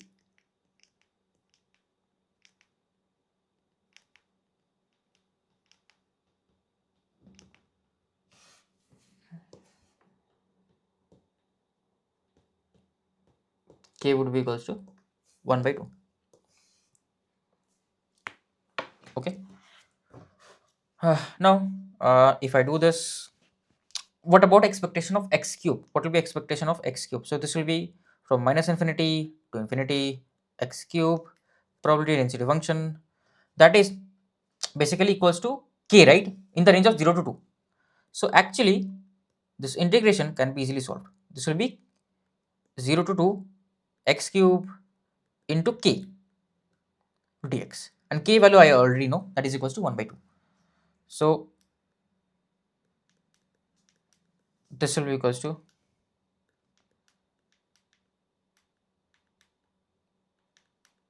x by 4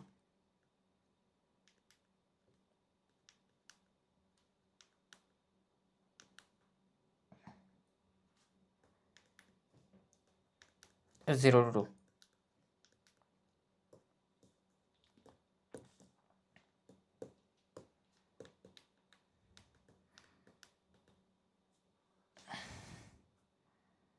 That is equals to 2 raised to power 4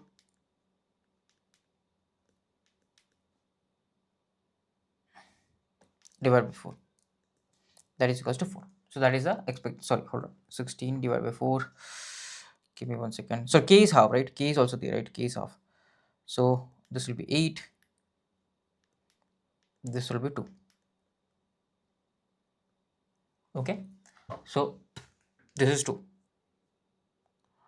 So yeah, the answer would be 2 here, right? So one more thing, if the PDF of a random variable is even symmetric, its mean would be 0. What do I mean by even symmetric, right? So if you see even symmetric, if its PDF is even symmetric, so if you see here, even symmetric is this my graph, right? Like if your PDF is basically an even function of x, if your PDF is an even function of x, its mean will be certainly 0. How? So let's say this, right? This is the graph minus 1 to 1. So what will be the value of this k here? That will be half. Very simple, easy to understand. What is the mean of this? It will be x into f of x. Now the interesting part, dx, right? Interesting part is this is a even function and x itself is an odd function. So odd into even becomes odd function. And the area from minus infinity to plus infinity for an odd function is 0. You can verify it. It will always come out to be 0. That's all. Always it will come out to be 0, no matter what. It will always come out to be 0. That's as simple as that, right? So this is a great property. Let's solve a question not with this property, with something else. So suppose y of s, y is distributed uniformly in an open interval 1 by 6. So if y is distributed uniformly in an open interval from 1 to 6,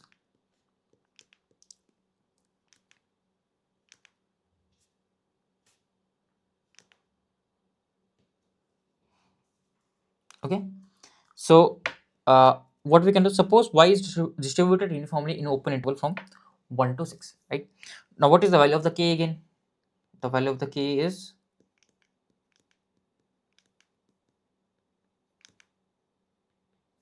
1 by 5. Okay. Now the probability that the polynomial 3x square plus 6xy plus 3y plus 6 has only real roots. Now what is the probability that this has only real roots? How do I compute that? What is the probability that this has real roots? So basically where x is my variable, right? So by root they mean x is my variable. What is the probability? So seems a bit difficult at the starting, but ultimately what you have to do, so for the roots to be real of this equation, right, your discriminant must be positive, that is b square minus 4ac must be positive. So what is your b here? If you see the coefficient of x, that is 6y, so 6y whole square minus 4ac, 4a into c, 3y plus 6. Okay, this must be greater than 0. Okay, this must be greater than 0, right? So yeah, this will be 36y square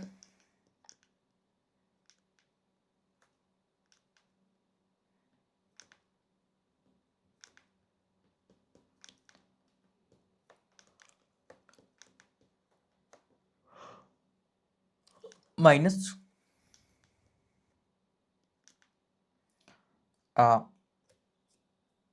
whatever this value is, 12 into 3, that is again 12 into 30 is again 36y only, minus 12 into 6, 12 into 6 would be 72, greater than 0. So this will be, I can take 36 common, y square minus y minus 2 greater than 0. So this, right, again that's why I have taught you wavy curve method, right? That's why it is very important. What is the wavy curve method? What does the wavy curve method tells us? So if I break it down in terms of factors, this will be y minus 2 into y plus 1 greater than 0. So if I draw the number line, so I will have the point y equals to 2, I will have the point y equals to minus 1, and yeah, then if it is greater than 2 it will be positive, right? And if it is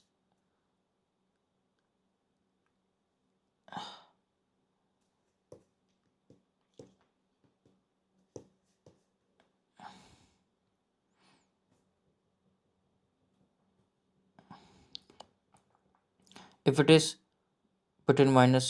between 2 to minus 1, then there is a problem.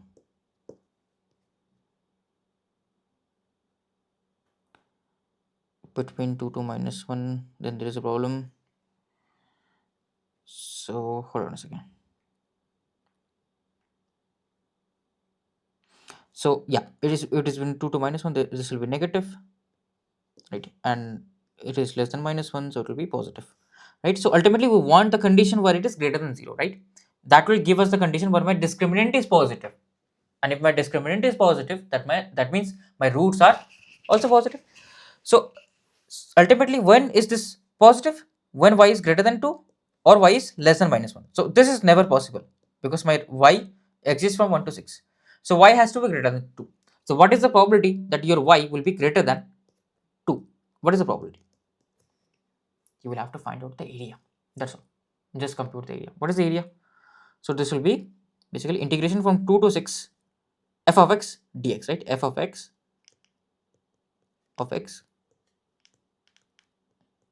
dx. Okay. So this would be equals to 1 by 5 into 4. So that would be equals to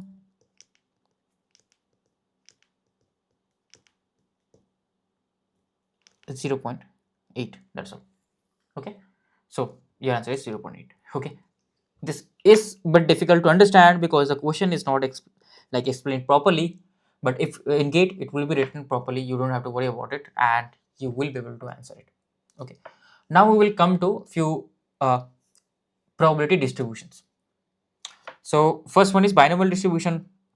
So I will not go through each of this precisely, but I think it will not be much difficult for you to understand here. So let us understand with a simple example. Let's say a dice is rolled 5 times.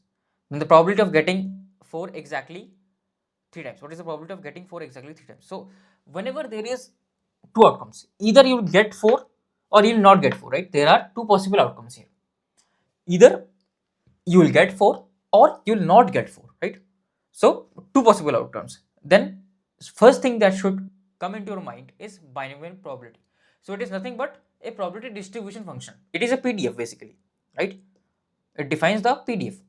So we have discussed about uniform distribution, right? In uniform distribution, the PDF is a constant. Now a binomial distribution, right, is nothing but a discrete kind of random variable, right? Discrete kind of random variable. Whether it is possible or it is not possible. Okay. So true or false, something like that. So here we say that getting 4 in our case is a success. So we call it as S, and not getting 4 is a failure for us. So we call it as F, right? So what is the probability of success? So what is the probability of getting exactly 4 if I throw a dice? It is 1 by 6. So it will be 1 by 6. That's all.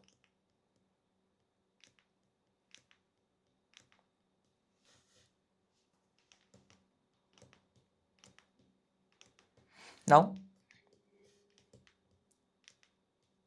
what is the probability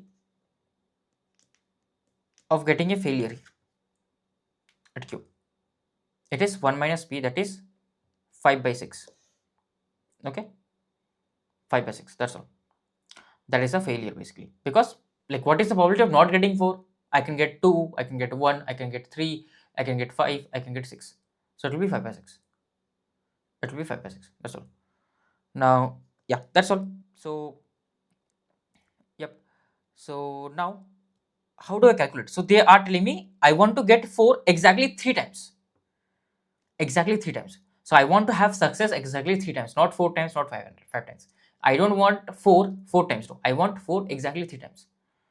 So there are many ways in which I can arrange my success, right? So either I can get 4 first, then 4 second, then 4 first, third. So after that I cannot get 4. So I will have to get failures. Or if let's say I get first time 4, second time 4, let's say second time, third time I don't get 4, I get 6 or something else, right? And then also I don't get 4. But in the last particular throw of the dice, I will have to get a 4. I will have to have a success because I want my success to be exactly 3 times. I want my 4 to be exactly 3 times. Correct? So this has to happen, right? So yeah, that is the thing basically over here. So how many ways can I arrange this? So I hope you have studied PNC. That is also in the playlist, right? PNC is in the playlist. So how many ways can you arrange this particular configuration? So I have 5 places, so I can arrange total in 5 factorial positions, but 3 of them are repeated, right? S. Order does not matter. so it will be divided by 3 factorial. And also f is also 2. Again, order, I can replace, I can swap these two f's, it won't change anything. So again, I have to divide by 2 factorial, right? That is what I have done here. So it is nothing but 5c3 actually. So this is the way in which I can arrange this stuff. But what is the probability of each of these things, right? So probability of this is what? 1 by 5, sorry, 1 by 6, right? Probability of this is 1 by 6, 1 by 6, 1 by 6. So these are all independent. So that's why I can multiply 1 by 6. So this is the way, number of ways in which I can arrange, multiplied by the probability of this arrangement, right? That is 1 by 6, 1 by 6, 1 by 6. That is nothing but 1 by 6 raised to the power of 3, 5 by 6 raised to the power of 2, because I need 3 success, that's why it will be 1 by 3, 1 by 6 raised to the power of 3. I need 2 successes, that's why it will be 5 by 6, 2 failures, sorry, I need 2 failures, that's why it will be 5 by 6 raised to the power of 2, that's all. Okay, so you see it is 1 by 6 raised to the power of 3 and it is 5 by 6 raised to the power of 2, that's all. Okay, that's all. So these are few properties. If you add the probability of failure and success, it has to be 1, because either it can be success, either it can be failure. There can't be anything in between, right? So there are a few questions with this. You pause the video and try to solve these questions. We'll have to cover a few more stuff, so I will not go through this. But a few things that I want to comment is the number of trials should be finite. Okay, here in the example, I was throwing the dice 3 times. It can be 10,000 times, it can be 1 million times, 1 billion times, 1 trillion times, does not matter, but it has to be finite. Trials must be independent. So if I'm throwing the dice once and next time if I throw, both of those throw must be independent. That's why we can simply multiply this stuff here. If I'm multiplying these things, right, that essentially tells me that these trials are independent. Each trial should always have 2 possibilities, either failure or success. Probability of success and failure should always be constant, and obviously probability of failure plus success has to be 1. Simple things, right? So yeah, these are few things. I think we have almost done it. Now this is the thing that you might have to remember regarding the mean and variance. Of course you can prove it. Sorry, I'm sorry, like it's night here and I'm a bit struggling right now, but we will have to record it no matter what. So there is a derivation that the mean of binomial random variable would be coming out to be NP. Okay, there is a derivation, I'm not going to it, where n is the number of trials and p is the probability of success. Okay, n is the number of trials, p is the probability of success, right? You can derive it, you can ask ChatGPT, it can derive it for, right? Now what is the formula for standard deviation, or what is the formula for variance of a binomial probability distribution? It is simply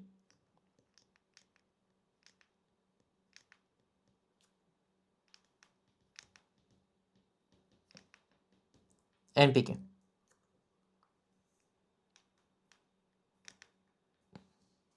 Okay, it is simply NPQ, that's all. And your standard deviation would be under root of it. Your standard deviation would be under root of it, that's all, right? So I think we can solve a very basic question here, that if the random variable x has a binomial distribution with mean 8 and variance of 4, what will be the, if probability of x less than equals to 2 is this, then the value of k is, okay, you know the answer, but let's solve it. So it is a binomial distribution, that is certain, right? So few things we can calculate for binomial distribution. What they have given me the mean, and I know like there's a derivation, but I'm not going into the derivation right now. I know that mean for a binomial distribution n into p, it comes out to be 8.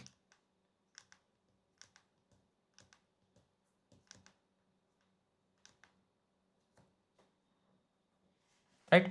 Mean comes out to be 8. Now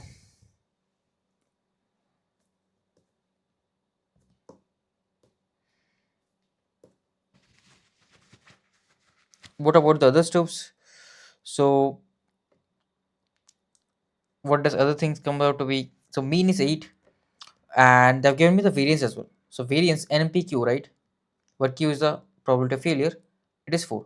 So from this I get the value of q, that is half, and I know p plus q has to be 1, so p also has to be half. If I know p, I will be able to comment on n has to be 16. So I got the value of n I got the value of P, I got the value of Q, you got everything.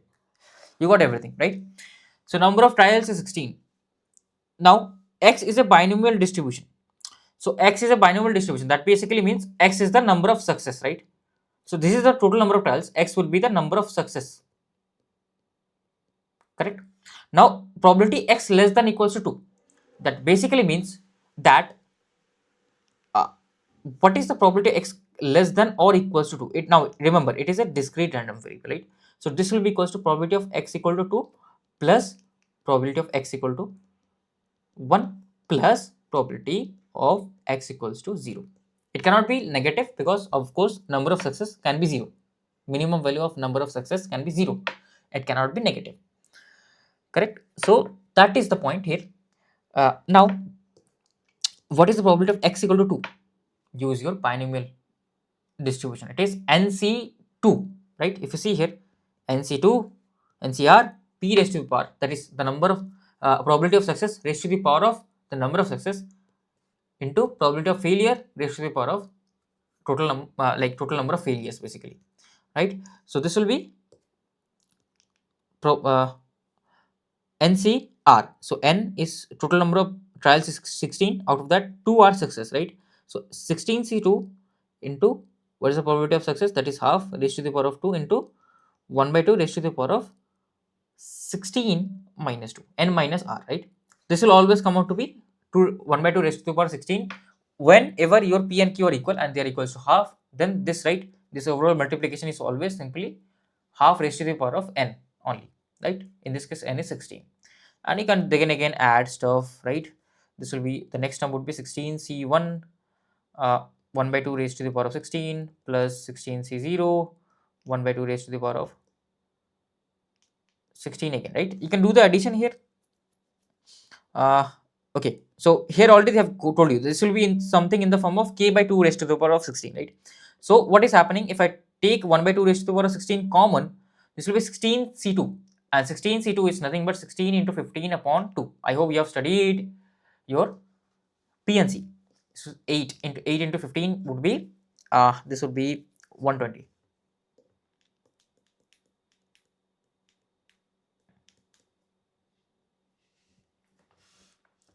120 and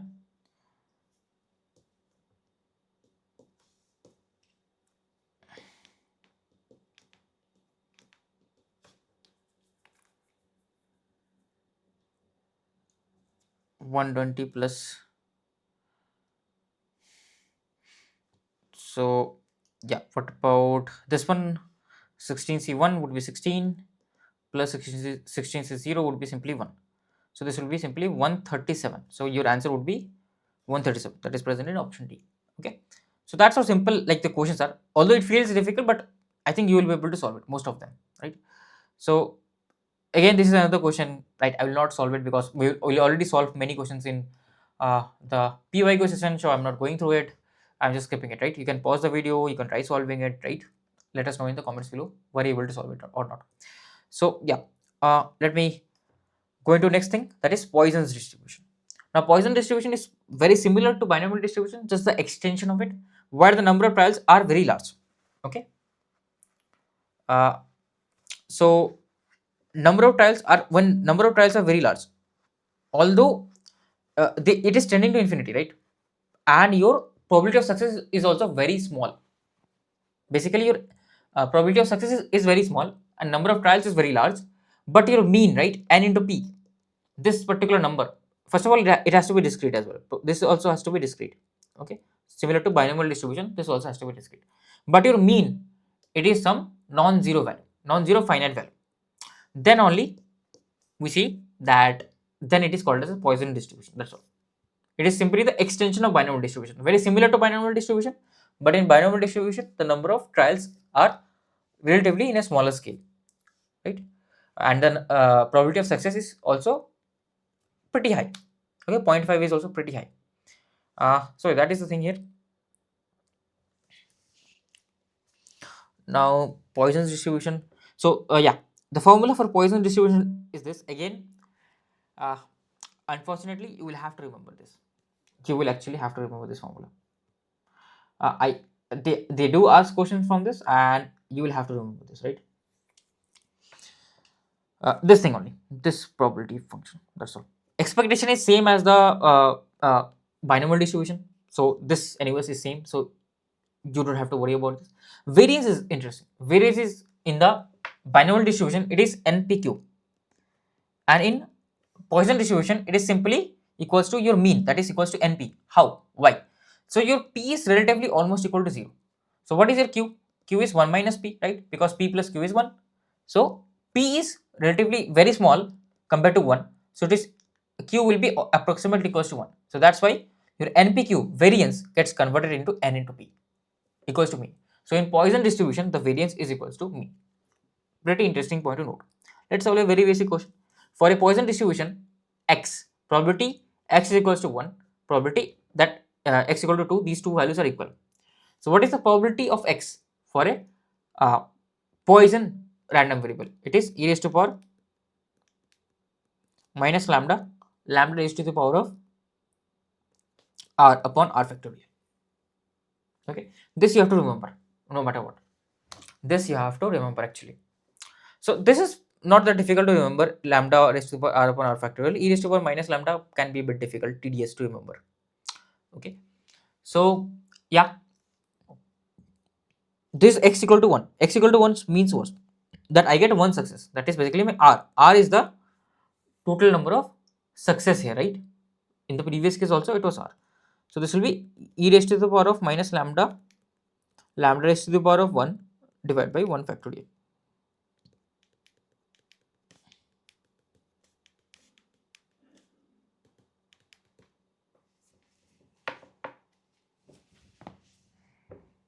That is equals to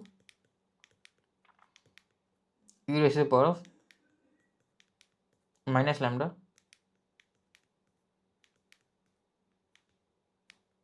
lambda square divided by 2 factorial, right?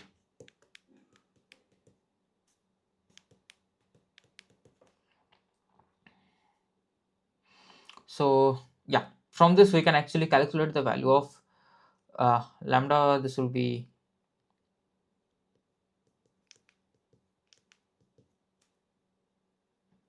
2 lambda, that is equals to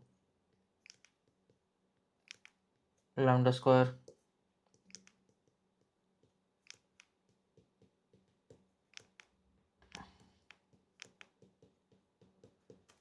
lambda, that is equal to 0. Lambda cannot be equal to 0. Lambda is the mean basically. Lambda is the mean. Okay, remember lambda is the mean. So mean will be not be 0. Mean will be some non-zero value. So lambda has to be 2. So we got the mean. So what have they asked? They basically asked probability of x equal to 3.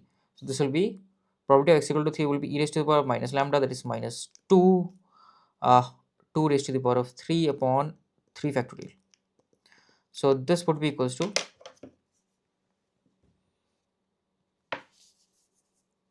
2 e raised to the power x into 8 divided by 3 divided by 2, that is 0.18. So 0.18 would be your answer for this question. Okay, yeah, uh, that's all.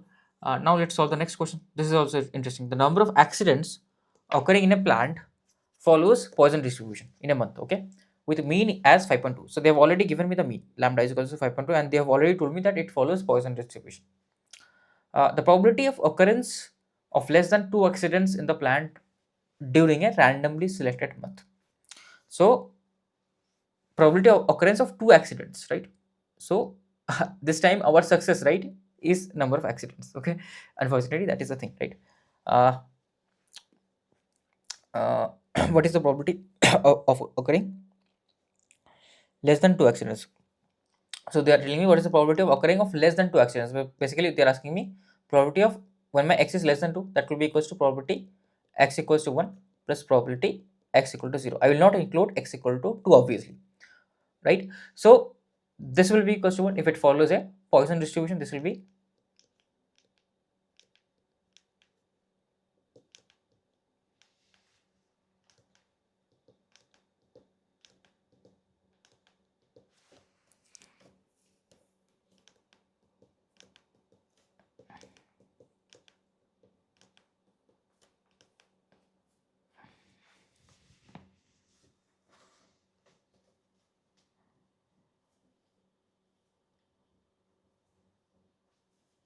So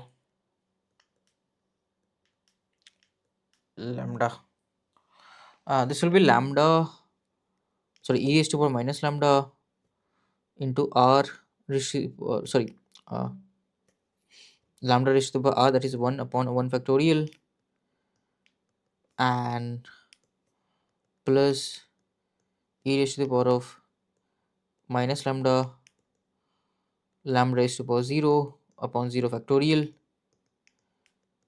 right?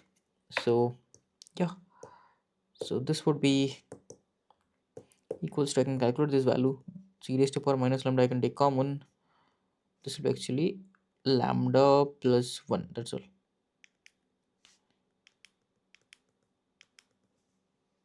So e raised to the power minus lambda,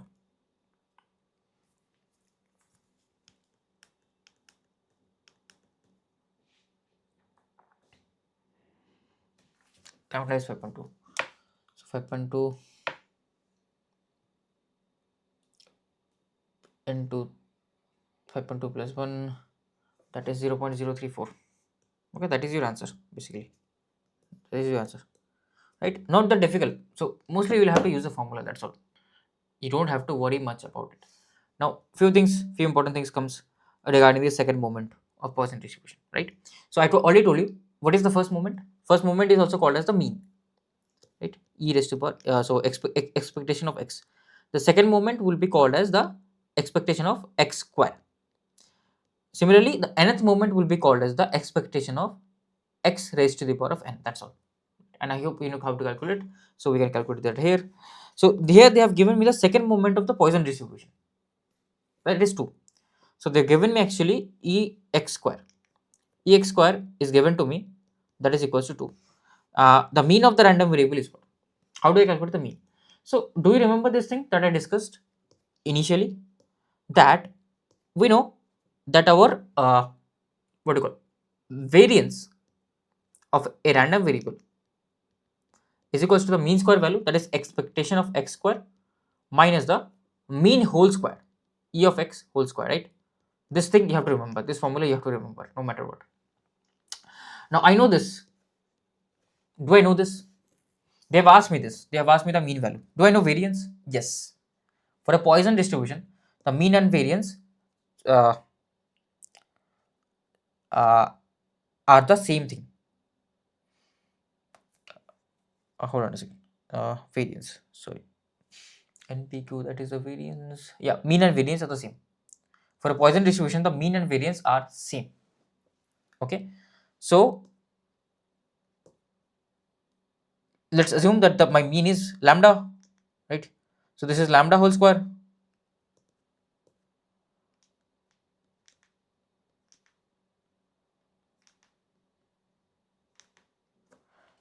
Now this also will be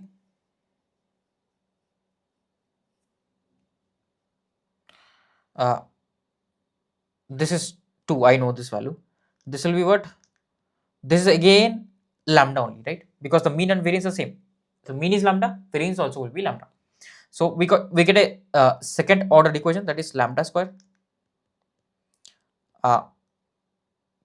plus lambda minus 2 equal to 0. Okay. So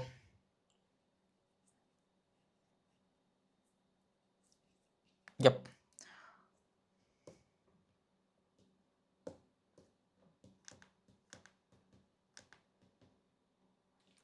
Lambda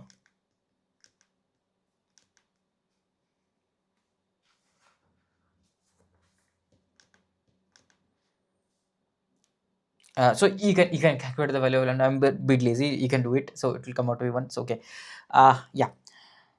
So again, like similar problems you can solve. So if it is a Poisson distribution and you have to calculate the expectation of this. Whenever something like this comes up, always break it down, right? So you have to calculate expectation of x plus 2 whole square. So first break it down. So expectation of x plus 2 whole square. What is x plus 2 whole square? X square plus 2x plus 4, right?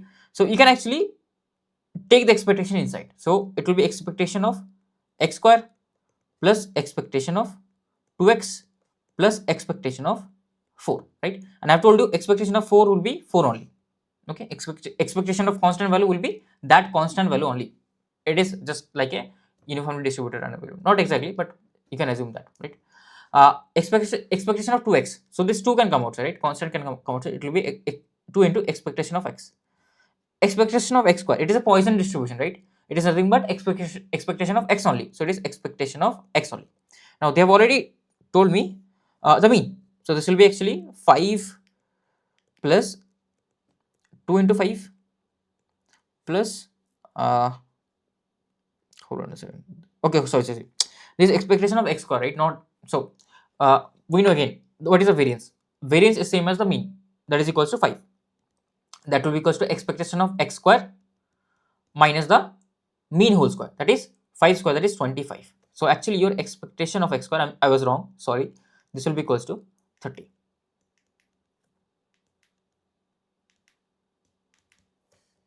This will be equals to 30, right? So this will be actually equals to 30. Okay, so yeah, plus 4, this will be 10, 30 plus 10, 40, 44. Okay, am I doing some mistake? Just give me 1 second. 30, 40, okay, with this comes to 4. Okay, sorry. maybe क्या कर रहा हूँ, maybe पागल हो गया हूँ. I'm x plus 2 whole square, I'm making a mistake. So what else can I expect from me? Okay, so sorry, this will be 4 actually. Sorry, extremely sorry. This will be 4. So this will be 4 into 5. So this will be 54. Okay. So yeah, when you will use Poisson's distribution will be used whenever these keywords will be present, like number of traffic violations per day, right? Like there can be many number of traffic violations per day, although it will be some finite number, but it can be very large. Number of road accidents per day, like in the world, in the country, number of deaths due to certain disease, right? Which you definitely certainly don't know how big it will be, right?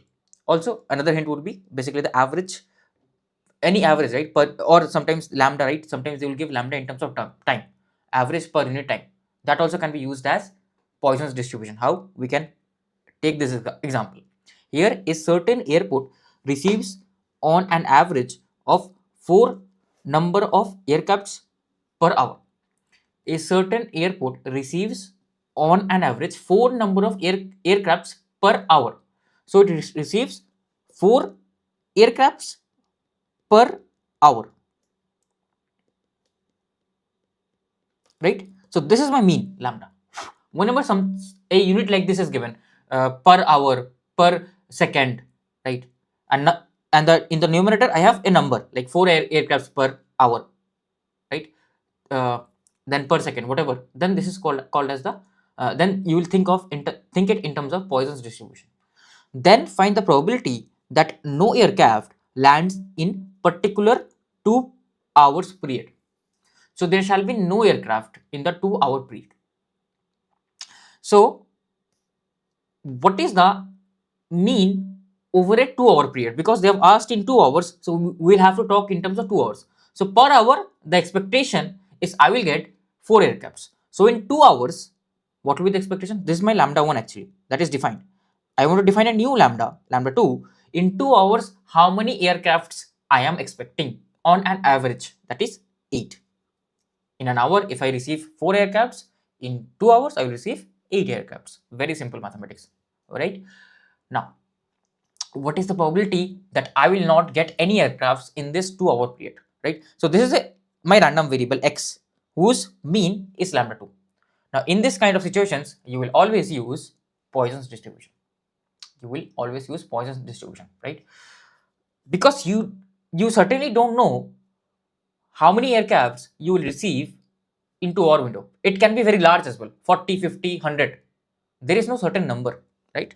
In binomial distribution, the n was very well defined. The n were the number of trials, right? Here, how many number of aircrafts I will receive, I don't know. It is not well defined.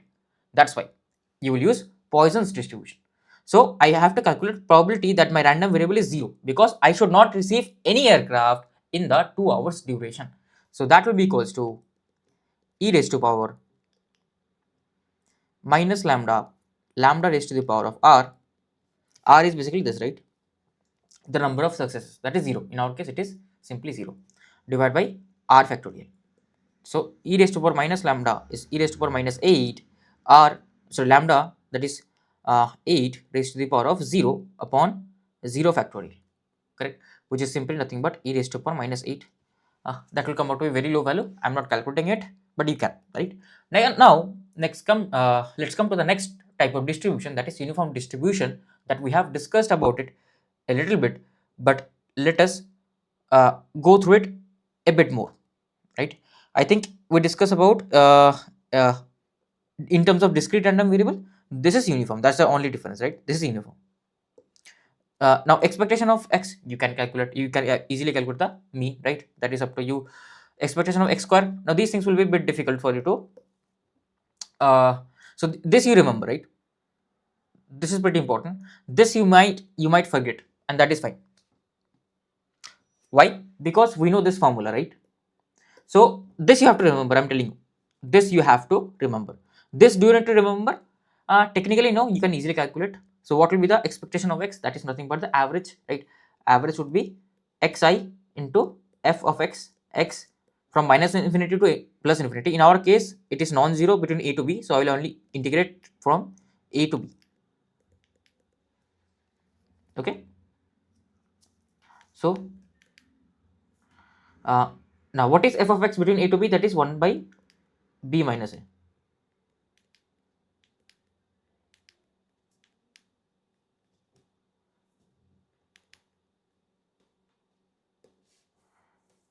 From a to b.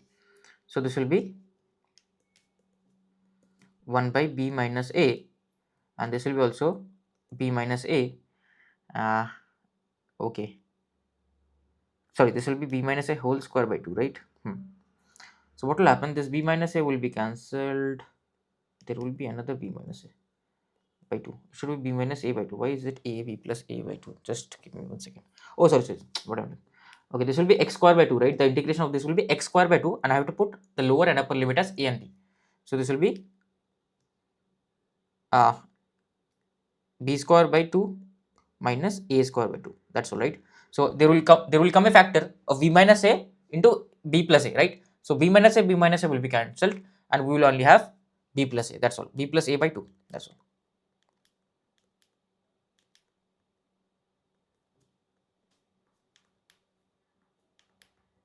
B plus a by 2. Okay. So you will get this mean, and okay, you know the mean. You have to remember the variance. Unfortunately, yes. How do I calculate the expectation of x square? Pretty simple, right? We know expectation of x square minus expectation of x whole square equals to my sigma x whole square. That is what you have to remember, right?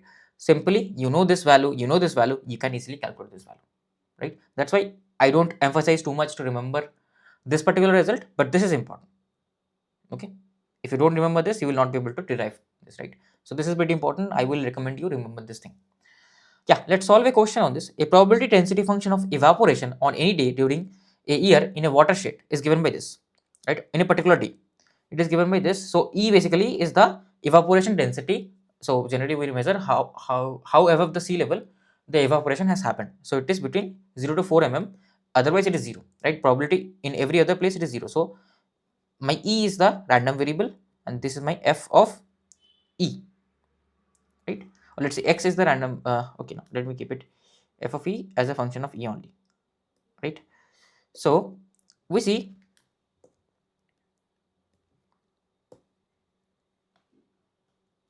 we will have 0 to 4. I'll have 1 by 4, right?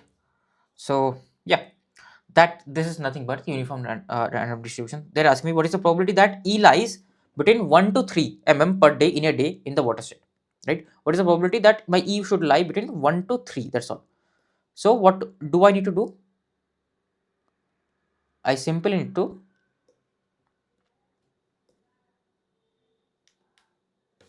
calculate the area. That is my probability, right? Simply you have to find out the probability that your E should lie in this range. So you will simply need to calculate this value, area. So what is the area here? The area would be simply 2, like it is simply a kind of a rectangle, right? So width of the rectangle is 2, height of the rectangle is 1 by 4. So this will be 1 by 2. That's all. That is the answer. That's all. That's as simple as that, right?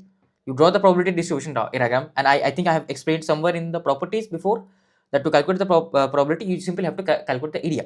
Now in this case, because it was continuous, so it does not matter whether I write less. So essentially, what are you calculating? You are calculating probability that my E is lying in the range 3 to 1, right? It includes. So in this case, it won't matter if I write less than equals to or greater than equal to sign, if I include the equal to sign, or I don't include the equal to sign, because what is happening, I don't have any discrete random variable here. It is continuous random variable. I don't have any impulses, so I will not run into problems. I will only run into problem whenever I will have any impulses. That is what you have to take care of. Correct? So there is one more way to solve this, but I will not recommend. Just understand the basics. Like you can do favorable length upon total length, but that part is not important to us. Okay. So this question, I think this question is pretty good question. Please focus on this question with me. Now here we have to assume that in a traffic junction, the cycle of the traffic light signals, cycle of the traffic lights is 3 minutes of green, vehicle does not stop. 3 minutes of red, vehicle stops. So basically it never goes to yellow. So this particular traffic light does not have any yellow signal. It has first 3 minutes of green happens, then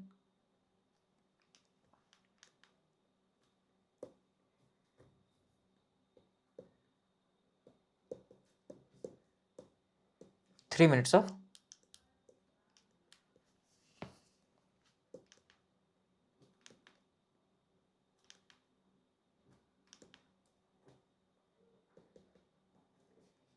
3 minutes of red will happen. Okay, right? Consider that the arrival time of vehicles at the junction is uniformly distributed over 6 minute cycle, right? Okay, so the arrival time of vehicles at the junction is uniformly distributed over 6 minute cycle. So basically what it means that over a 6 minute cycle, there will be equal probability for the vehicle to arrive. So what is the probability for the vehicle to arrive throughout? So if it is a duration or cycle of 6 minutes, it will be, this height will be 1 by 6, right? That's why the probability will be 1, right? Because the vehicles can arrive at any point of time, so they are uniformly distributed. That is what they mean by uniform distribution. That's why understanding what is uniform distribution is very important. Otherwise you will not be able to solve this kind of questions. Out of this 6 minutes, the first 3 minutes are green signal, sorry, and the next 3 minutes is my red signal. Okay, we got this idea. The expected waiting time in vehicles for the vehicles at the junction is, what is the expected waiting time? How do I define my waiting time? What is expectation of waiting time? That will be equals to integration from minus infinity to infinity w into f of x. Hold on, f of w of x, right? That is what will happen, because x is basically the time. Now this part is interesting. This part is certainly interesting. Can you define your waiting time? So your waiting time as a function of the arrival time. How can I define this? So here, right, what is my x? X is the arrival time, arrival time of vehicle,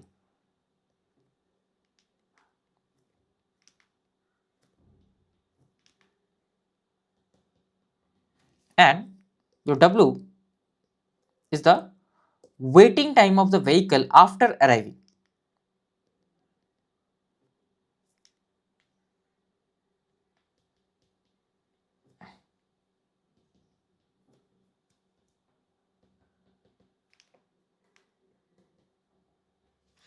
Okay.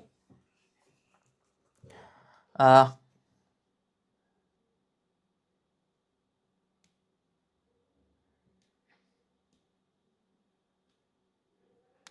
so uh,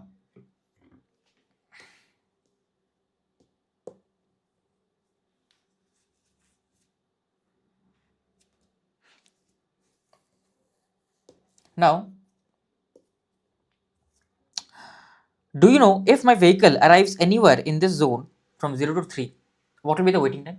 It will be 0, because there is a green light, and green light the vehicle does not stop, it does not wait.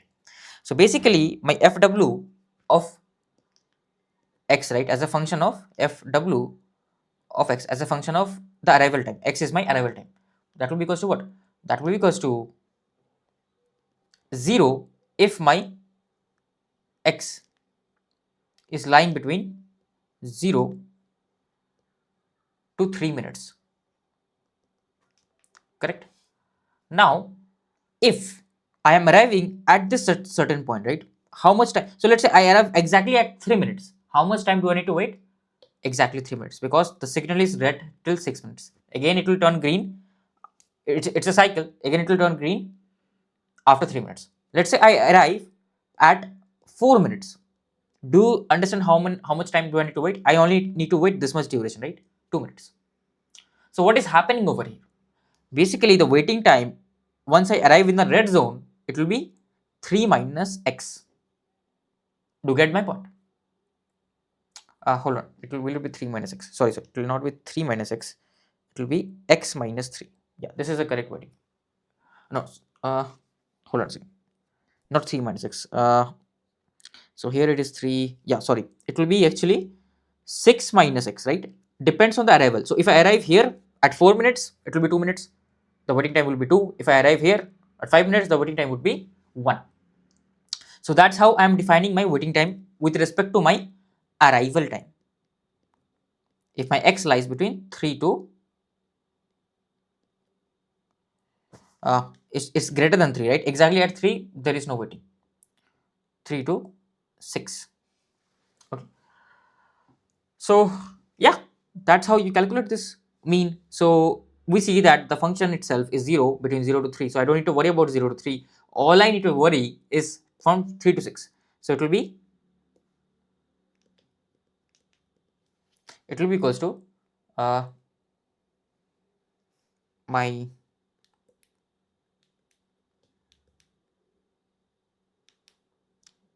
W waiting time into f of, okay. Now sorry, I'm extremely sorry, what is this FW of x? What is this? This is actually, hold on a second. So FW of x is still same, right? This is basically the array. Sorry, I'm extremely sorry. This is this is not FW of x. FW of x is this only, right?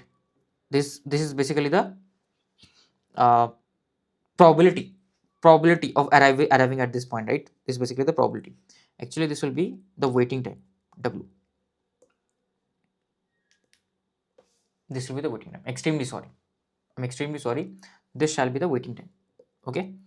So, and this is basically the probability of arriving at that time. That's all. Basically probability for that particular waiting time. What is the probability for a waiting time of 2 minutes that I arrive at this particular point, right? That's what this defines. So your waiting time, it is 6 minus x, and your probability is always uniform, that is 1 by 6, right? So it is 0 this, right? Your W is 0 here between the range 0 to 3. So I don't have to worry about 0 to 3. All I have to worry about is from 3 to 6. I don't worry about this equality sign again because there are no impulses. So I can solve this normally. This will be 1 by 6 will be outside, and this will be equals to 6x minus x square by 2 going from 3 to 6. So this will be 6 into 3 minus 6 square minus 3 square.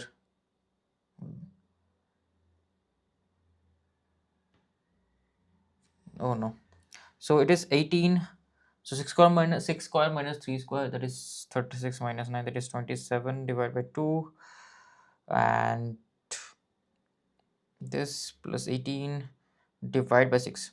So the average waiting time is 0.75. Is it correct? Hold on. Yeah, 6 minus 3, 6 square. That is correct. So it is 0.75 minutes. Okay, this is the average waiting time. Let me just to verify, let me check it again. This will be 6 square minus 3 square by 2. This will be plus 18 divided by 6. Yes, it is 0.75 minutes. Okay, so this will be the average waiting time. So we can calculate very interesting things with probability. So on an average, any vehicle may have to wait 0.75 because it was uniformly distributed. So this is a very good question actually. Now we have another type of distribution, that is nothing but exponential distribution. Again, do you need to remember this formula? It's good if you can, but it's fine if you are not able to, then also it is fine. Because for this, right, if you have been given the PDF, you can calculate the mean. It's not that difficult, right? Use the basic formula and you will get the result. Here you can also calculate the variance. It will also not be that difficult, right? You can calculate this expectation of x square, not that difficult. You can again use the basic formula, you can calculate, and from that you got these two values, you will get variance. So I'm expecting that this you can do by yourself. I'm not explaining you this. Now if you want to solve a question, here is a very basic example of a question, that the life of a bulb is given in hours and the distribution of the life, right, is given as such depending on the time and few variables. Okay, so with mean is 1. So if the mean of this exponential distribution is 1, what will be the value of a? Now they are asking what is the probability that it lies between 1 to 2 hours, where t actually they should properly define, t is given in hours. They should have actually defined this, but never the less, it's fine. Now let me solve it because anyways it is solved. Let me solve it. So here, right, if you don't know anything regarding exponential distribution, then also it is fine. How it is fine? They have given you the distribution, that is the best case scenario, right?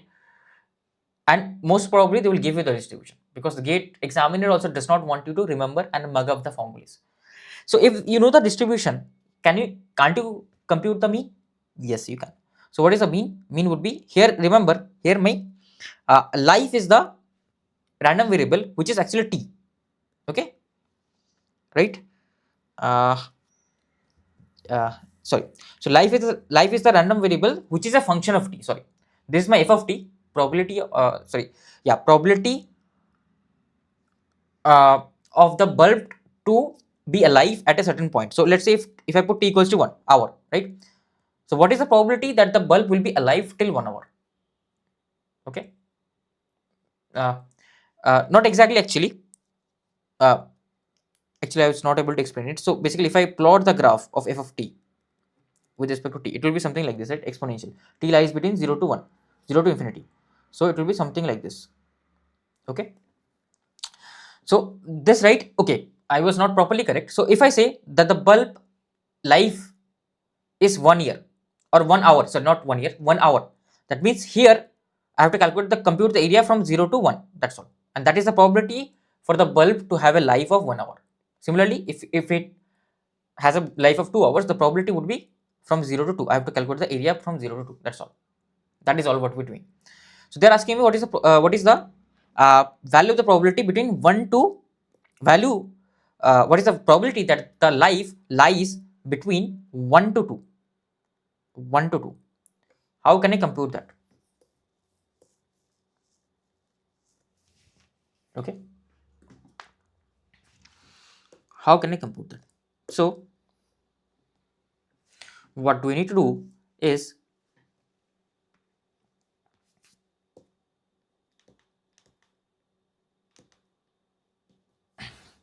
you will need to calculate the area.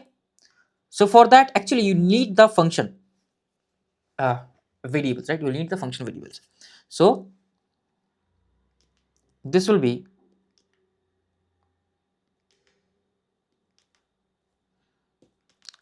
so for that I need a, how do I compute it from this information? So they have given me the mean of this distribution is 1. And what do I mean by mean? Mean is nothing but uh, the distribution function into t. So t will go from minus infinity to plus infinity with respect to dt, right? That's all. Now the interesting fact here is that my function does not exist before t equal to 0, if you see. That is a basic property of a exponential distribution.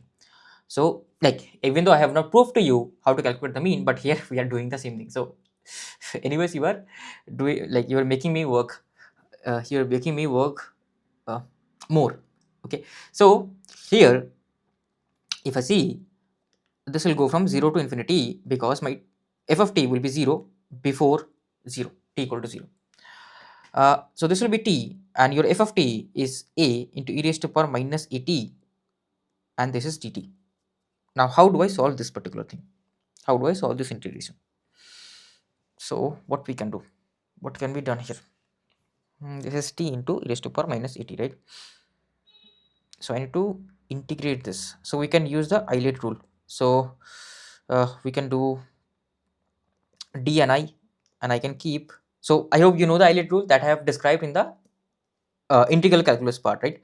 So this will be my t, and this will be my e raised to power. So a can come outside, right? This does not have any problems. A can come outside, and this will be e raised to power minus at. Okay, so this will be 1. This will be, if I integrate this will be minus e raised to power minus at by a. This will be 0. This will be e raised to power minus at by a square.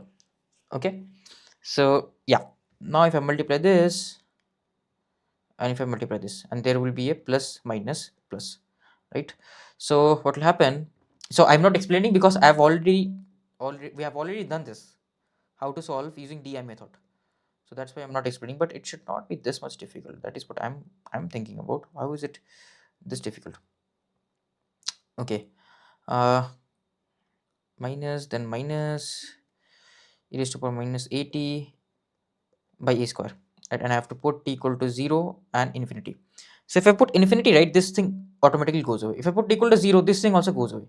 Only this thing is there, and there is a negative sign also in the outside, right? Because t equal to 0 is the lower limit. So minus, this will be 1 upon a square, and don't you forget that there is a outside.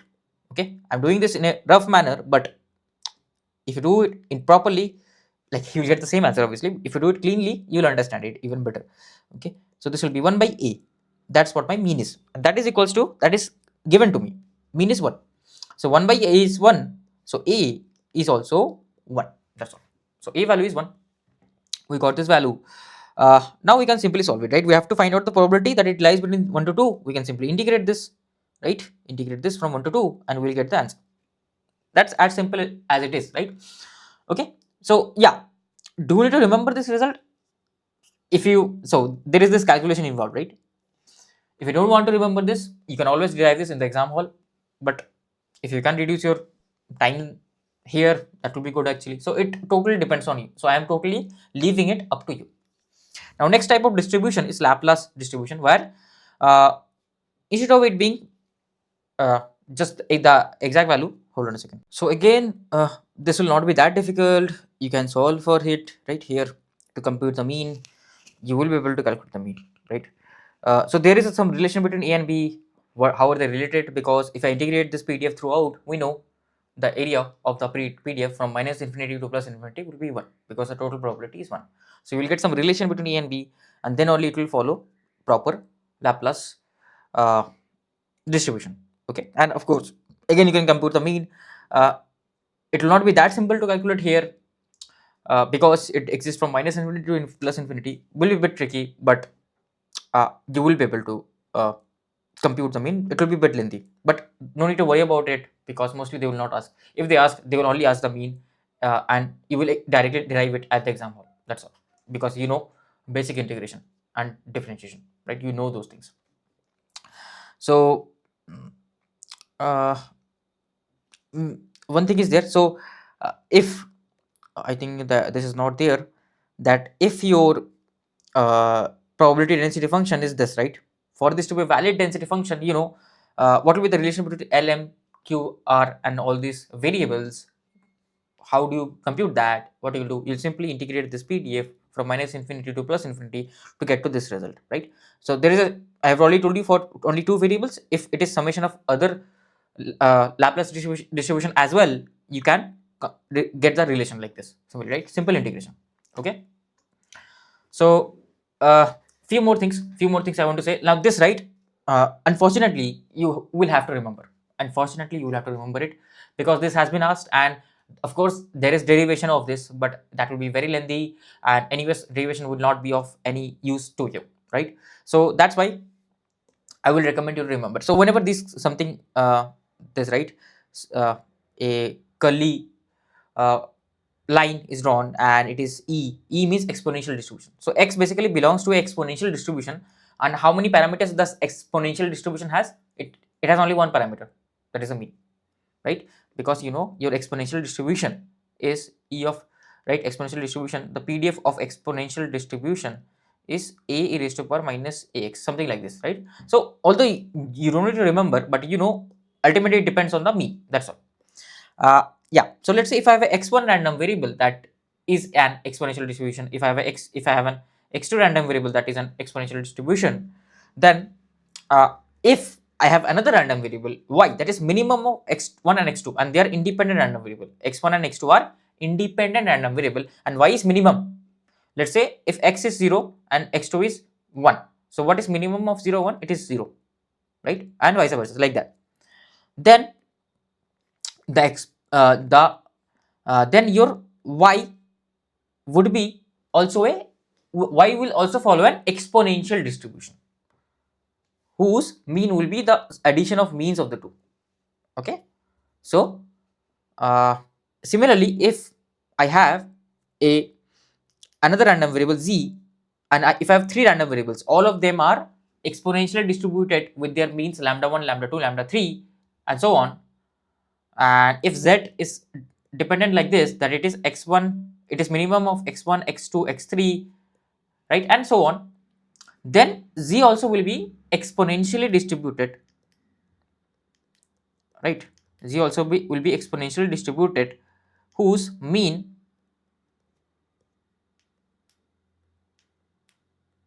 would be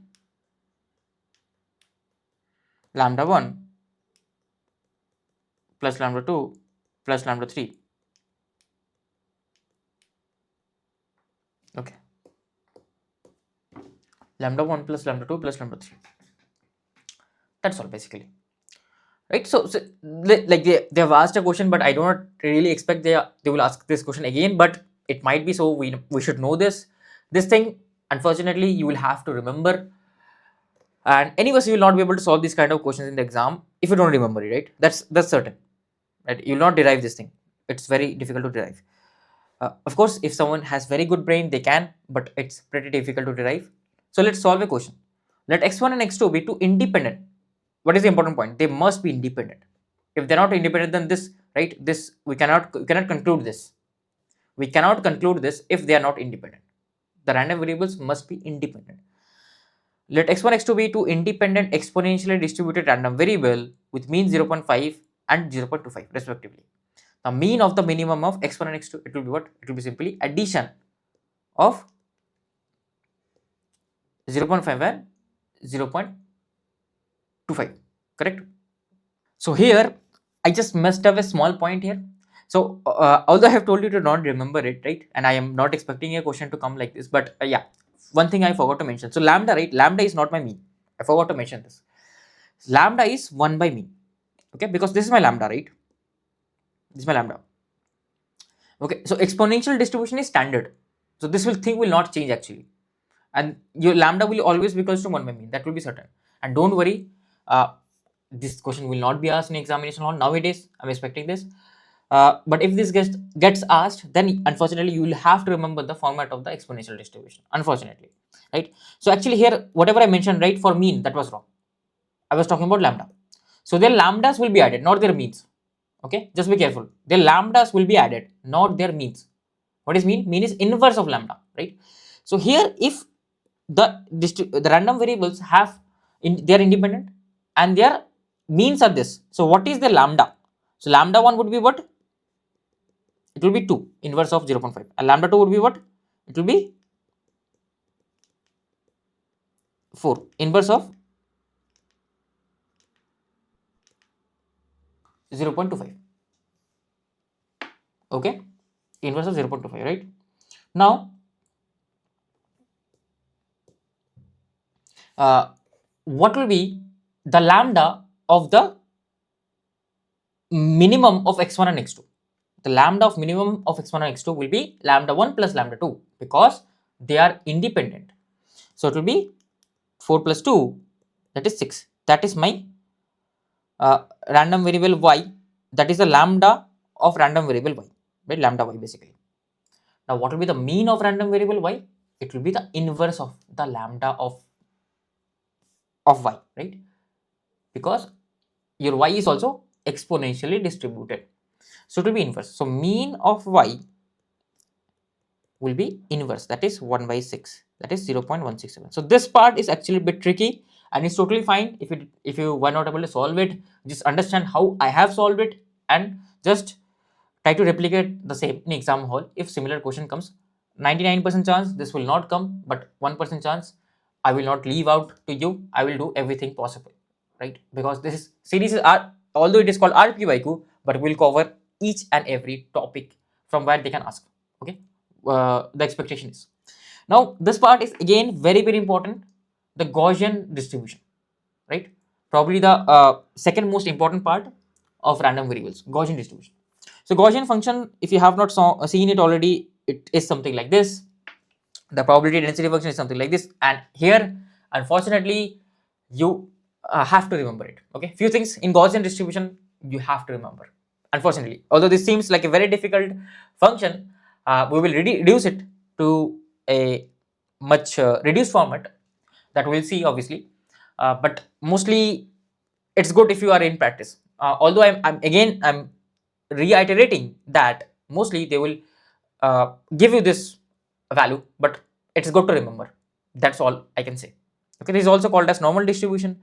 So this, right, are few parameters. So this sigma x, right, this is my distribution. It is basically e raised to power minus x square, something like that, right? So it is 1 by sigma x into under root 2 pi sigma x, where sigma x is the variance of my random variable and mu x is my mean. So that into e raised to power minus half x minus mean by sigma x whole square. X minus mean by sigma x whole square, that's all, right? So yeah, that is it, right?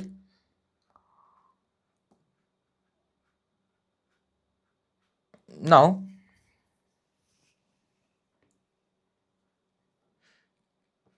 mean is basically the center, right, wherever this peaks, and the peak of this value is 1 by under root 2 pi sigma x square, basically this value only, that is the peak. This happens when my x is equals to mu x, right? That is where the peak, highest probabilities.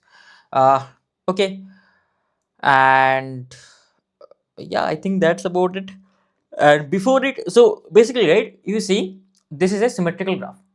So before the mean I will have half the probability, and beyond the mean I will have half probability. These things will be utilized, so please remember these things, right? I will say more about this. So if you see, and your what is your sigma x, that is known as the variance. So how much will this bell shape be? Like if it is something like this, that means your variance is very less, right? Your sigma x is very low, so variance is the distance from the mean. And if it is more flat like this, then you have more variance, so your sigma x is very high in this case. So yeah, your distribution is more distributed. Okay, that's all from the mean. So normal curve is symmetrical about mean. Normal curve is unimodal. Unimodal basically means your mean, mode, median, everything is same. I hope you know what is mean, mode, and median. And we get the highest value at the mean. Normal curve describes the cluster of data about its center value.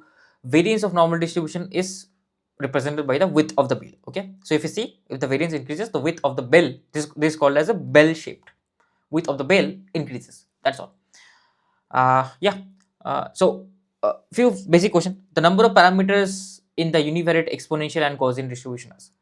So in univariate exponential distribution, how many parameters were there? There was only mean, if you remember. That was 1 by lambda, right? So it is 1. In Gaussian, we have two parameters. One is the mean, another is the sigma, variance as well. In the PDF itself, variance and mean exist for all kinds of distribution. That is fine. But in the PDF itself, the PDF itself is a function of the variance and the mean in Gaussian distribution. And the in the exponential distribution, the PDF is only a function of the mean only, not the variance. Okay, that's why 1 and 2. Cool. Here, a few important results. This again, you have to remember. You have to remember. I cannot give you any other option but to remember. There is no other option but to remember it. So this is very simple property, right? This is a Gaussian distribution, and if I integrate it from minus infinity to plus infinity, of course, this is a PDF. So my expectation would be I will get total of 1, right? So this is again very important property. Here, if I compute the mean, right? I already know the mean. Mean is mu x only. So if I computing the mean, what is the formula of mean? It is x into f of x. That is this, right? Integration of dx from minus infinity to plus infinity. This will be equal to mu x.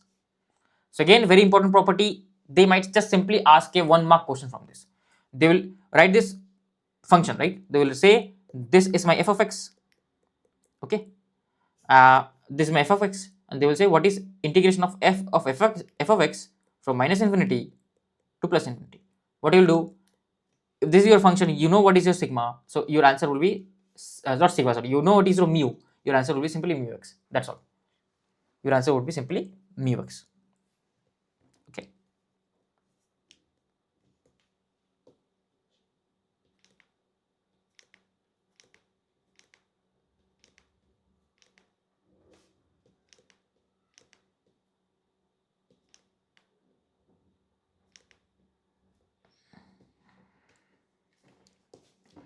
This is x square. Now what is x square into this?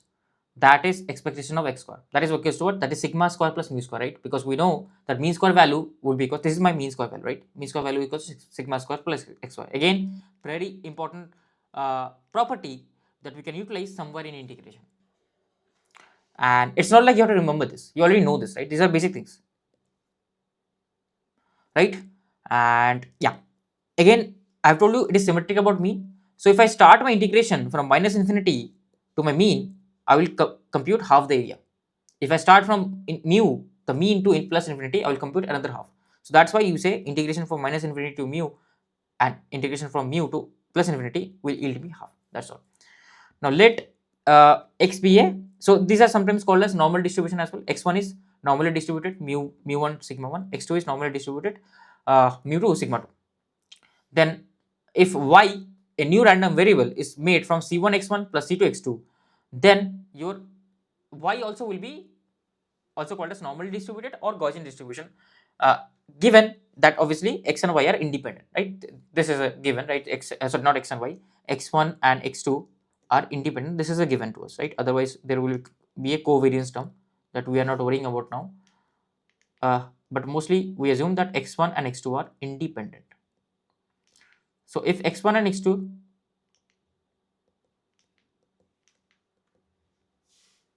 are independent, okay, then yeah,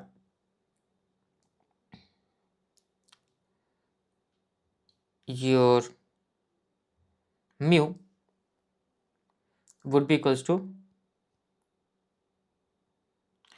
mu would be equals to so yeah, your y also will be a normal distribution with mean as c1 into mu1. Simply it is just linear. I have changed my x to mu1 and c2 to the second term to be c2 mu2. That's all. Like I've just replaced my x with mu2, right? And similarly, this also will be same. Your variance will be c1 whole square plus sigma 1 whole square plus c2 whole square plus sigma 2 whole square, given that x1 and x2 are independent. So this thing you have to unfortunately not remember, but this is a property, very good handy property to use. Cool. So yeah, now this again you will have to remember. So in Gaussian there are many things to remember. This again you have to remember, actually pretty important. So the probability or the area from mu x to sigma plus mu x, sorry, the area with the difference of 2 sigma, right, from the mean basically. So one sigma from the left hand side of the mean, another sigma from the right hand side of the mean. So when the difference is 2 sigma,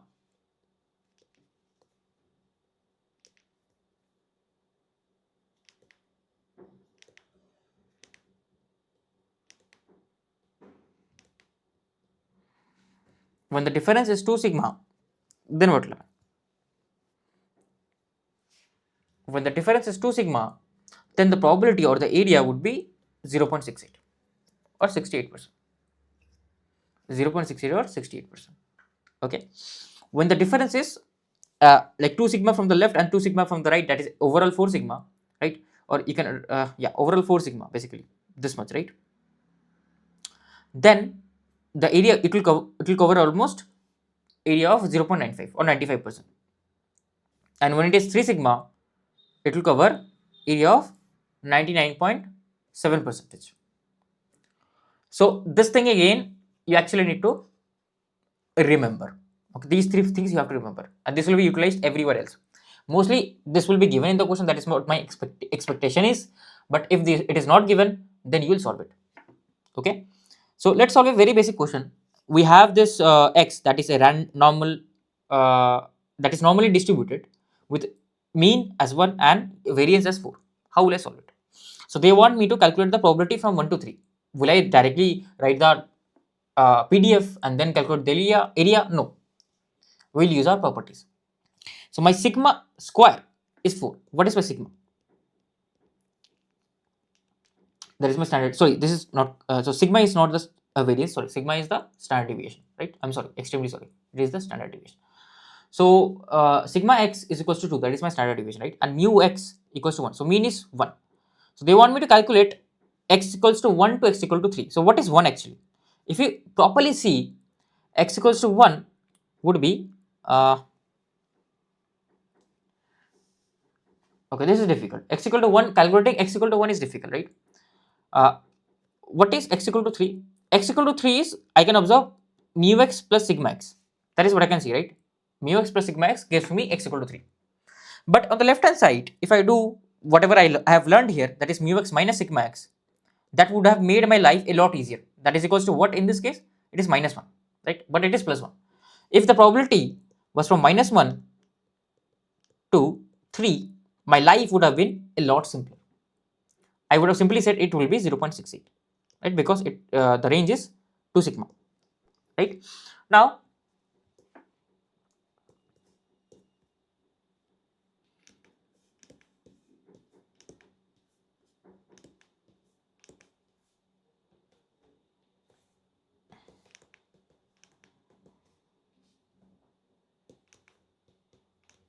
this is my PDF, right? Now, let me draw it roughly. I will draw it roughly, right? So, at sigma equals to mu equals to 1, I have a mean.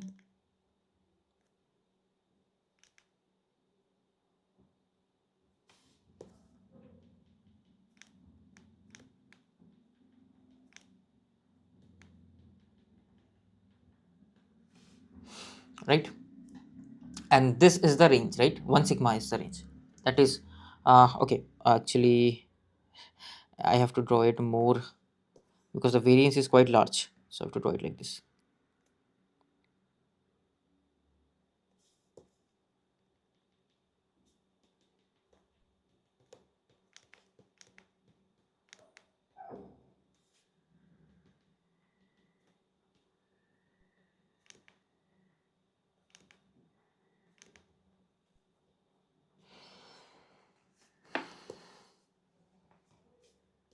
Now the interesting fact here is I know this whole area, right?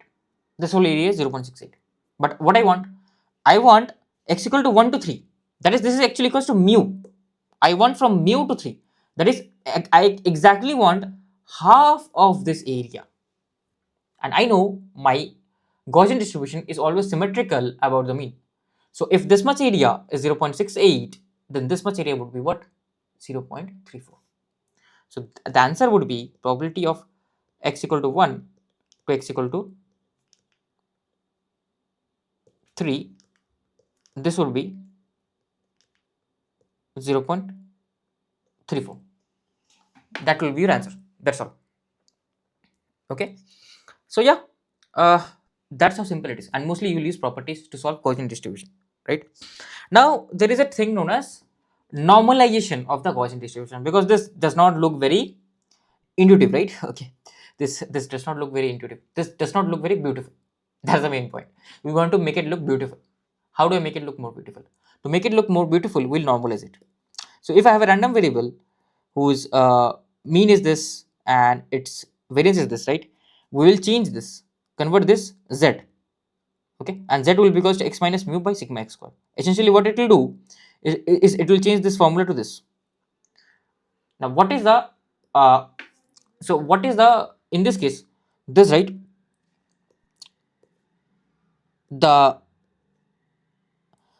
uh, the mean of my normalized random variable is actually 0. Okay, how can you verify? So when I put the mean, right, that is x equal to mu x, z is equals to 0, right, in this equation. If I put x equal to mu x, right, if I put the mean value, then in the z axis, what is z value? Whenever x is equals to mean, z is equals to 0. So basically z equal to 0 point is the mean, because I have uh, normalized the values to make it more beautiful. This graph is more elegant. Similarly, the variance would be, in this case, it will be 1. Okay, variance in this case would be 1, and this is called as the normalization of a random variable. So here we let's say we have to solve this integral. How can I solve this integral, right? So we can come from this property. So again, this is a Gaussian random distribution, right? If it is a Gaussian random distribution, what will be the area from minus infinity to plus infinity? 1. So area from minus infinity of plus to plus infinity of e raised to power.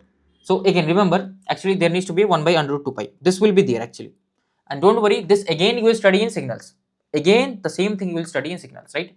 So this area, right, 1 by under root 2 pi e raised to power minus z square by 2. This thing you have to remember. This is a very, very important point that you will have to remember no matter what. Even if you don't remember this, right, it is fine. If you don't remember this exact formula, that is fine. But this thing you will have to remember anyhow. This will be equals to 1. Okay, with respect to z, obviously, is equals to 1. Now, what you will do, you will have to compute this integration. You will try to make some changes. What kind of changes? So I see that my z is replaced by x minus 2 by 3, because if I square it, right, this will be x minus 2 whole square, and if I square 3, that will be 9. So this is fine.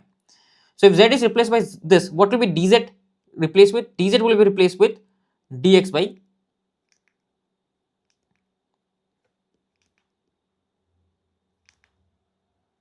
3, right? So, and what will happen to the limits? So when x is plus infinity, what is z? Z is also plus infinity. When x is minus infinity,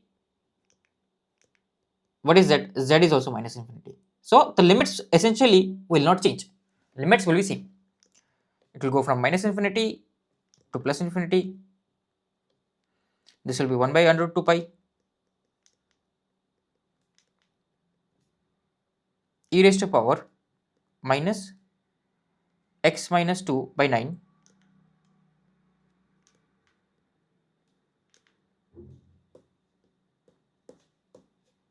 whole square into dx by 3, right? So sorry, hold on a second. uh yeah, so dz will be, yeah, dx by 3. So yeah, actually sorry, I wrote it the other way around. So whenever z is infinity, right, your x is also infinity. I should have written it the other way around. And whenever your uh, x z is minus infinity, your x is also minus infinity. I should have told you the opposite way, but that's fine. So both are saying the same things only. So now I know this area is 1, but actually they have not asked me to calculate this. Okay, they actually exactly asked me to calculate this thing only, except the under root 2 pi. So I have this part that is required. I don't have the under root 2 pi. So under root 2 pi is nothing but a constant. So I can take it on the other side. So the area, required area that they have asked, or the integration, x minus 2 whole square by 9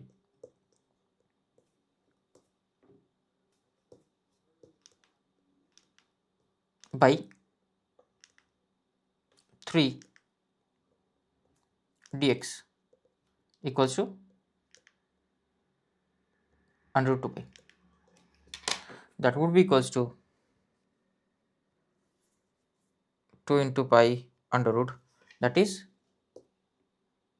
2.5.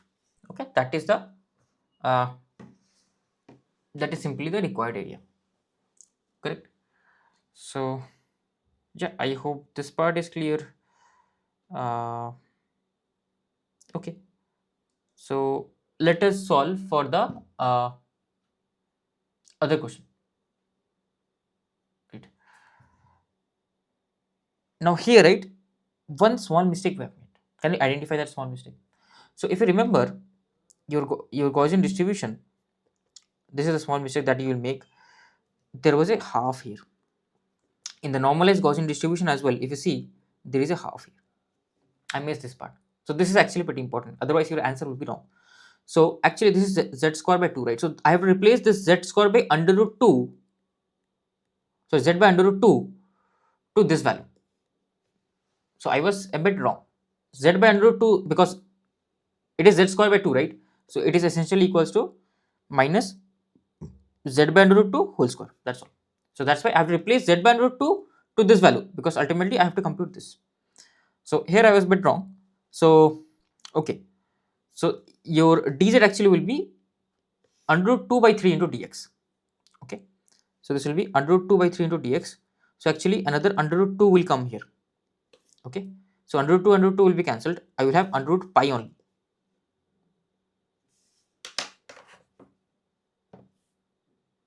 So that is 1.77.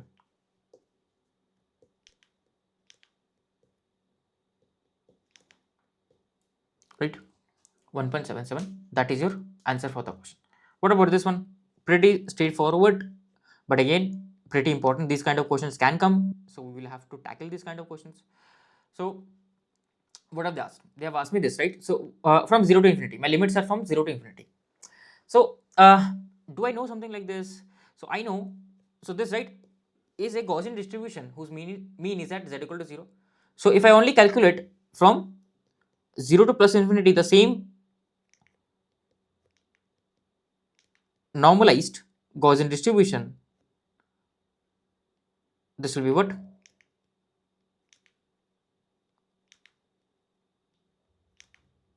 Z square by 2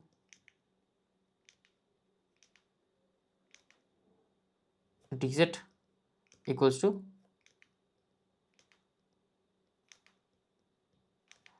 half.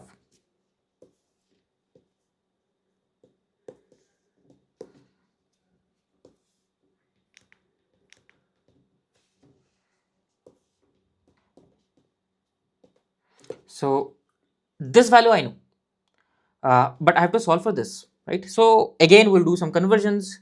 So I replace my z by under root 2 with x, that's all. So your dz will be equals to under root 2 dx. So this thing will be replaced. So basic integrations I hope you know, so I'm not explaining much here. So this thing will be replaced now. I will use substitution. This will be 0 to infinity,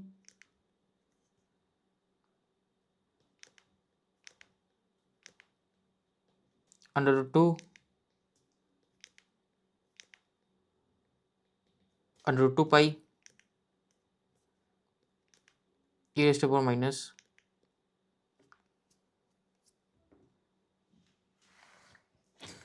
z square.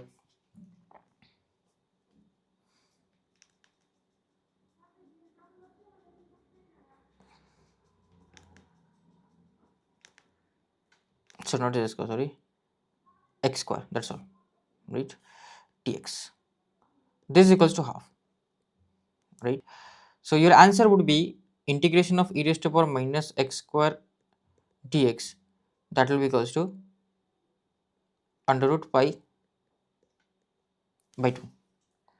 So pi under root by 2, that is equals to 0.886. That's all.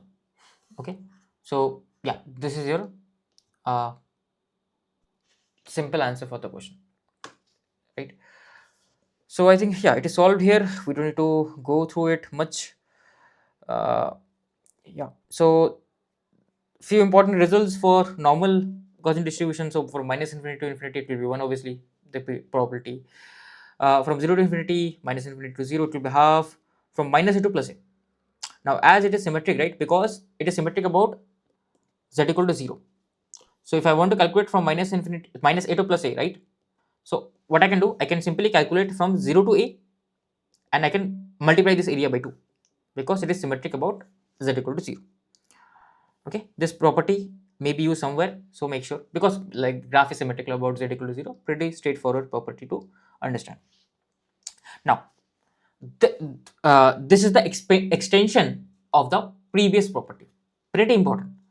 Here what we are doing is I'm saying you that if I have to calculate from minus infinity to plus a, what will be this value? This value will be basically half, because I have to, so assumption is a is greater than 0, right? A is positive number. So if I have to calculate from minus infinity to plus a, what I can do, I can calculate from minus infinity to 0, that is what? That is half. And then I can calculate from 0 to a, that is what? That is this value, right? So this particular thing can be broken down into this simpler terms. So again, very good use of property. What if I have to calculate from minus infinity to minus a till this point? So what you can do is you can say that let me calculate, so this will be actually, let me calculate this whole area and then subtract this area, right? Because ultimately I have to calculate this much amount of area. This is the amount of area that I am concerned about, right? This is the amount of area that I am concerned about, and this overall area is half, correct? So if this overall area is half, and if I subtract this much amount of area, I'll be left out with this much amount of area, correct? Sorry, if I want to calculate this area, right, what I will do, I will calculate this whole area and I will subtract this much amount of area. So this is what I'm doing here. So this much amount of area is half, and from this half I'm subtracting minus a to 0. That's all. Minus a to 0. Okay. And yeah, this is the thing basically. Probability 0 to z a, 0 to a, right? Yeah. I think that's all. Probability that it is from 0 to a, right? Yep.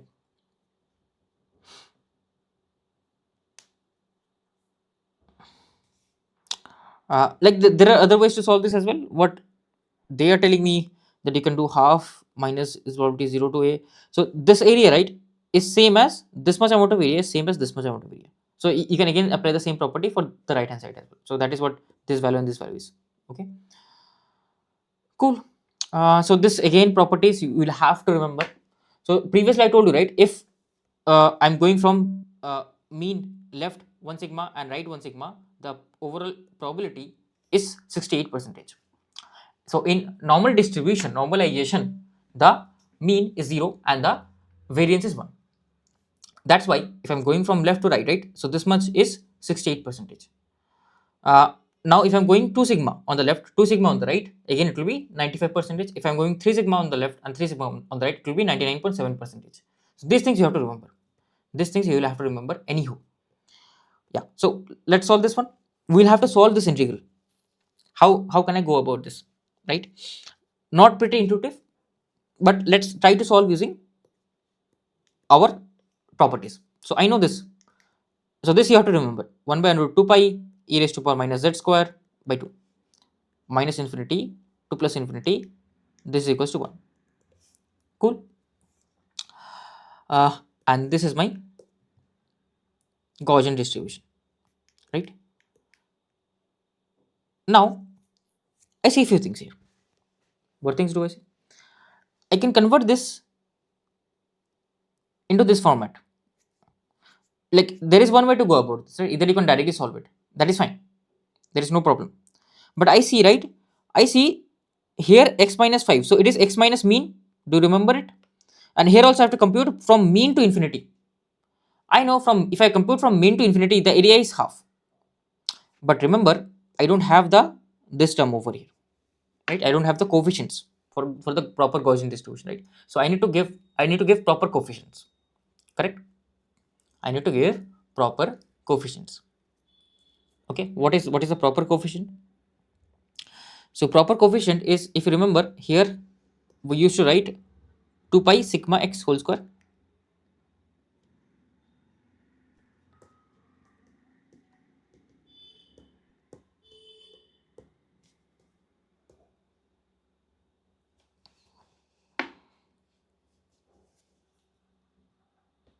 Two pi sigma x whole square e raised to power minus z square by 2.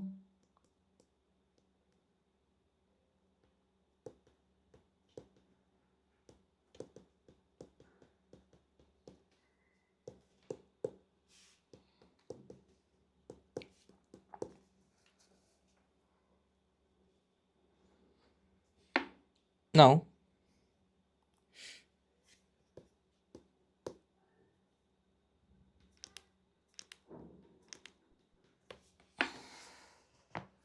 what can I do? What else can be done here?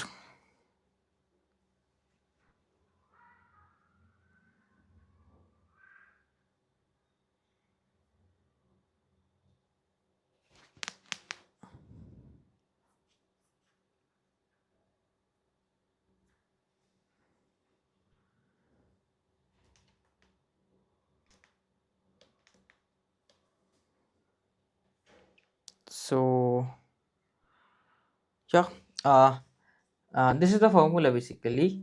uh, uh, so if I convert this properly, so sorry, this will be x minus mu by uh, x minus mu by under root 2 sigma x whole square, right? Correct.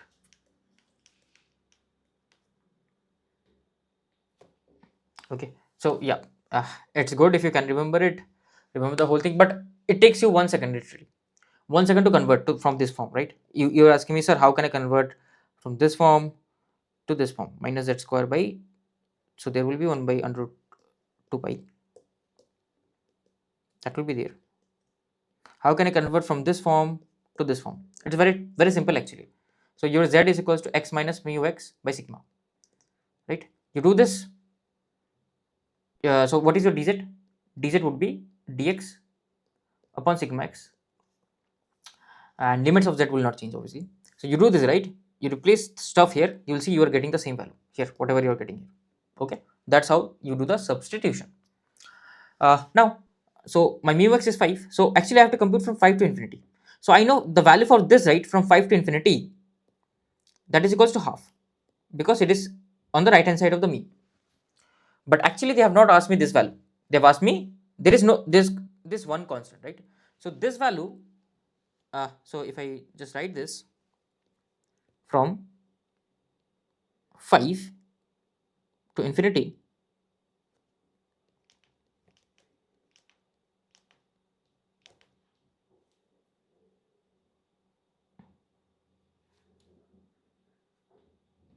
over my 2 sigma x whole square e raised to power.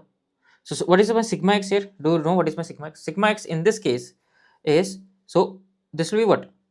1 by 2 into sigma x whole square, right? The denominator, if you see 1 by 2, so if I square it, if I take it outside, it will be 2 sigma x whole square. So 2 sigma x whole square equals to 6, so equals to 1 by 12, right? So sigma x whole square or sigma x would be under root 6, that's all. Sigma x will be under root 6, okay? So or sigma x whole square will be into 6, that's all. This will be minus x minus mu, that is 5 upon 12 whole square, and this value is equals to half. But I don't need to calculate this value, I need to calculate this only this part, right? Into dx obviously is there.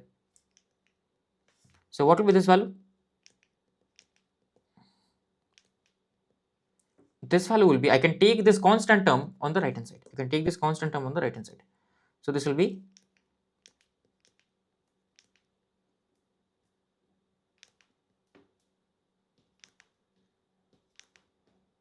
x minus 5 whole square upon 12, 5 to infinity dx. This will be equals to that 12, under root 12 can go that side, this will essentially become under root 12 pi by 2, that is actually under root 3 pi. So finally your solution will be something like this. What is under root 3 pi? 3 into pi under root, that is 3.07.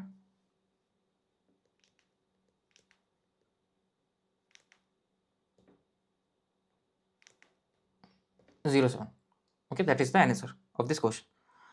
Okay, so what will be my CDF? CDF is nothing but the integration of PDF, that is this value. Okay, now this is some properties. So if I make my x tend to infinity, it will be 1. How? So CDF is nothing but the area, and this is okay, so let me define it in terms. So this is my CDF, right? CDF is integration of my PDF, and A means integration till that point. So integration till this point, this is my A, right? Integration this till this point. Let's say now what if my A is moved to infinity? What will be the CDF value at point A? So I have to compute the area throughout the whole axis. What is it? It is 1. That's how simple it is. If x tends to infinity, basically if your A tends to infinity, it is 1. If your A tends to minus infinity, that is I'm going here, right? So I'm computing area from minus infinity to minus infinity. So I'm not computing anything. It is 0. That's why it is 0. What is phi of 0? So for a normal distribution, for a Gaussian distribution, phi of 0 basically means calculate the area till the mean, right? So for a normal distribution, right, this is valid only for a normal distribution, right?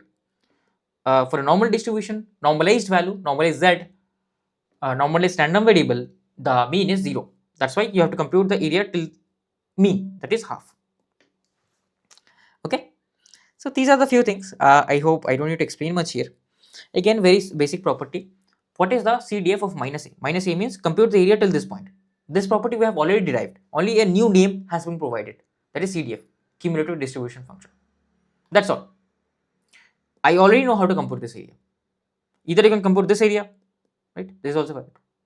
Or you can compute this half area and then subtract this area. Okay. Or you can compute this whole area, right? And you can subtract this area. So that is what they have done actually here. So that is what they are doing. So probability, so we know probability of z less than minus a and probability of z okay, less than half. Yeah, this will be equals to 1. How is it possible? So probability of this, so area of this particular region, right, and area of this particular region are same, correct? Area of this particular region and this particular region are same, right? So what essentially I can say is probability of this plus probability of this is 1, correct? Probability of this and probability of this is 1. Now I know one more thing. Okay, let me write it, right? Probability of z less than minus a plus probability of z greater than equals to minus a equals to 1. Now I want to convert everything in terms of this particular format, because this is what this format is properly mentioned for my CDF. So I want to write it in terms of my CDF. That's why. So this is already in the CDF format. This is nothing but phi of minus a. How can I convert this into CDF format? So I have to compute this particular area. Can you tell me one thing? This particular area, right? This much amount of area and this much amount of area are the same. They are exactly same, carbon copy. Because what components I have here, right? Let's say I have to compute, so I have to compute this area. What components I have? I have this particular thing, section 1, and this is second section. And I know this section is same as this section, correct? And if I compute this area, again, this is the common region, and I know this part is common as this, right? So essentially, if I write this probability of z less than equals to plus a, you will not be mad at me, right? I hope you are not angry at me if I write something like this. If I replace this probability z greater than equals to minus a as probability z less than plus a, you will not be angry at me. Tell me in the comments you are not angry, okay?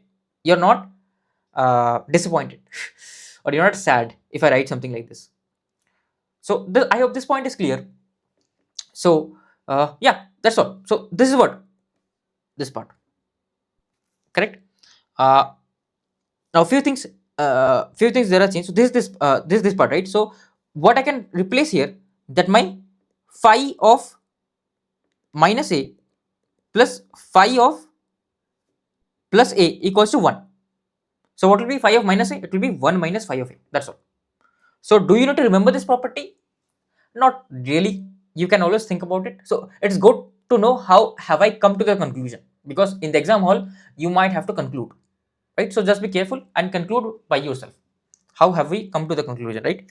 So there is a very basic question. If f of x is k into exponential is a PDF of a normal distribution, let k be constant, the mean and standard deviation of the distribution will be. So k is just a constant. That is basically what k would be equals to 1 by under root 2 pi sigma x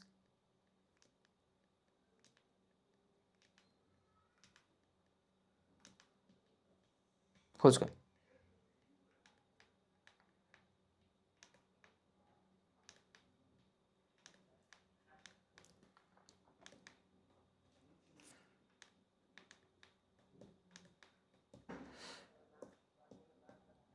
Okay. So yeah. So here what we can do is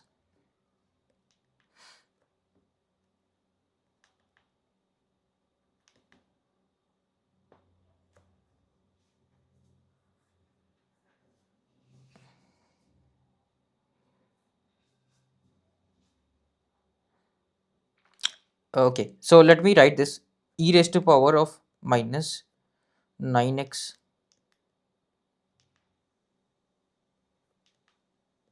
minus 12x plus 13. Okay, how do I solve this? How do I solve this? Okay, so let me. So I want this to be converted in a format like this: mu x by sigma x whole square 1 by 2, right? Something like this. Can I convert this? So let me first complete the square. So let me take 9 common. Should I take? Yeah, let me take 9 common. If I take 9 common, this will be x square. This will be a bit difficult for me to solve. X square minus, that is 4 by 3x. Right, if I take 9 common, and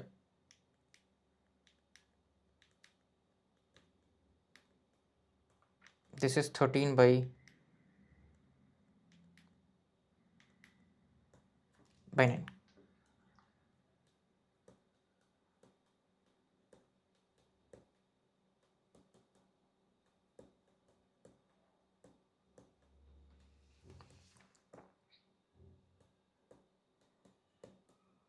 So yeah, this will be basically this. If I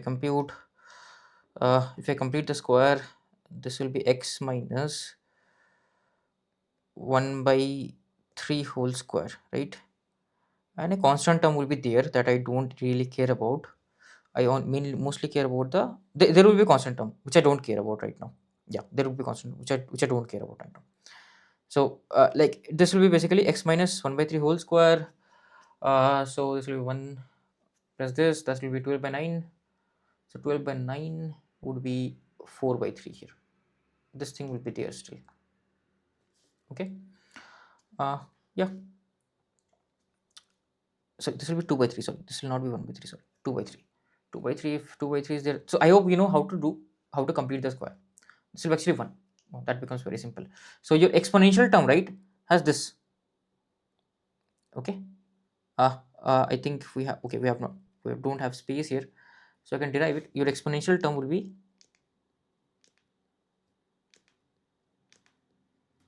e raised to power minus 9 will be there because we have taken 9 as common.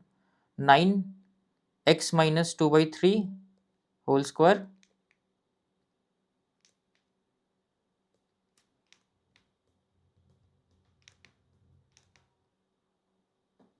plus 1, right?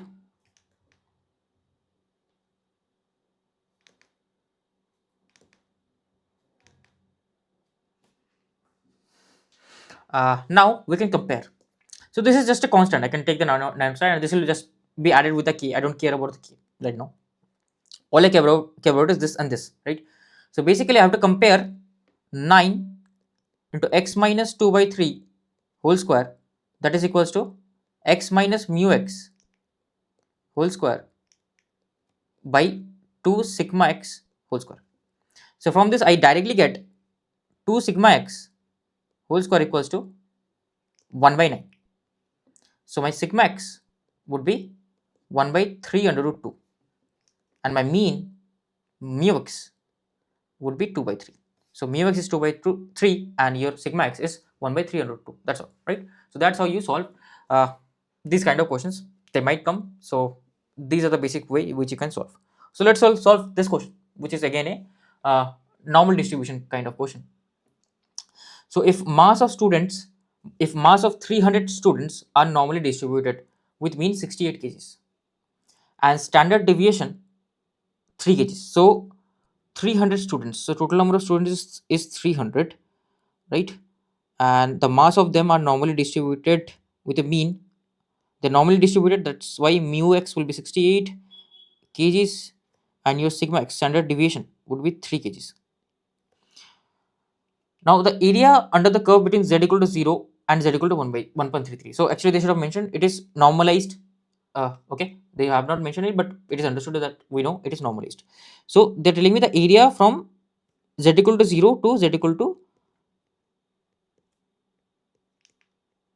1.33, right? This is equals to 0.4082. Okay, now what they're telling me, find the number of students whose weight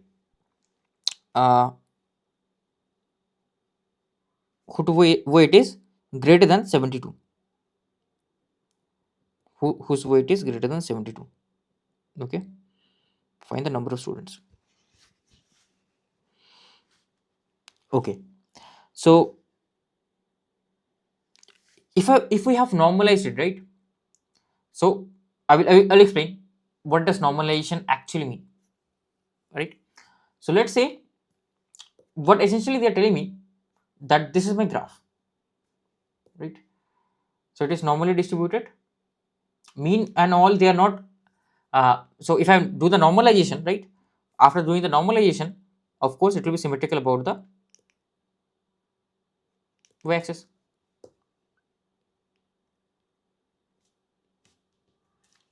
Right, that is it.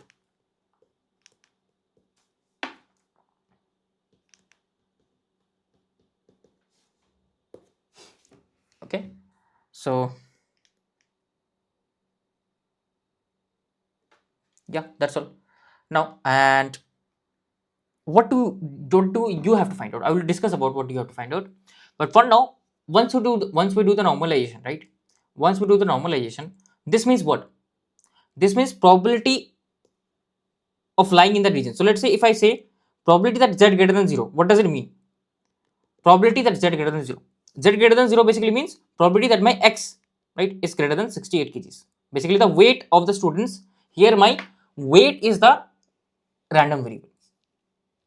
So what is the probability that a weight of a particular student is greater than 68 kgs? What is the probability? It is half, right? Because we are saying greater than the mean. Now this is the probability. How many students? How can you tell me in terms of number? So if I have one student, then that student has half of a probability that the weight will be greater than 68. If I have 300 students, how many students will have weight greater than 68? What is the expected value? It is 300 into half, because half of the students will have weight greater than 150. Can you understand now intuitively what exactly mean means? Mean exactly means half of the number will be greater than that and half of the number will be less than that. So out of 300 students, 150 students will have weight greater than the mean and 150 students will have mean less than 68. Correct? And this is the point that I want you to catch you out with. So this is the intuitive meaning of normal distribution. So that's how normal distribution works. 50% will be lying greater than this, 50% will be lying less than the mean. Okay, I hope that part is clear. So we have to calculate the number of students whose weight is greater than 72.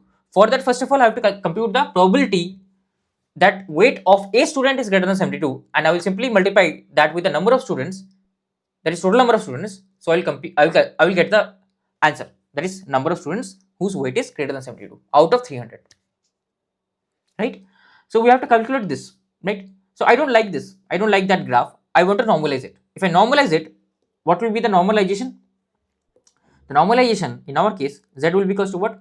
X minus sigma mu x by sigma x. So so weight has to be greater than 72. So x is, so z, so x has to be greater than 72. So z has to be greater than 72 basically, right? So whenever x is greater than this, so what? So z has to be greater than what? So for that, first of all, let me calculate what is the value of z at x equal to 72. So it will be 72 minus mu x, that is 68, by sigma x, that is 3. It is 1.33. Very coincidental, very coincidental, and they have already given me this probability. Actually, they have given me some probability. Will it be useful to us? I don't know, but I have to compute whose weight is greater than 72. Basically, z has to be greater than 1.33. So I have to compute the probability p z greater than 1.33, right? So basically, I have to compute the area of my PDF greater than 1.33.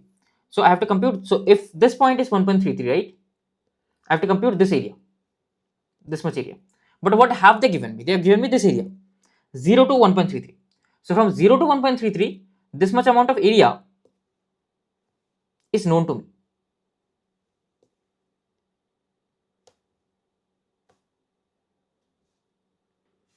That is equals to what?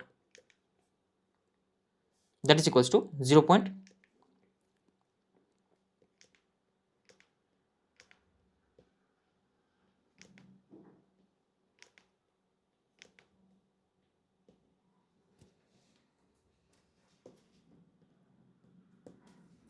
0.4082. Okay.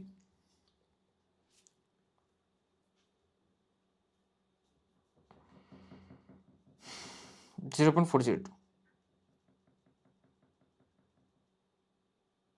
right? Okay. So yep, 0.4082.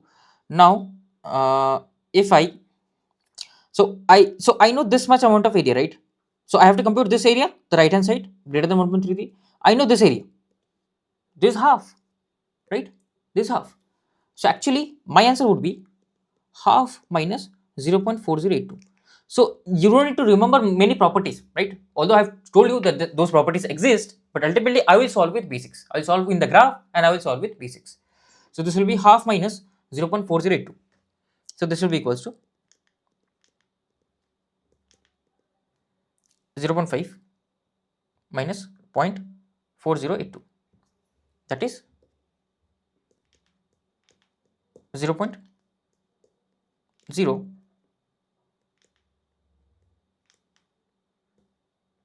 0.918. Okay, 0.0918. That's all. Now this is the probability. So how many number of students? This will be 300 into 0.918. That I think I have done here. Right, and we get some 27, roughly 27 students, 27.5. Although obviously 0.5 is not possible, but we are in mathematics domain, so we will talk about this only. Now, find the number of students whose weight is less than or equal to 64. Less than or equal to 64. Now this is interesting, right? So they're asking me less than or equal to 64. So when my x is 64, what happens? So it is nothing, but actually, if you see, actually it is 2 sigma, right? So this was 1 sigma. So it is less than sigma. So if I write this, right, is it correct? No, it is actually 2 sigma. Yeah, it is 2 sigma. Okay, this will be a bit difficult. It is less than 64. Okay. So if I say, if it is equals to 64, right? 64. So 64 minus 68 by 3, that is minus 4 by 3. That is correct. It is minus 4 by 3. Okay. It is okay, minus 4 by 3. This is 4 by 3. Oh yeah, then it makes sense. Yeah, minus 4 by 3, right? So minus 4 by 3 is nothing but minus 1.33. Now what they are telling me, that whose weight will be less than 64. Sorry, it is not 60. Yeah, 64. That is basically less than minus 1.33. So I have to calculate this much amount of area. This minus 1.33, and I have to calculate this much amount of area. And this area will be same as this area. So these things I have already discussed. So your answer will be same. Your answer will not change. Answer will be same. That's why you see here in the second case, answer is same. In the first case also, the answer would be coming out to be same. So probability is this, and you can multiply, you get the same value. So answer is same. What about the third case? Third case, find the number of students whose weight lie between 65 to 71 kgs, both inclusive. 65 to 71 kgs. Do you know what it is? So it is basically x minus sigma, sorry, mean minus sigma, x equal to mean minus sigma, and x equal to mean plus sigma. Do you remember what was the area? 1 sigma left, 1 sigma right, it was 0.68. This thing you have to remember, unfortunately. 0.68. So 68% of the students will lie in this range. So what will be the total number of students? You will simply have to multiply 0.68 with 300. If I multiply 0.68 with 300, we get to this number, 204. That's all. So let's start with our next section. Like, there are a few more things that are there in probability you can probably study, but those are not that highly asked topics, and those for EC students you will anyway study that in communication. So I'm just taking the common part. That's why I'm discussing the common part here. So there is joint probability distribution, bivariate probability distribution, that I will recommend you go and study for from communications, and from the basically the random variables and random process part. And if some gate PYQs come here, I will try to solve it with basics, whatever knowledge I have, and we will try to crack it. Okay, that's all.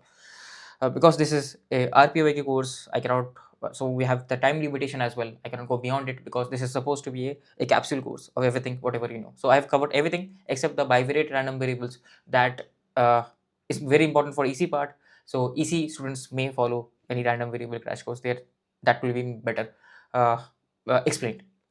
So yeah, let's start with few questions. This is the first question. EC Gate 2021. A fair coin. So a box contains 3 coins. A box contains 3 coins. So I have a box, and that has 3 coins.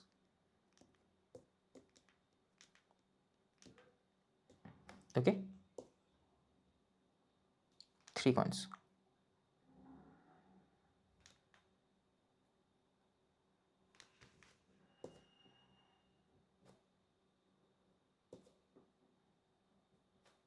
So a fair coin with head on one face and tail on the other face. Okay. So a fair coin is a coin. So it contains 3 coins. One is the fair coin. So let's say this orange is the fair coin. Right. Orange is the fair coin. And let's say this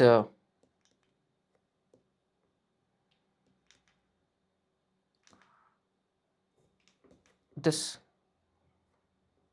is the uh,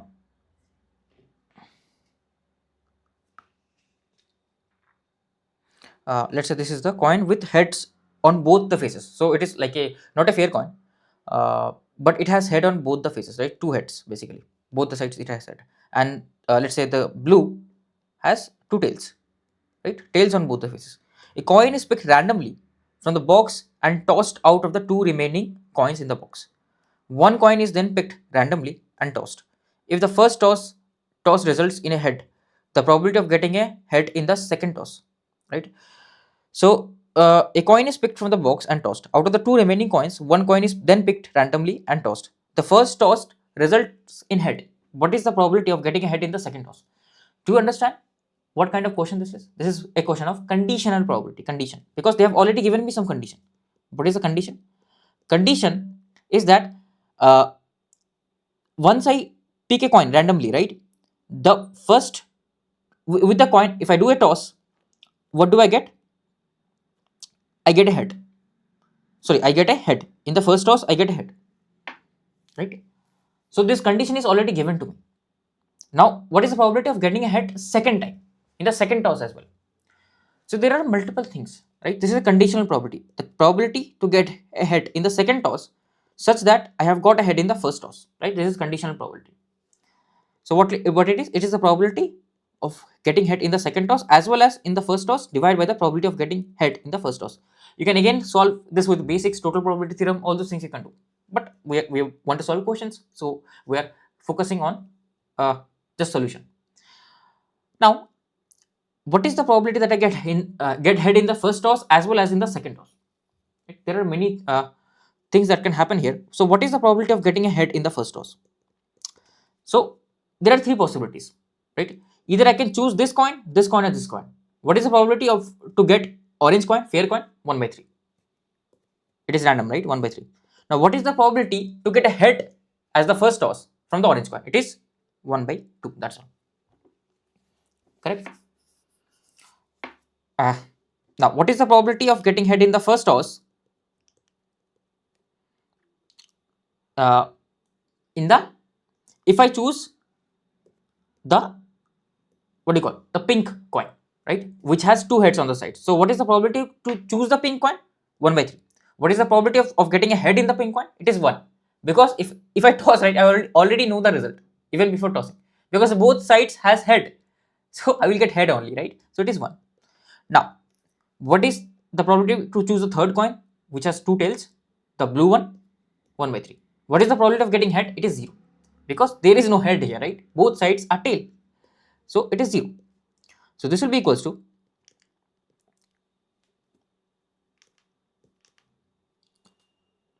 1 by 3 plus 3 by 2. So this will be 1 by 2 basically. Am I correct here? Just hold on. 1 by 3 into 2 by 3. Yeah, sorry, this will be, if I take 1 by 2 common, yeah, 2 by 3. This will be 1 by 2 only, 1 by 3 only. Okay, so that is the probability of getting a head in the first toss. That's all. Now what is the probability of getting head in the second toss and both the first toss? Now there are certainly few cases here.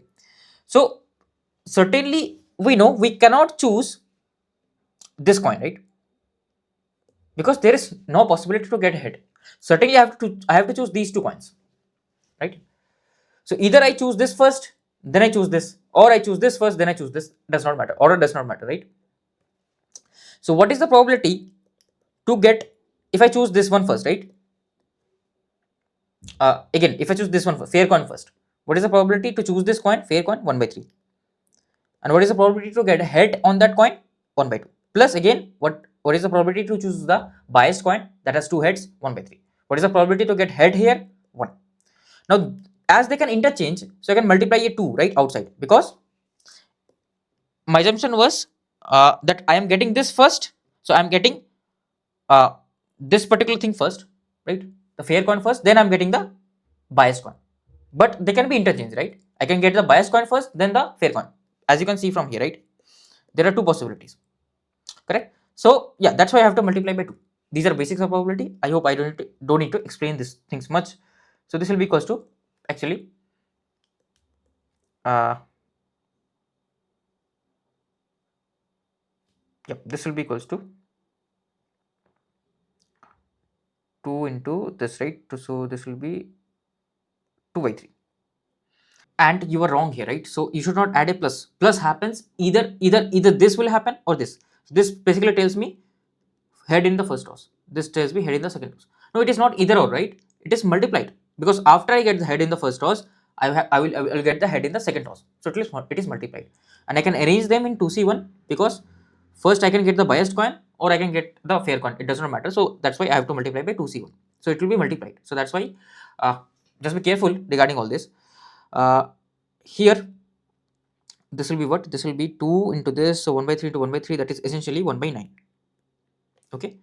So 1 by 9 upon 1 by 3, that is equals to 1 by 3. So your answer comes up with 1 by 3. So let's solve the second question. Two continuous random variables are related, then like this, and denote the variances sigma x and sigma y, denote the variances of them. How will their variance be related? Okay. So if nothing is mentioned, you will assume that they are independent. Okay. So few things I have told you, that how will their means be related. So their means sigma mu y will be 2 into, so you replace x y with mu y, and you replace x with mu x plus 3. Okay, that will be the relation of their mean. What about the variance? Variance, this constant term will not come. So your sigma y square will be equals to 2 square. So whatever is the coefficient, this will be squared into sigma x square. That's all. That will be the relation between the variance, that is option B. So this is a property you can remember, because this will help you out a lot. So I will recommend you remember this property. Okay, there is a proof. I'm not going into the proof right now. You can prove it. Just search for the proof for this. You'll get in ChatGPT. So let's solve the next question. So here the bar graph is shown for a particular cricketer, for the number of wickets that she has taken uh, for how many number of matches. For example, if I see 17 of her matches, right, she has taken 5 wickets. Now they are telling me what will be the median number of wickets taken by the bowler in a match. What will be the median? So how do I calculate the median of a distribution, right? This although I have not taught you, so this you study in high school. What you do is we arrange our data in terms of frequency, right? So here I have my data xi, and this is the frequency. Okay, so the lowest number of wickets that she has taken, so I have to arrange it properly, 0, right? That is in 5 matches. Then she has taken 1 wicket in 7 of her matches.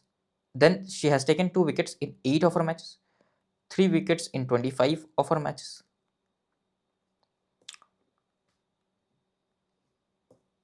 4 wickets in 20 of her matches, 5 wickets in 17 of her matches, 6 wickets in 8 of her matches, 7 wickets in 4 of her matches,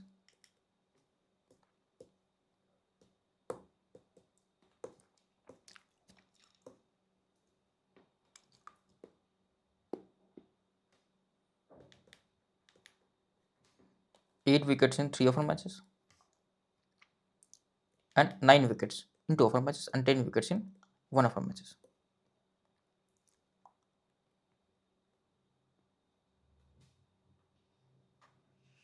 Right?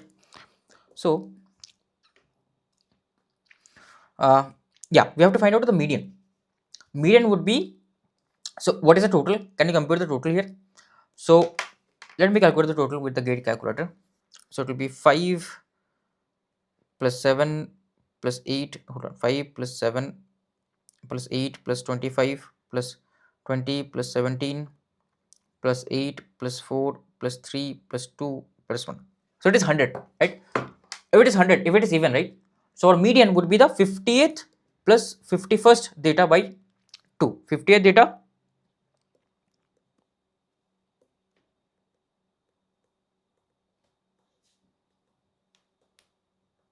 plus 51st data by 2. Okay. So 58 data, right? What is the 58 data here? If we see 5 plus 7, 12, 20, 45, and somewhere here we get the 58 and 51st data, right? Somewhere here.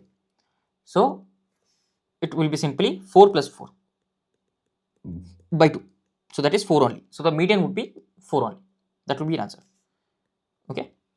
It's a very simple question, but because you might not have studied that frequency distribution, you might not would be able to solve it. So that's why I thought of discussing this question. Let's solve the next question. A pod contains 2 red balls. So we have a pod that contains 2 red balls and 2 blue balls. Okay.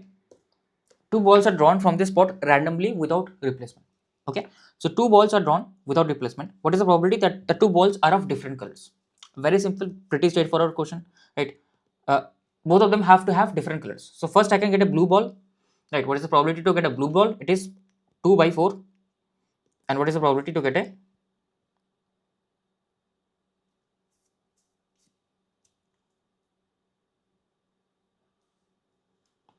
a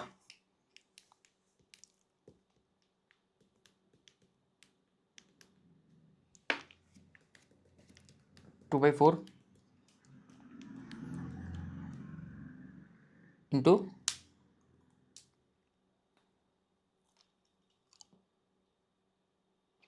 2 by 4, and what is the probability to get a red ball next time, right? Now how many balls I have? 3, and I need a red ball. How many red balls I have? 2, and they can interchange, right? They can interchange. So first I can get a red ball. What is the probability to get a red ball? 2 by 4. What is the probability to get a blue ball next time? It is 2 by 3 again, right? So this will be essentially like pretty straightforward, pretty simple question. 2 by 3, 2 by 3 only. So your answer will be 2 by 3. Like pretty straightforward, a very easy question that came in 2025, and like students were not believing it's that simple. It is that simple, right? So yeah, let's solve the next question.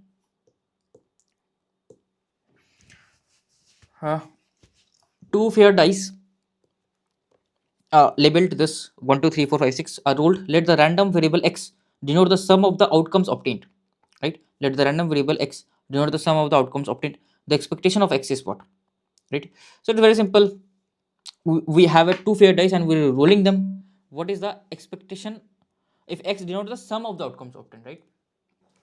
So I can get 1 plus 1, that is 2. Like if both of the dice give me 1, I can get 1 plus 2, that will give me 3, right? Like this, so on. So I have told you to remember this, right? This thing I have told you to remember. So there was this, and this was actually 1, 2, 3, 4, 5, 6, 5, 4, 3, 2, 1, right? This would be 2, 3, 4, 5, 6, 7, 8, 9, 10, 11, 12. Okay, pretty straightforward and simple. Like this I've told you. So the top one represents the sum of two dices, and the bottom represents the number of times that sum will occur, right? Basically, essentially the probability, basically. Okay. So this actually is my x in this case, right? So and this, right, is the number of times out of total what 36 times. If you add all this up, right, it will lead to 36 because there are 36 possible ways outcomes. Correct? You can try this. Right, so this will be 6 into 5 divided by 2 plus that plus 5 plus 4 plus 3 plus 2 plus 1. Okay, why is it coming 30? Okay, it should be 36. There should be 36 possible cases. Hold on.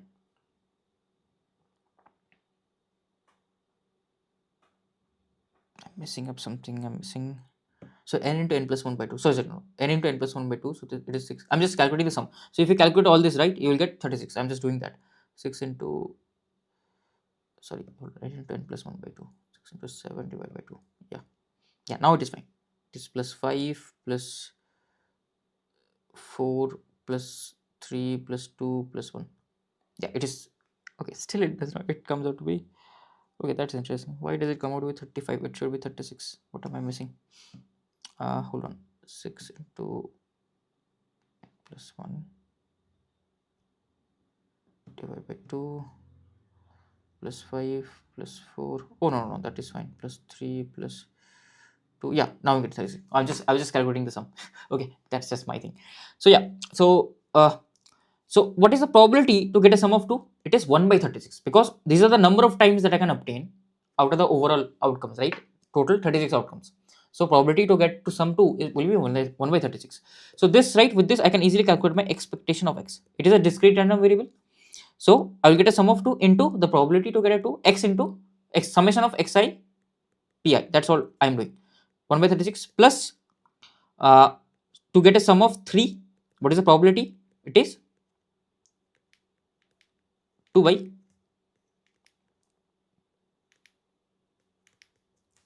36 plus to get a sum of 4. I get a probability of 3 by 36, and this will go on basically. This will keep on happening. So actually you have to calculate this. There is no easy way out here. There is no, unfortunately there is one easy way out actually. So what you can do is you can take the 1 by 36 common. This will be 2 into 1 plus 3 into 2 plus 4 into 3 plus 5 into 4 essentially plus 6 into 5 plus 7 into 6, and after that this will just decrease, right? This will again be what? This will be, okay, this will not actually exactly decrease. This will be 8 into 5 plus this will be 9 into 4. So if you notice one thing, right? So this 8 into 5 and 6 into 5. So 5 is common. So this will be 6 plus 8, that is 14. Again, if you notice this, right? This is 9 into 4 and 5 into 4. If I add this is 14.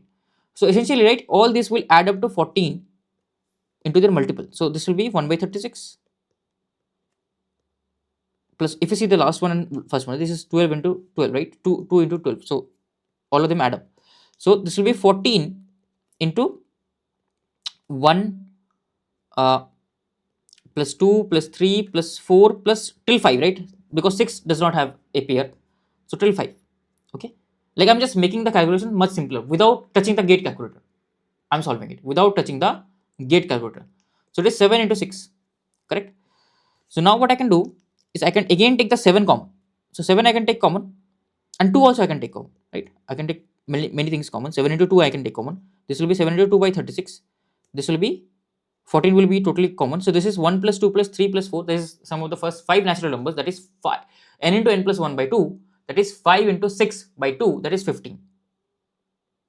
Right? 15 plus this 7 into 2 I have taken common. 15 plus 3. So this becomes 7 into 2 into 18 by 36. Without even touching the gate calculator, I am trying to solve it. So answer comes out to be 7. Like without touching the gate calculator. Okay. So that's how you must solve the questions. Without touching the gate calculator, you should be directly able to solve that particular question. Okay. So yeah, this answer will exactly come out to be 7. Don't worry. Right. So if you love this question, hit the like. Okay. If you enjoy this part, if you enjoy this solution of this question without touching the gate calculator, hit the like button. Okay. Now this question, right? This question came in 2000, I think.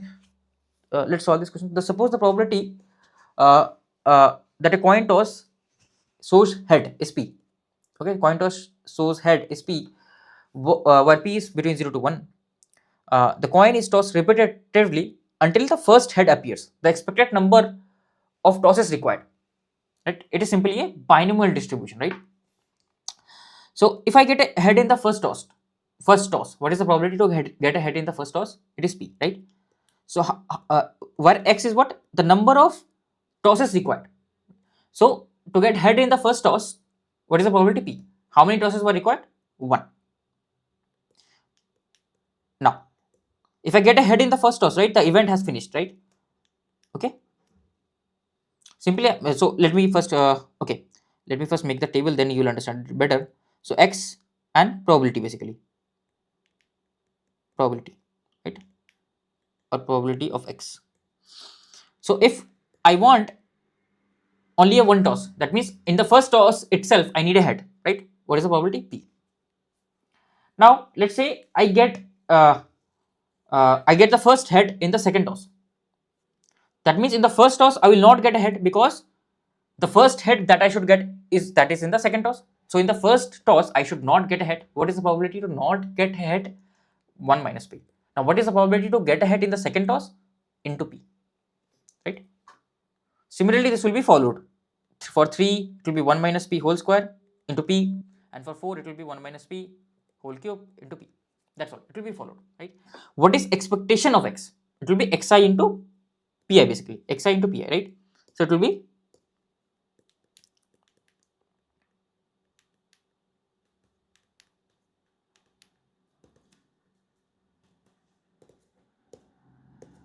that is equals to 1 into p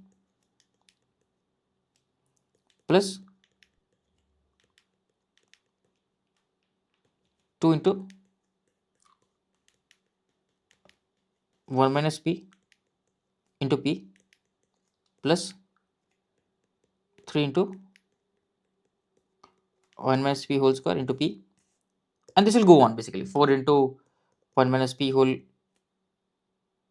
cube into p. But how will I solve it? That might be your question. So yes, we can solve it. So what we can do is, first of all, we can take this p common, right? P is common. Then I see a recurring part, somewhat recurring part. This is 2 into 1 minus p plus 3 into 1 minus p whole square plus 4 into 1 minus p whole cube, and so on, right? Now let me assume this sum to be s, right? So s is this. So what if I multiply 1 minus p into s? What will happen? That will be basically 1 minus p plus 2 into 1 minus p whole square plus 3 into 1 minus p whole cube, and it will go on. Now what if I do s minus 1 minus p into s? What will happen? So basically this term will be subtracted with this, that will give me p. Now this term will be subtracted with this. Sorry, no. This will be 1 only. Sorry, this will be 1 only, right? This term will be subtracted with this term. This will give me 1 minus p. Okay. Now next, this term will be subtracted with this. This will be my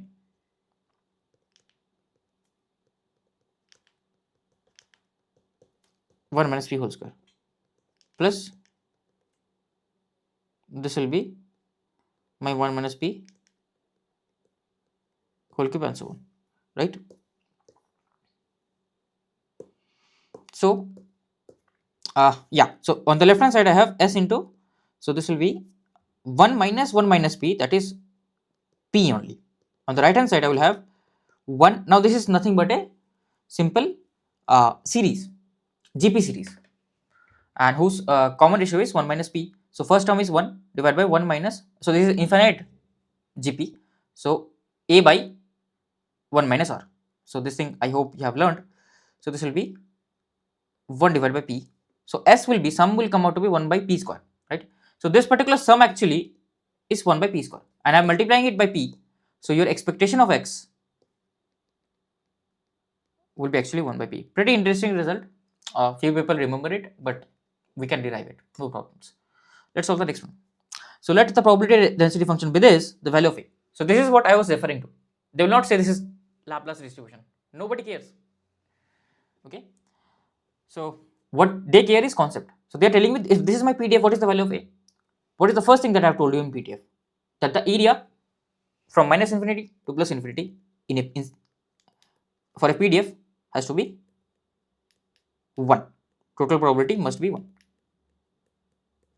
right? Into dx. So this will be, now how do I calculate the total probability? Pretty interesting. So okay, so the graph is somewhat like this. If you understand, the graph is somewhat like this. Okay, x equal to 0, it is simply 1. It is a, not 1, sorry, a. Okay, so we can break it down into two parts. So we can do from minus infinity to 0, A can come outside. This is equals to 1 actually. And I will replace my x with minus x because here x is negative. So this will be e raised to power 2x.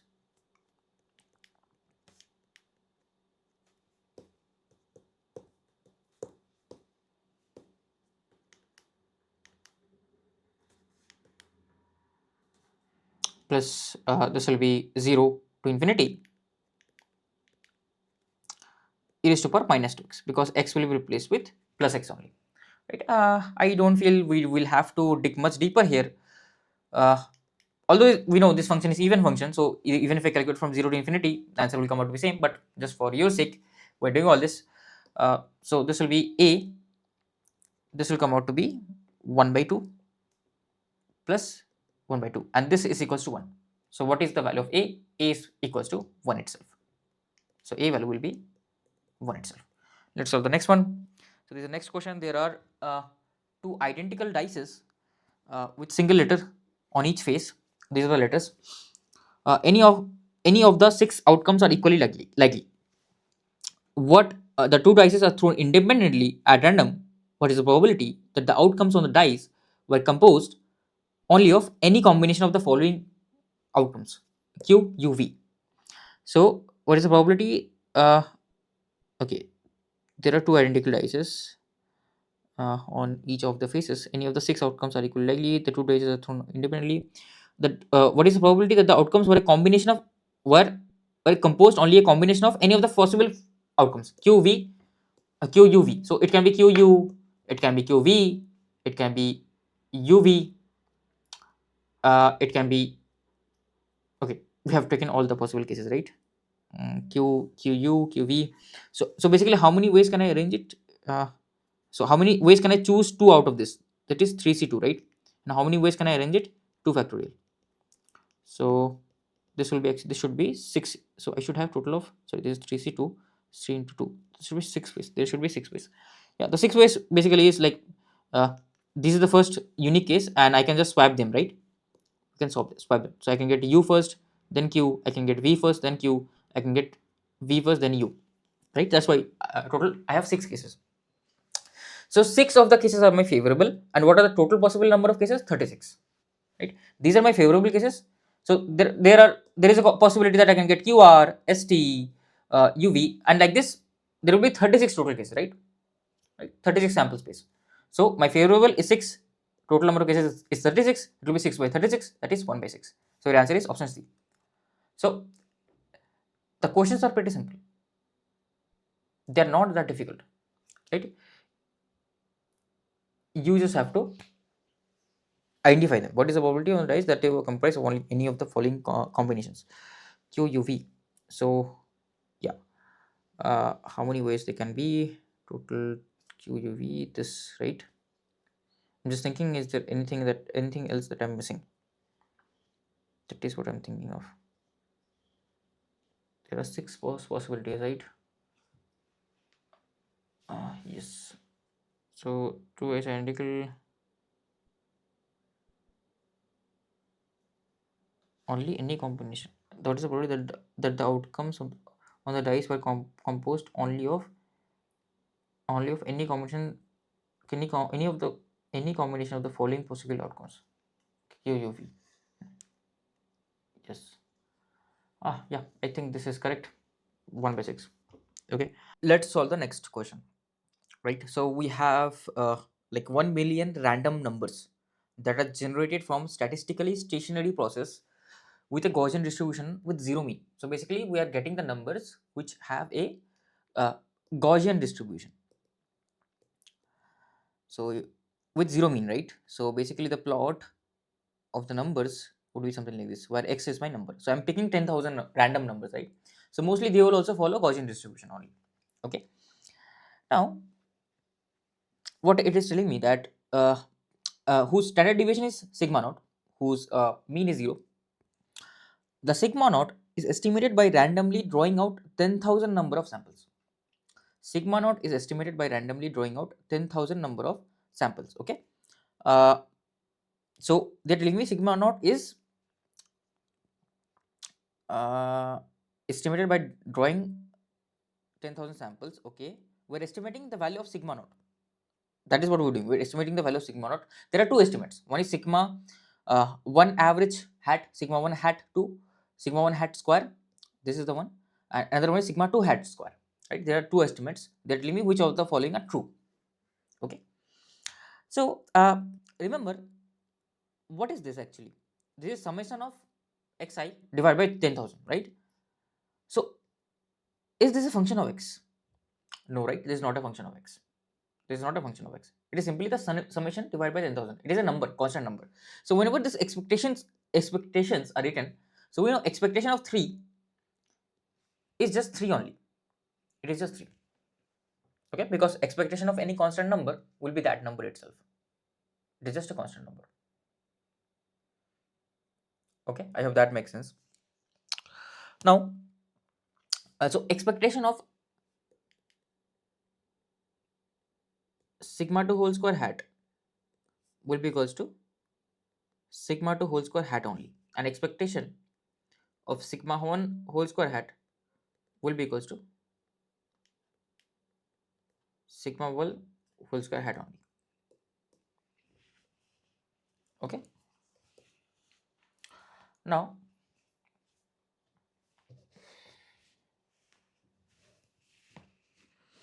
what will happen is that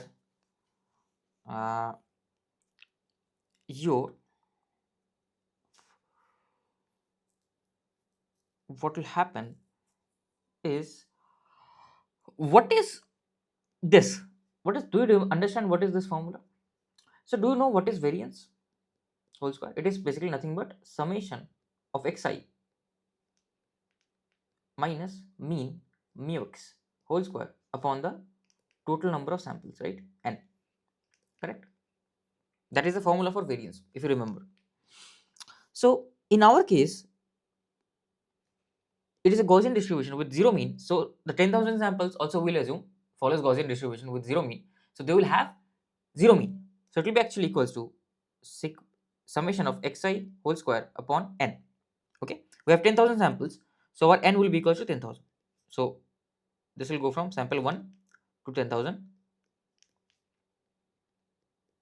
10,000 divided by 10,000 itself, right, into xi whole square. Isn't that the same thing that is written over here? So this sigma 1 whole square actually is equals to my variance, right? So expectation of sigma 1 whole square, that is sigma 1 whole square, is actually equals to sigma naught whole square. And this is the answer. So here we have 10,000 samples, not 9,999 samples. So this is not correct. This is not the proper formula for variance, right?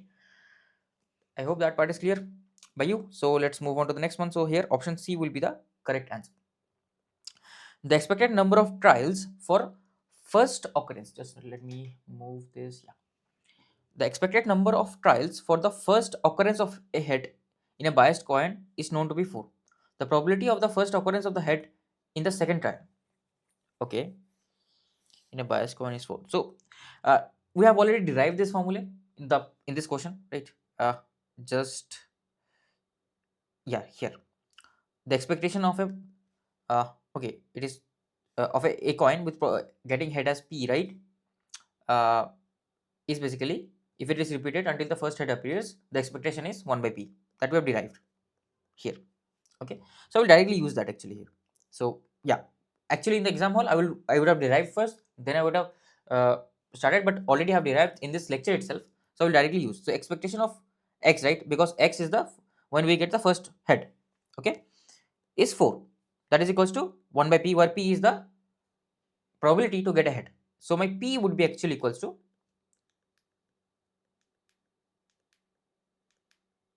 1 by 4. P actually would be equals to 1 by 4, right?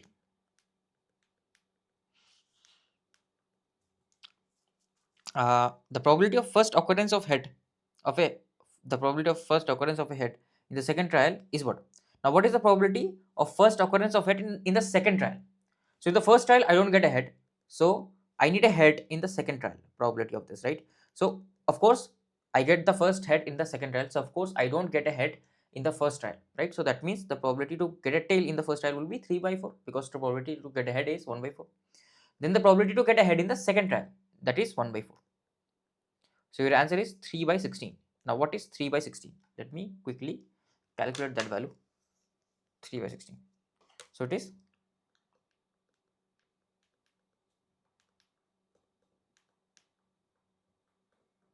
0.1875. So this will be your answer for the question. Okay, they have told us to round off to 3 decimal places, so I will choose 0.187. That's all. Now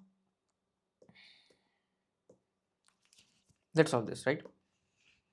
Let x be a discrete random variable which is uniformly distributed from -10 to +10. Which of the following random variables is /r uniformly distributed? Okay, that is what they are asking.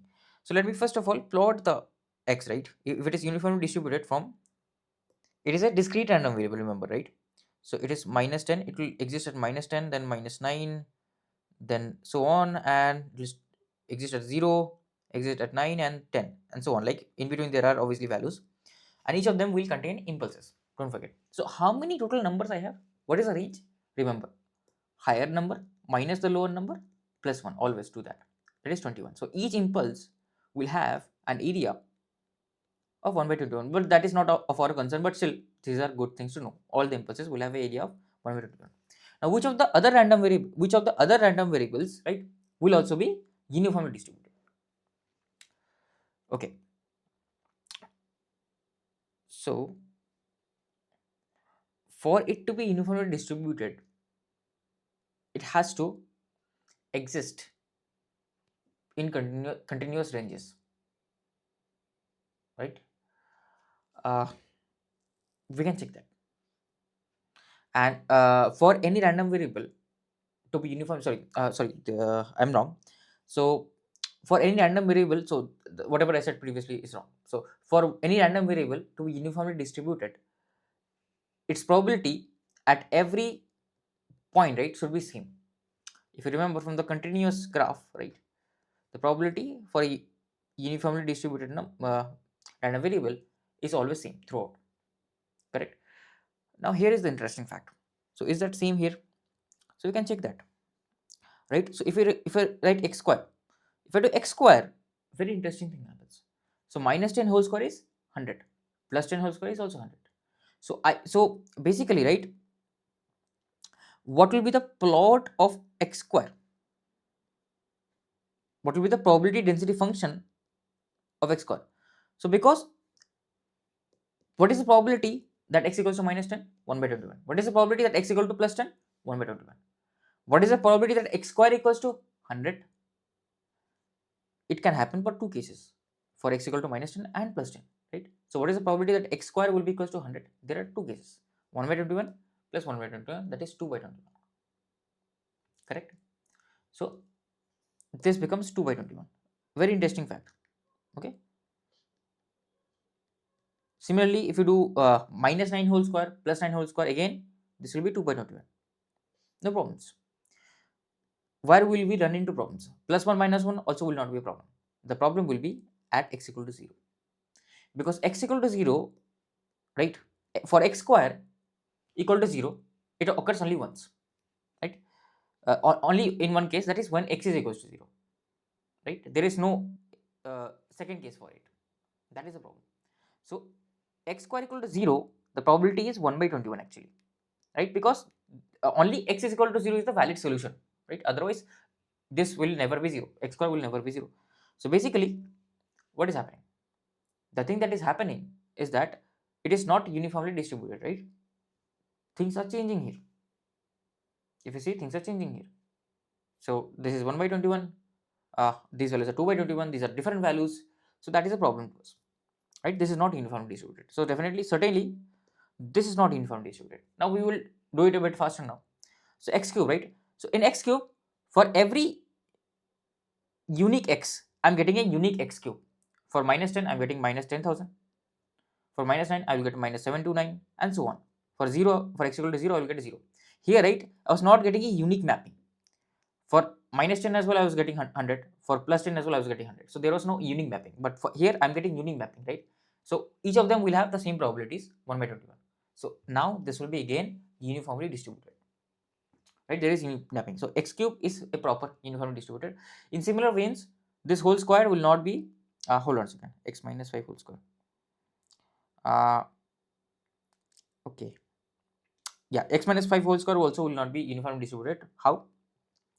So if I say that x equals to, let's say x equals to 2, right? At x equal to 2, what is happening? This is becoming 2 minus 5 whole square, that is minus 3 whole square, that is 9, right? And at x equals to 7, right, plus 7, this is becoming 7 minus 5 whole square, that is again, okay, sorry, not 7, sorry, x equal to 8, 8 minus 5 whole square, that is 3 square, that is 9 only. So again, for two different values of x, I am getting the same value of x minus 5 whole square. So there is no unique one-to-one mapping. There is no one-to-one mapping, right? So again, the probabilities will increase. For few cases, the probabilities will be decreased. By for few cases, probabilities will be same for few cases. So again, no one-to-one mapping. Hence, this is also not uniformly distributed. But this one certainly is. Why? Because inside this, everything becomes positive actually. So when x is equals to minus 10, this will become 0 whole square. When x equals to minus 9, this will become 1 whole square. And it will go on till 20 whole square actually, when x is equals to 10. So you'll exactly get 21 unique values, 0 square, 1 square, 2 square till 20 square, right? So you will get 21 unique values. So there is one-to-one mapping. Hence, this will form a uniform distribution. This will be uniformly distributed. So D is correct. So B and D both are correct. Okay. Let's solve the next question. So yeah, this is kind of a joint probability question that they have asked here. So what, consider the discrete random variable with probabilities this. Then given that x is equals to 1, the expected value of y. What is the expected value of y? So what do I understand by expected value of y? So expected value of y. So although I have not taught you, right, multi by like bivariate random variables, but still you will be able to solve it. We'll solve with basics only. Don't worry. So expectation of y is what? What? Expectation of y is simply y into summation of yi into pdf or f of y of y, right? pdf of y simply, correct? Or I can say probability, sorry, this is not a pdf because this is discrete, so it will be probability when my y is equals to yi, that's all, right? So given that x is equals to 1, okay, so if x is equals to 1, right, x is equals to 1, so probability of x equal to 0 and y equal to 0 is 1 by 4. Probability of x equal to 0 and y equal to 0 is this. So they are telling me given that x is equals to 1, if x is equals to 1, then these are the two possible cases, right? When my probability that x is equals to 1 and y equal to 1. So what is the expected value of y? So when my y is 0, right, what is the probability that y is 0? Because I already know that x is equals to 1, right? So what is the probability? It is 1 by 8. As simple as that. I already know my x is 1. So if x is 1, so what what would have happened was my x can have two values, right? 0 or 1. Then my y also can have two values, 0 and 1. So they have already closed out down this path, this top path, right? So what I care about only this path. So they have already told me that x equals to 1. Then what are the possible values of y? So if x is equals to 1 and when y is 0, then the probability of y to be 0 is 1 by 8. So I will replace here 1 by 8, that's all. Now when y is 1, the probability of y to be 1 is 1 by 8 also, right? So simply your answer will be 1 by 8, that's all. Okay, not that difficult to do, but you might feel very confusing with this multivariate kind of thing. Don't worry, just solve with basics. Okay, don't need to remember in formulas. Yeah, let's solve this question. So this is not exactly like a multivariate kind of thing, we will see. So this is not a multivariate, right? So they have directly defined that x and y both are continuous random variable with probability density function this. Further, y is equals to x square, and probability density function of x is given. What is the probability density function of y? Okay, uh, so y is equals to x square, right? And y is uniformly distributed. If you see between 0 to 1, sorry, not y, x is uniformly distributed, right? Okay, now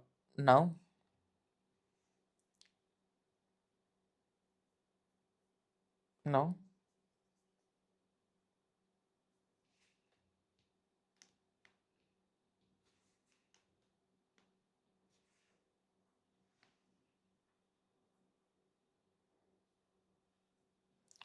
what will happen to y? So y is equals to x square, right? Y is equal to x square. So basically it will also be same only, it will be also uniformly distributed. Nothing will change actually. Okay, nothing will change. Why? So let's take few basic examples. So y is equals to x square, right?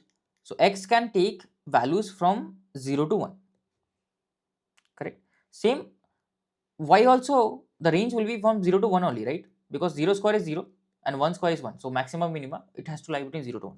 So y has to lie between 0 to 1, that is certain, because here also it is uh, like it is lying between 0 to 1. Okay, so everywhere I see 0 to 1. Now what else? What is the probability density function? This part is interesting. So actually let me check. Yeah, this should also be same only, because okay, will it be same? So what will happen is that uh so x equals to 0.5 will be converted cramped into 2.25. Now here few things we can do intuitively, right? So although it may seem like this might be the answer, right? This, yeah, this can be the answer.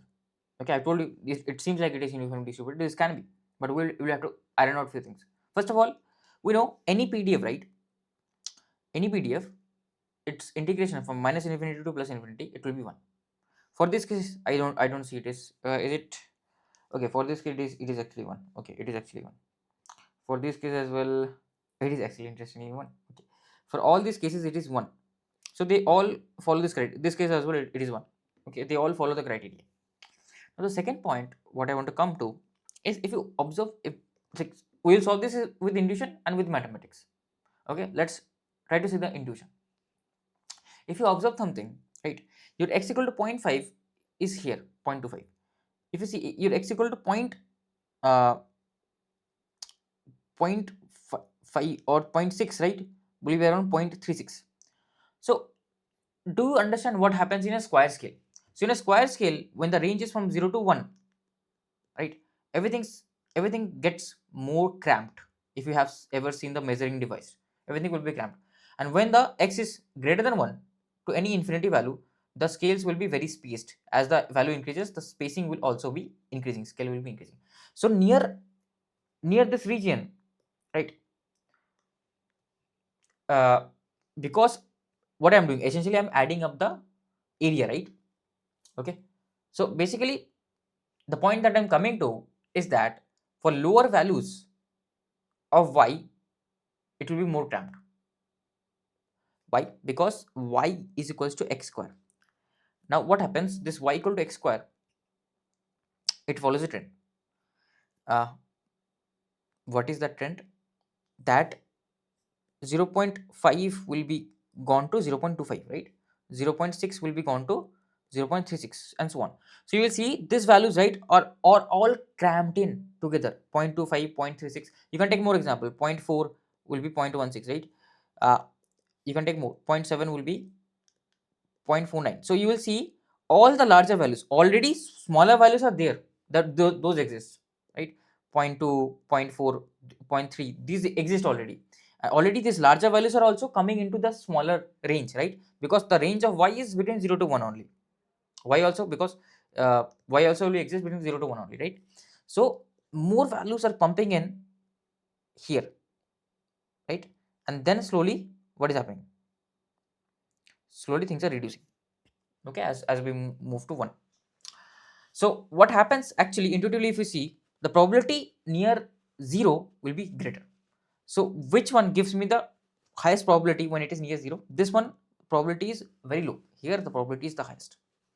This will be the case. It will not be uniformly distributed because I can observe intuitively that more values will be lying more nearer to 0 for lower values, right? So certainly it will not be uniform. Although previously I have told you it is uniform because I wanted to see what you are thinking. Okay, are you agreeing with me everything or not? So it feels like it is uniform, but it is not. Now let's come to the mathematical part. So I will do few derivations. So we know for any PDF, right? For any PDF, we have this particular integration f of x dx from minus infinity to plus infinity, from minus infinity to plus infinity, f of y dy. Correct? Now what you can do essentially is, these are just dummy variables, right? These are just dummy variables. So what you can say is this function and this function are the same. Okay, because this I'm integrating from minus infinity to plus infinity. So this and uh, this particular thing, right, and this particular thing, dot di, you have to, not the function exactly, not the function, but dot dy and dot dx, this has to be the same. So basically what I'm telling is f of x dx will be equals to f of y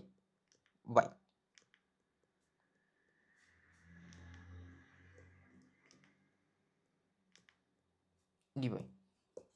So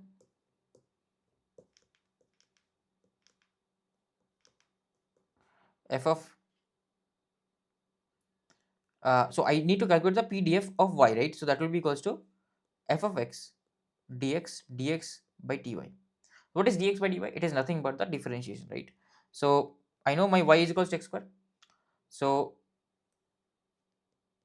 what will be my dx by dy? So for that, first of all, I have to write x in terms of y, that is x equals to under root y, right? So dx by dy would be equals to half 1 by 2 under root y. That's all. That is what my dx by dy is, right?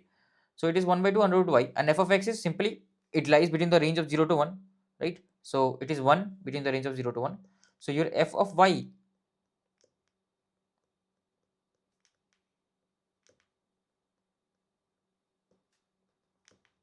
would be equals to 1 into 1 by under root 2y. Okay, so it is 1 by under root 2y. So yeah, mathematically also it makes sense. Now you will not ask me, sir, mathematically how are you doing all this? These are mathematics. Okay, the methods that you have to unfortunately learn or practice more. So let's solve this question. So here we have a bag that contains 6 red balls, 4 blue balls.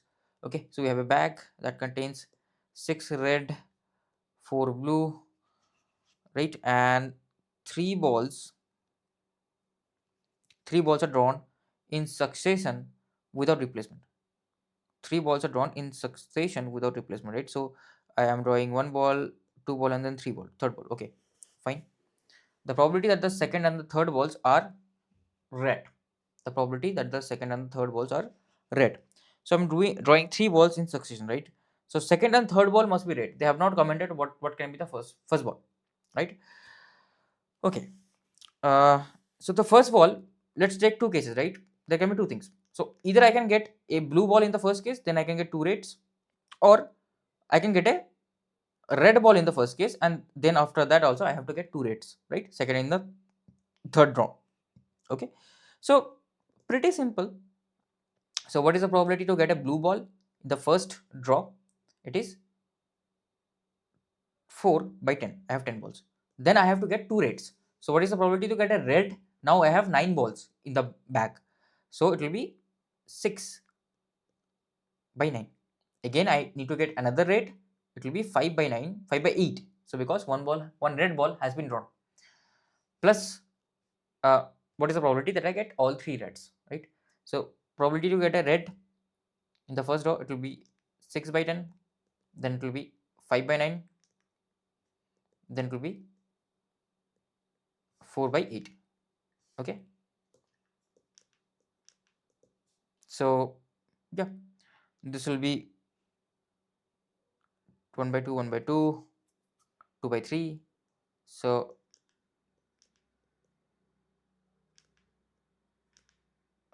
1 by 4. So 1 by 2, 1 by 2, 1 by 4,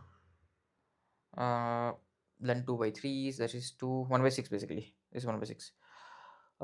Plus this will be 1 by 2, 1 by 2, 2 by 3 again. So it's essentially the same thing only. So it is 1 by 6.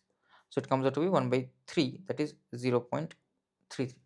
Okay, 0.33 is your answer. Pretty simple. Like these are very basic question, right? Not that difficult. Let's solve the next question. So this is the next question. If x is a discrete random variable which takes values 0, 1 and 2. Probability x equal to 0, probability x equal to 1 is given with e denoting the expectation operator. The value of expectation of x minus expectation of x square. So it's a discrete random variable, right? And it can only take values 0, 1 and 2. So they have given you this value, right? So summation of probability pi, right, will always be equals to 1, right? So from this I can say that I know x equal to 0, the probability is 0.25. I know the x equal to 1, probability is 0.5. I don't know the probability x equal to 2. That should be equals to 1, right? This summation should be equals to 1. So probability x equal to 2 should be equals to 0.75. This is 0.25. Okay, so probability x equal to 2 is 0.25. That's all. That's all you need to say. Now what can you see? You can say that expectation, what is expectation of x? Expectation of x would be equals to summation of xi into pi. So it will be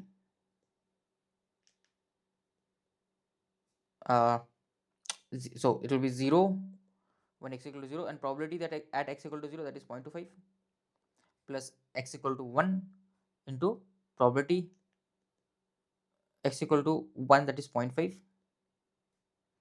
and plus x equal to 2, probability x equal to 2, that is 0.25. So this will be equals to 0.5 plus 0.5, that is 1 only. Okay, this is 1. Now this is 1. What I need to calculate is expectation of x square. That is also not that difficult to calculate. This will be summation of xi whole square into pi. So this will be 0 square into 0.25.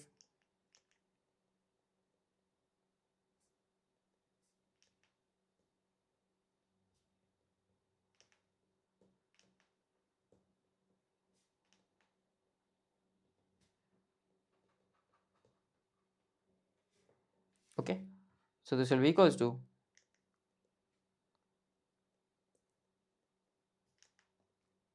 0.5 plus 1, that is 1.5, right?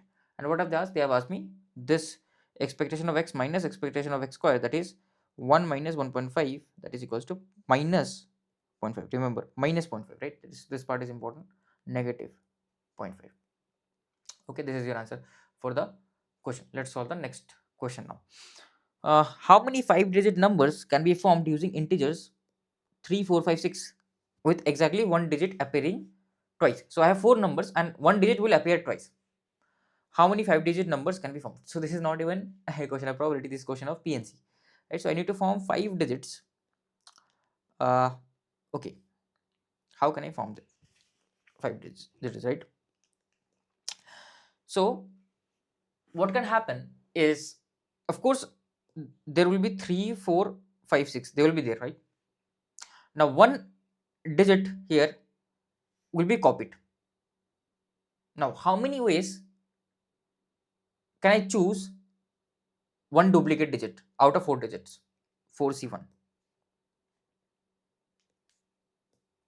it will be 4C1. So either it can be, I can choose 3 here, 4 here, 5 here, 6 here, right? So I have 4C1 ways of choosing. So I've got my number x, so I've got my 5-digit number, but they can be arranged as well, right? How many ways can I arrange them? In 5 factorial ways. But remember, there is a duplicate. So either if I choose 3, there will be 2 3s, and the arrangement of two threes will not change the number. So because I have considered a duplicate, so there are two duplicates, so one duplicate, so I have to divide by 2 factorial, right? So this thing has been taught to you in PNC, so I'm not going over it. So 4 divided by 2 factorial is 2 into 5 factorial, that is 120, right? That is 240. So 240 would be your answer for the question. Pretty simple, pretty straightforward. Simple PNC, you have to revise PNC. Let's solve this question. Indian Premier League has divided the 16 cricket teams into two equal pools, Pool A, Pool B. 4 teams of Pool A have blue logo jerseys, while the rest 4 have red logo jerseys. So, Pool A, India IPL has been divided into pool. So I have IPL, then I have Pool A,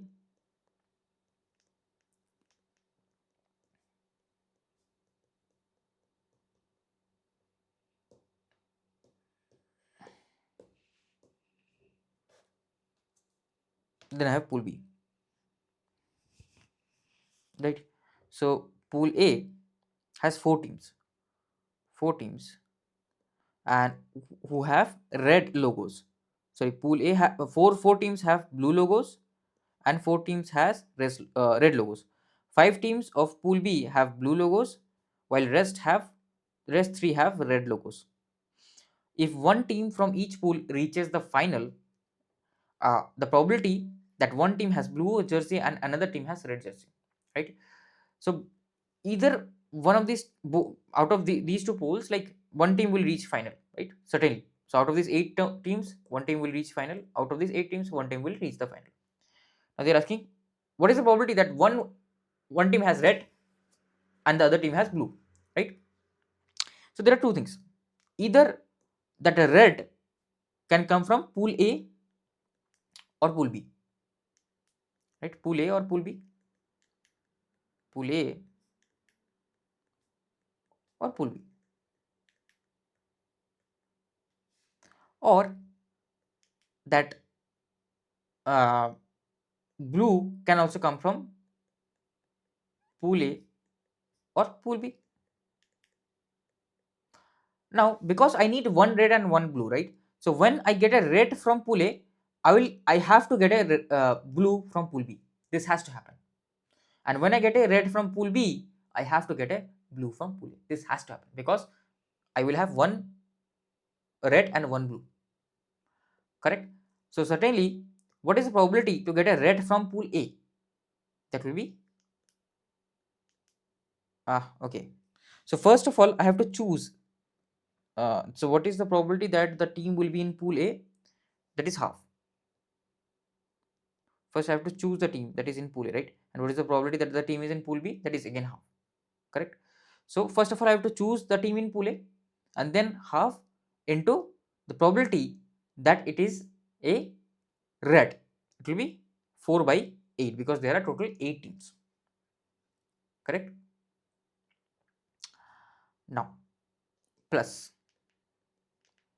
Now what is in not plus, sorry, this is the case for the pool A red. Now of course again I have to choose the second team, right?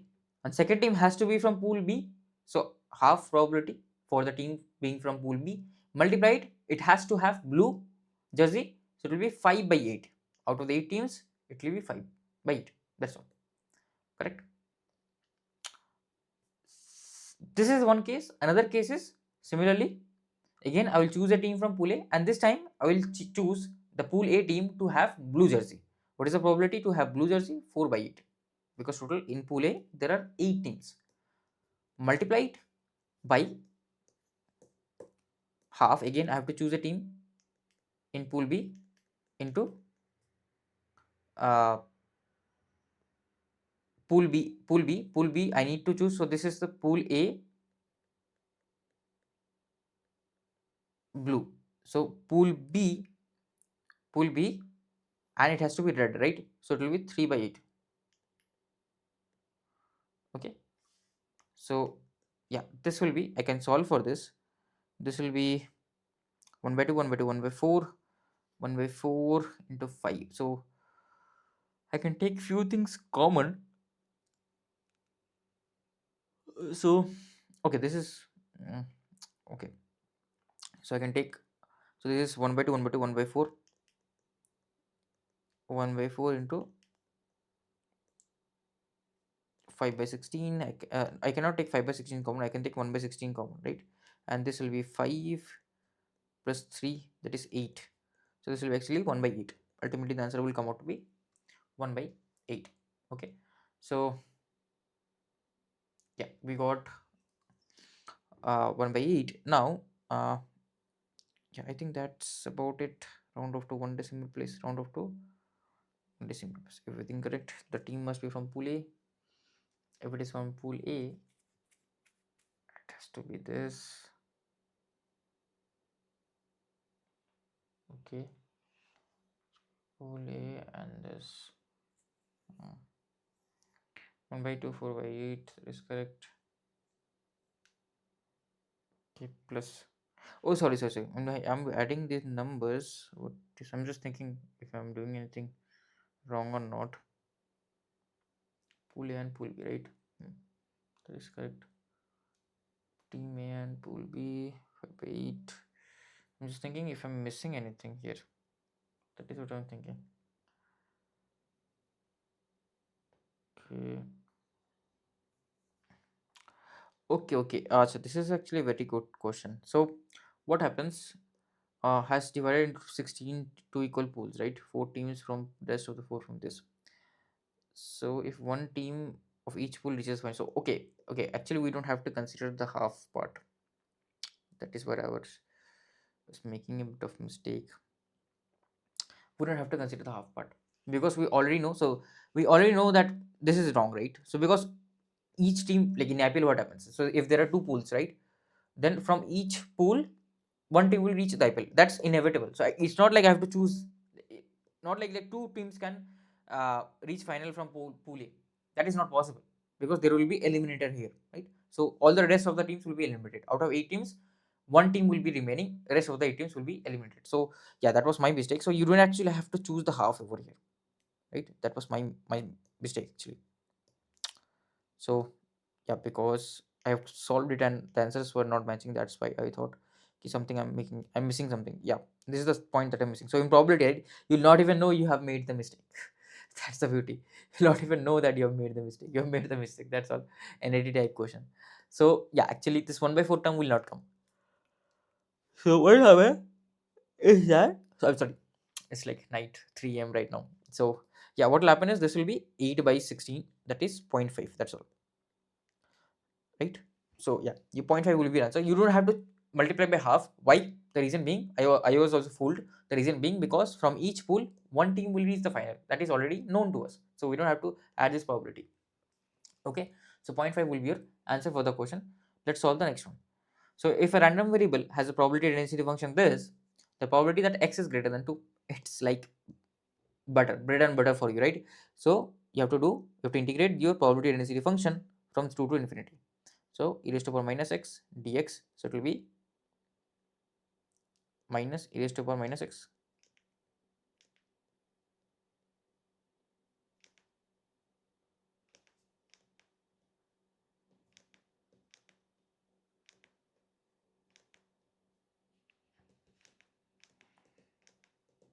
From 2 to infinity, right?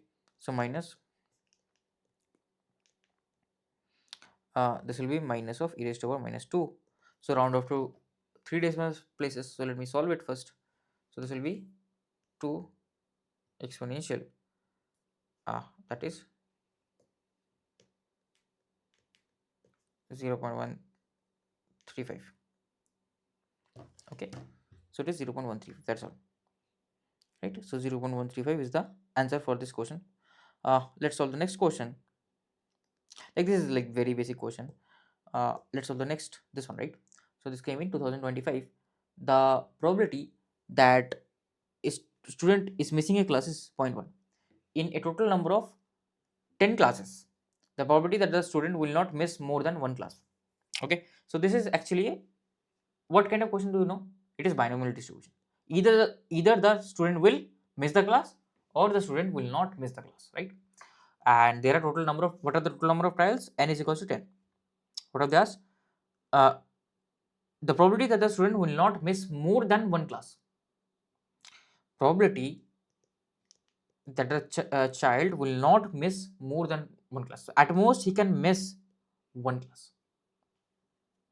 Will not miss more than one class. So at most the student can miss one class.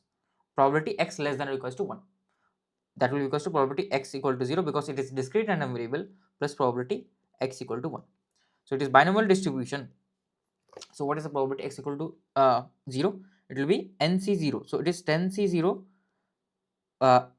0.1 raised to the power of 0, 0.9 raised to the power of 10 plus nc1 0.1 raised to the power of 9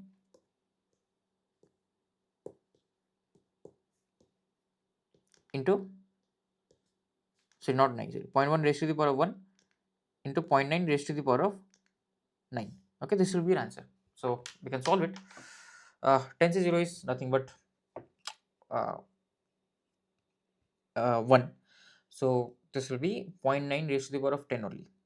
Okay, we can see what we can do here. So actually I can take common 0.9 raised to the power of 9. So this will be 0.9 plus 1. So 1.9 into 0.9, right? So 0.9 raised to the power of 9 into 1.1, say 1.9 actually.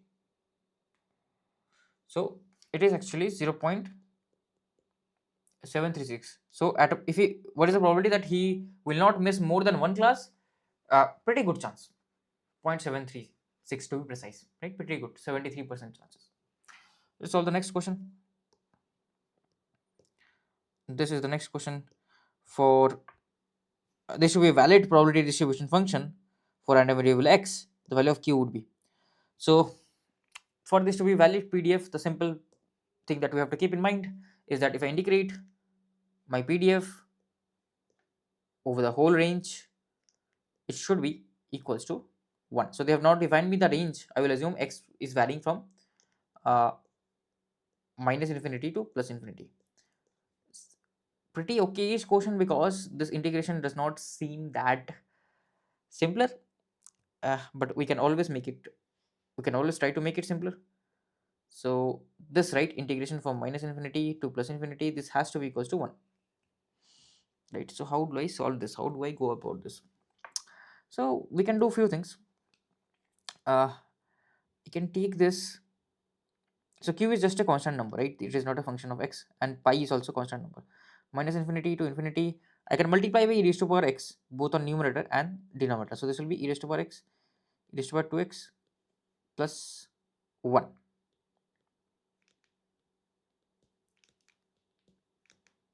Dx equals to 1, right? So here, how do I go about this? How do I go about this?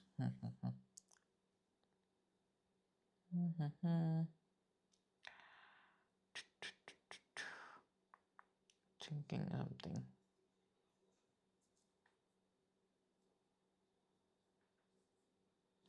Okay, if I assume e raised to power 2x plus 1 to be my v or t, whatever you want to assume, right?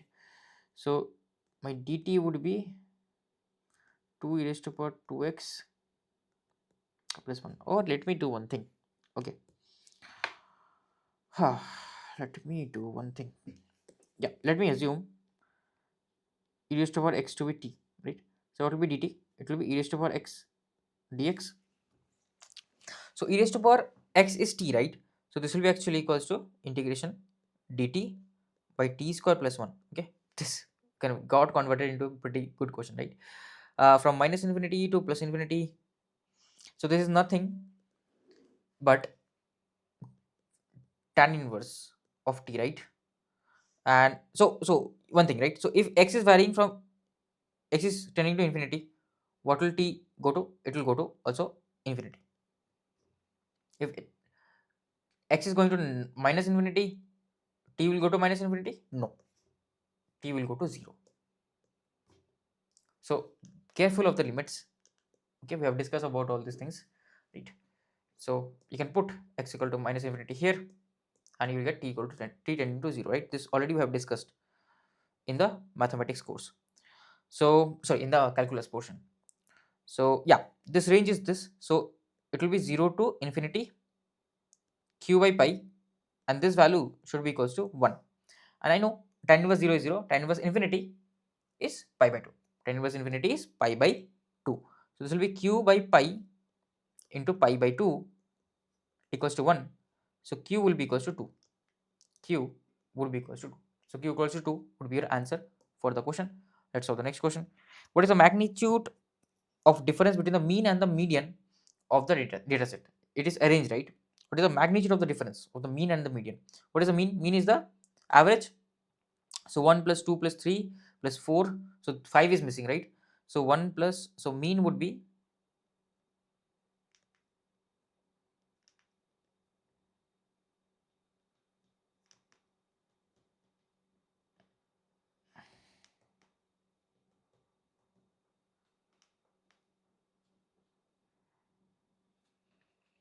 divided by how many numbers I have? 1, 2, 3, 4, 5, 6. 6 numbers I have, right? So this will be 6 plus 10, that is 16 plus 8, that is 24 by 6, that is 4. Mean is 4. What about the median? Median will be the middlemost value. So middlemost value, right? So there are two middlemost values, 3 and 7. So I have to take the average of that. So 3 plus 4 divided by 2, that is equals to 3.5. So they want the magnitude of the difference between mean and median. So that is 0.5. So 0.5 would be your answer for the question. Pretty simple and straightforward. Okay, let's solve the next question, right? So for the binomial distribution, uh, binomial random variable x, expectation of x, variance of x are the expectation variance respectively. Which of the following statements cannot be true? So expectation of x is 20, variance is 16, right? So what is the expectation of x for a binomial distribution? If you remember, it is the mean, that is np, and what is the variance? It is npq. So the variance will always be less than the mean, because q is range, it is just a probability, q is just a probability, it ranges 0.1 0 to 1, right? So variance can never be greater than expectation, so this is invalid. They can be less, right? Variance will always be less. So which cannot be true? Only option C cannot be true, right? Where variance is greater than the expectation. So option C is the incorrect one, but they have asked me the incorrect one only, right? So option C is the correct answer. And with that, we are done with our probability portion. So yeah, that's all. If you enjoyed this video, hit the like button, and I hope to see you in the next lecture. Until then, happy learning.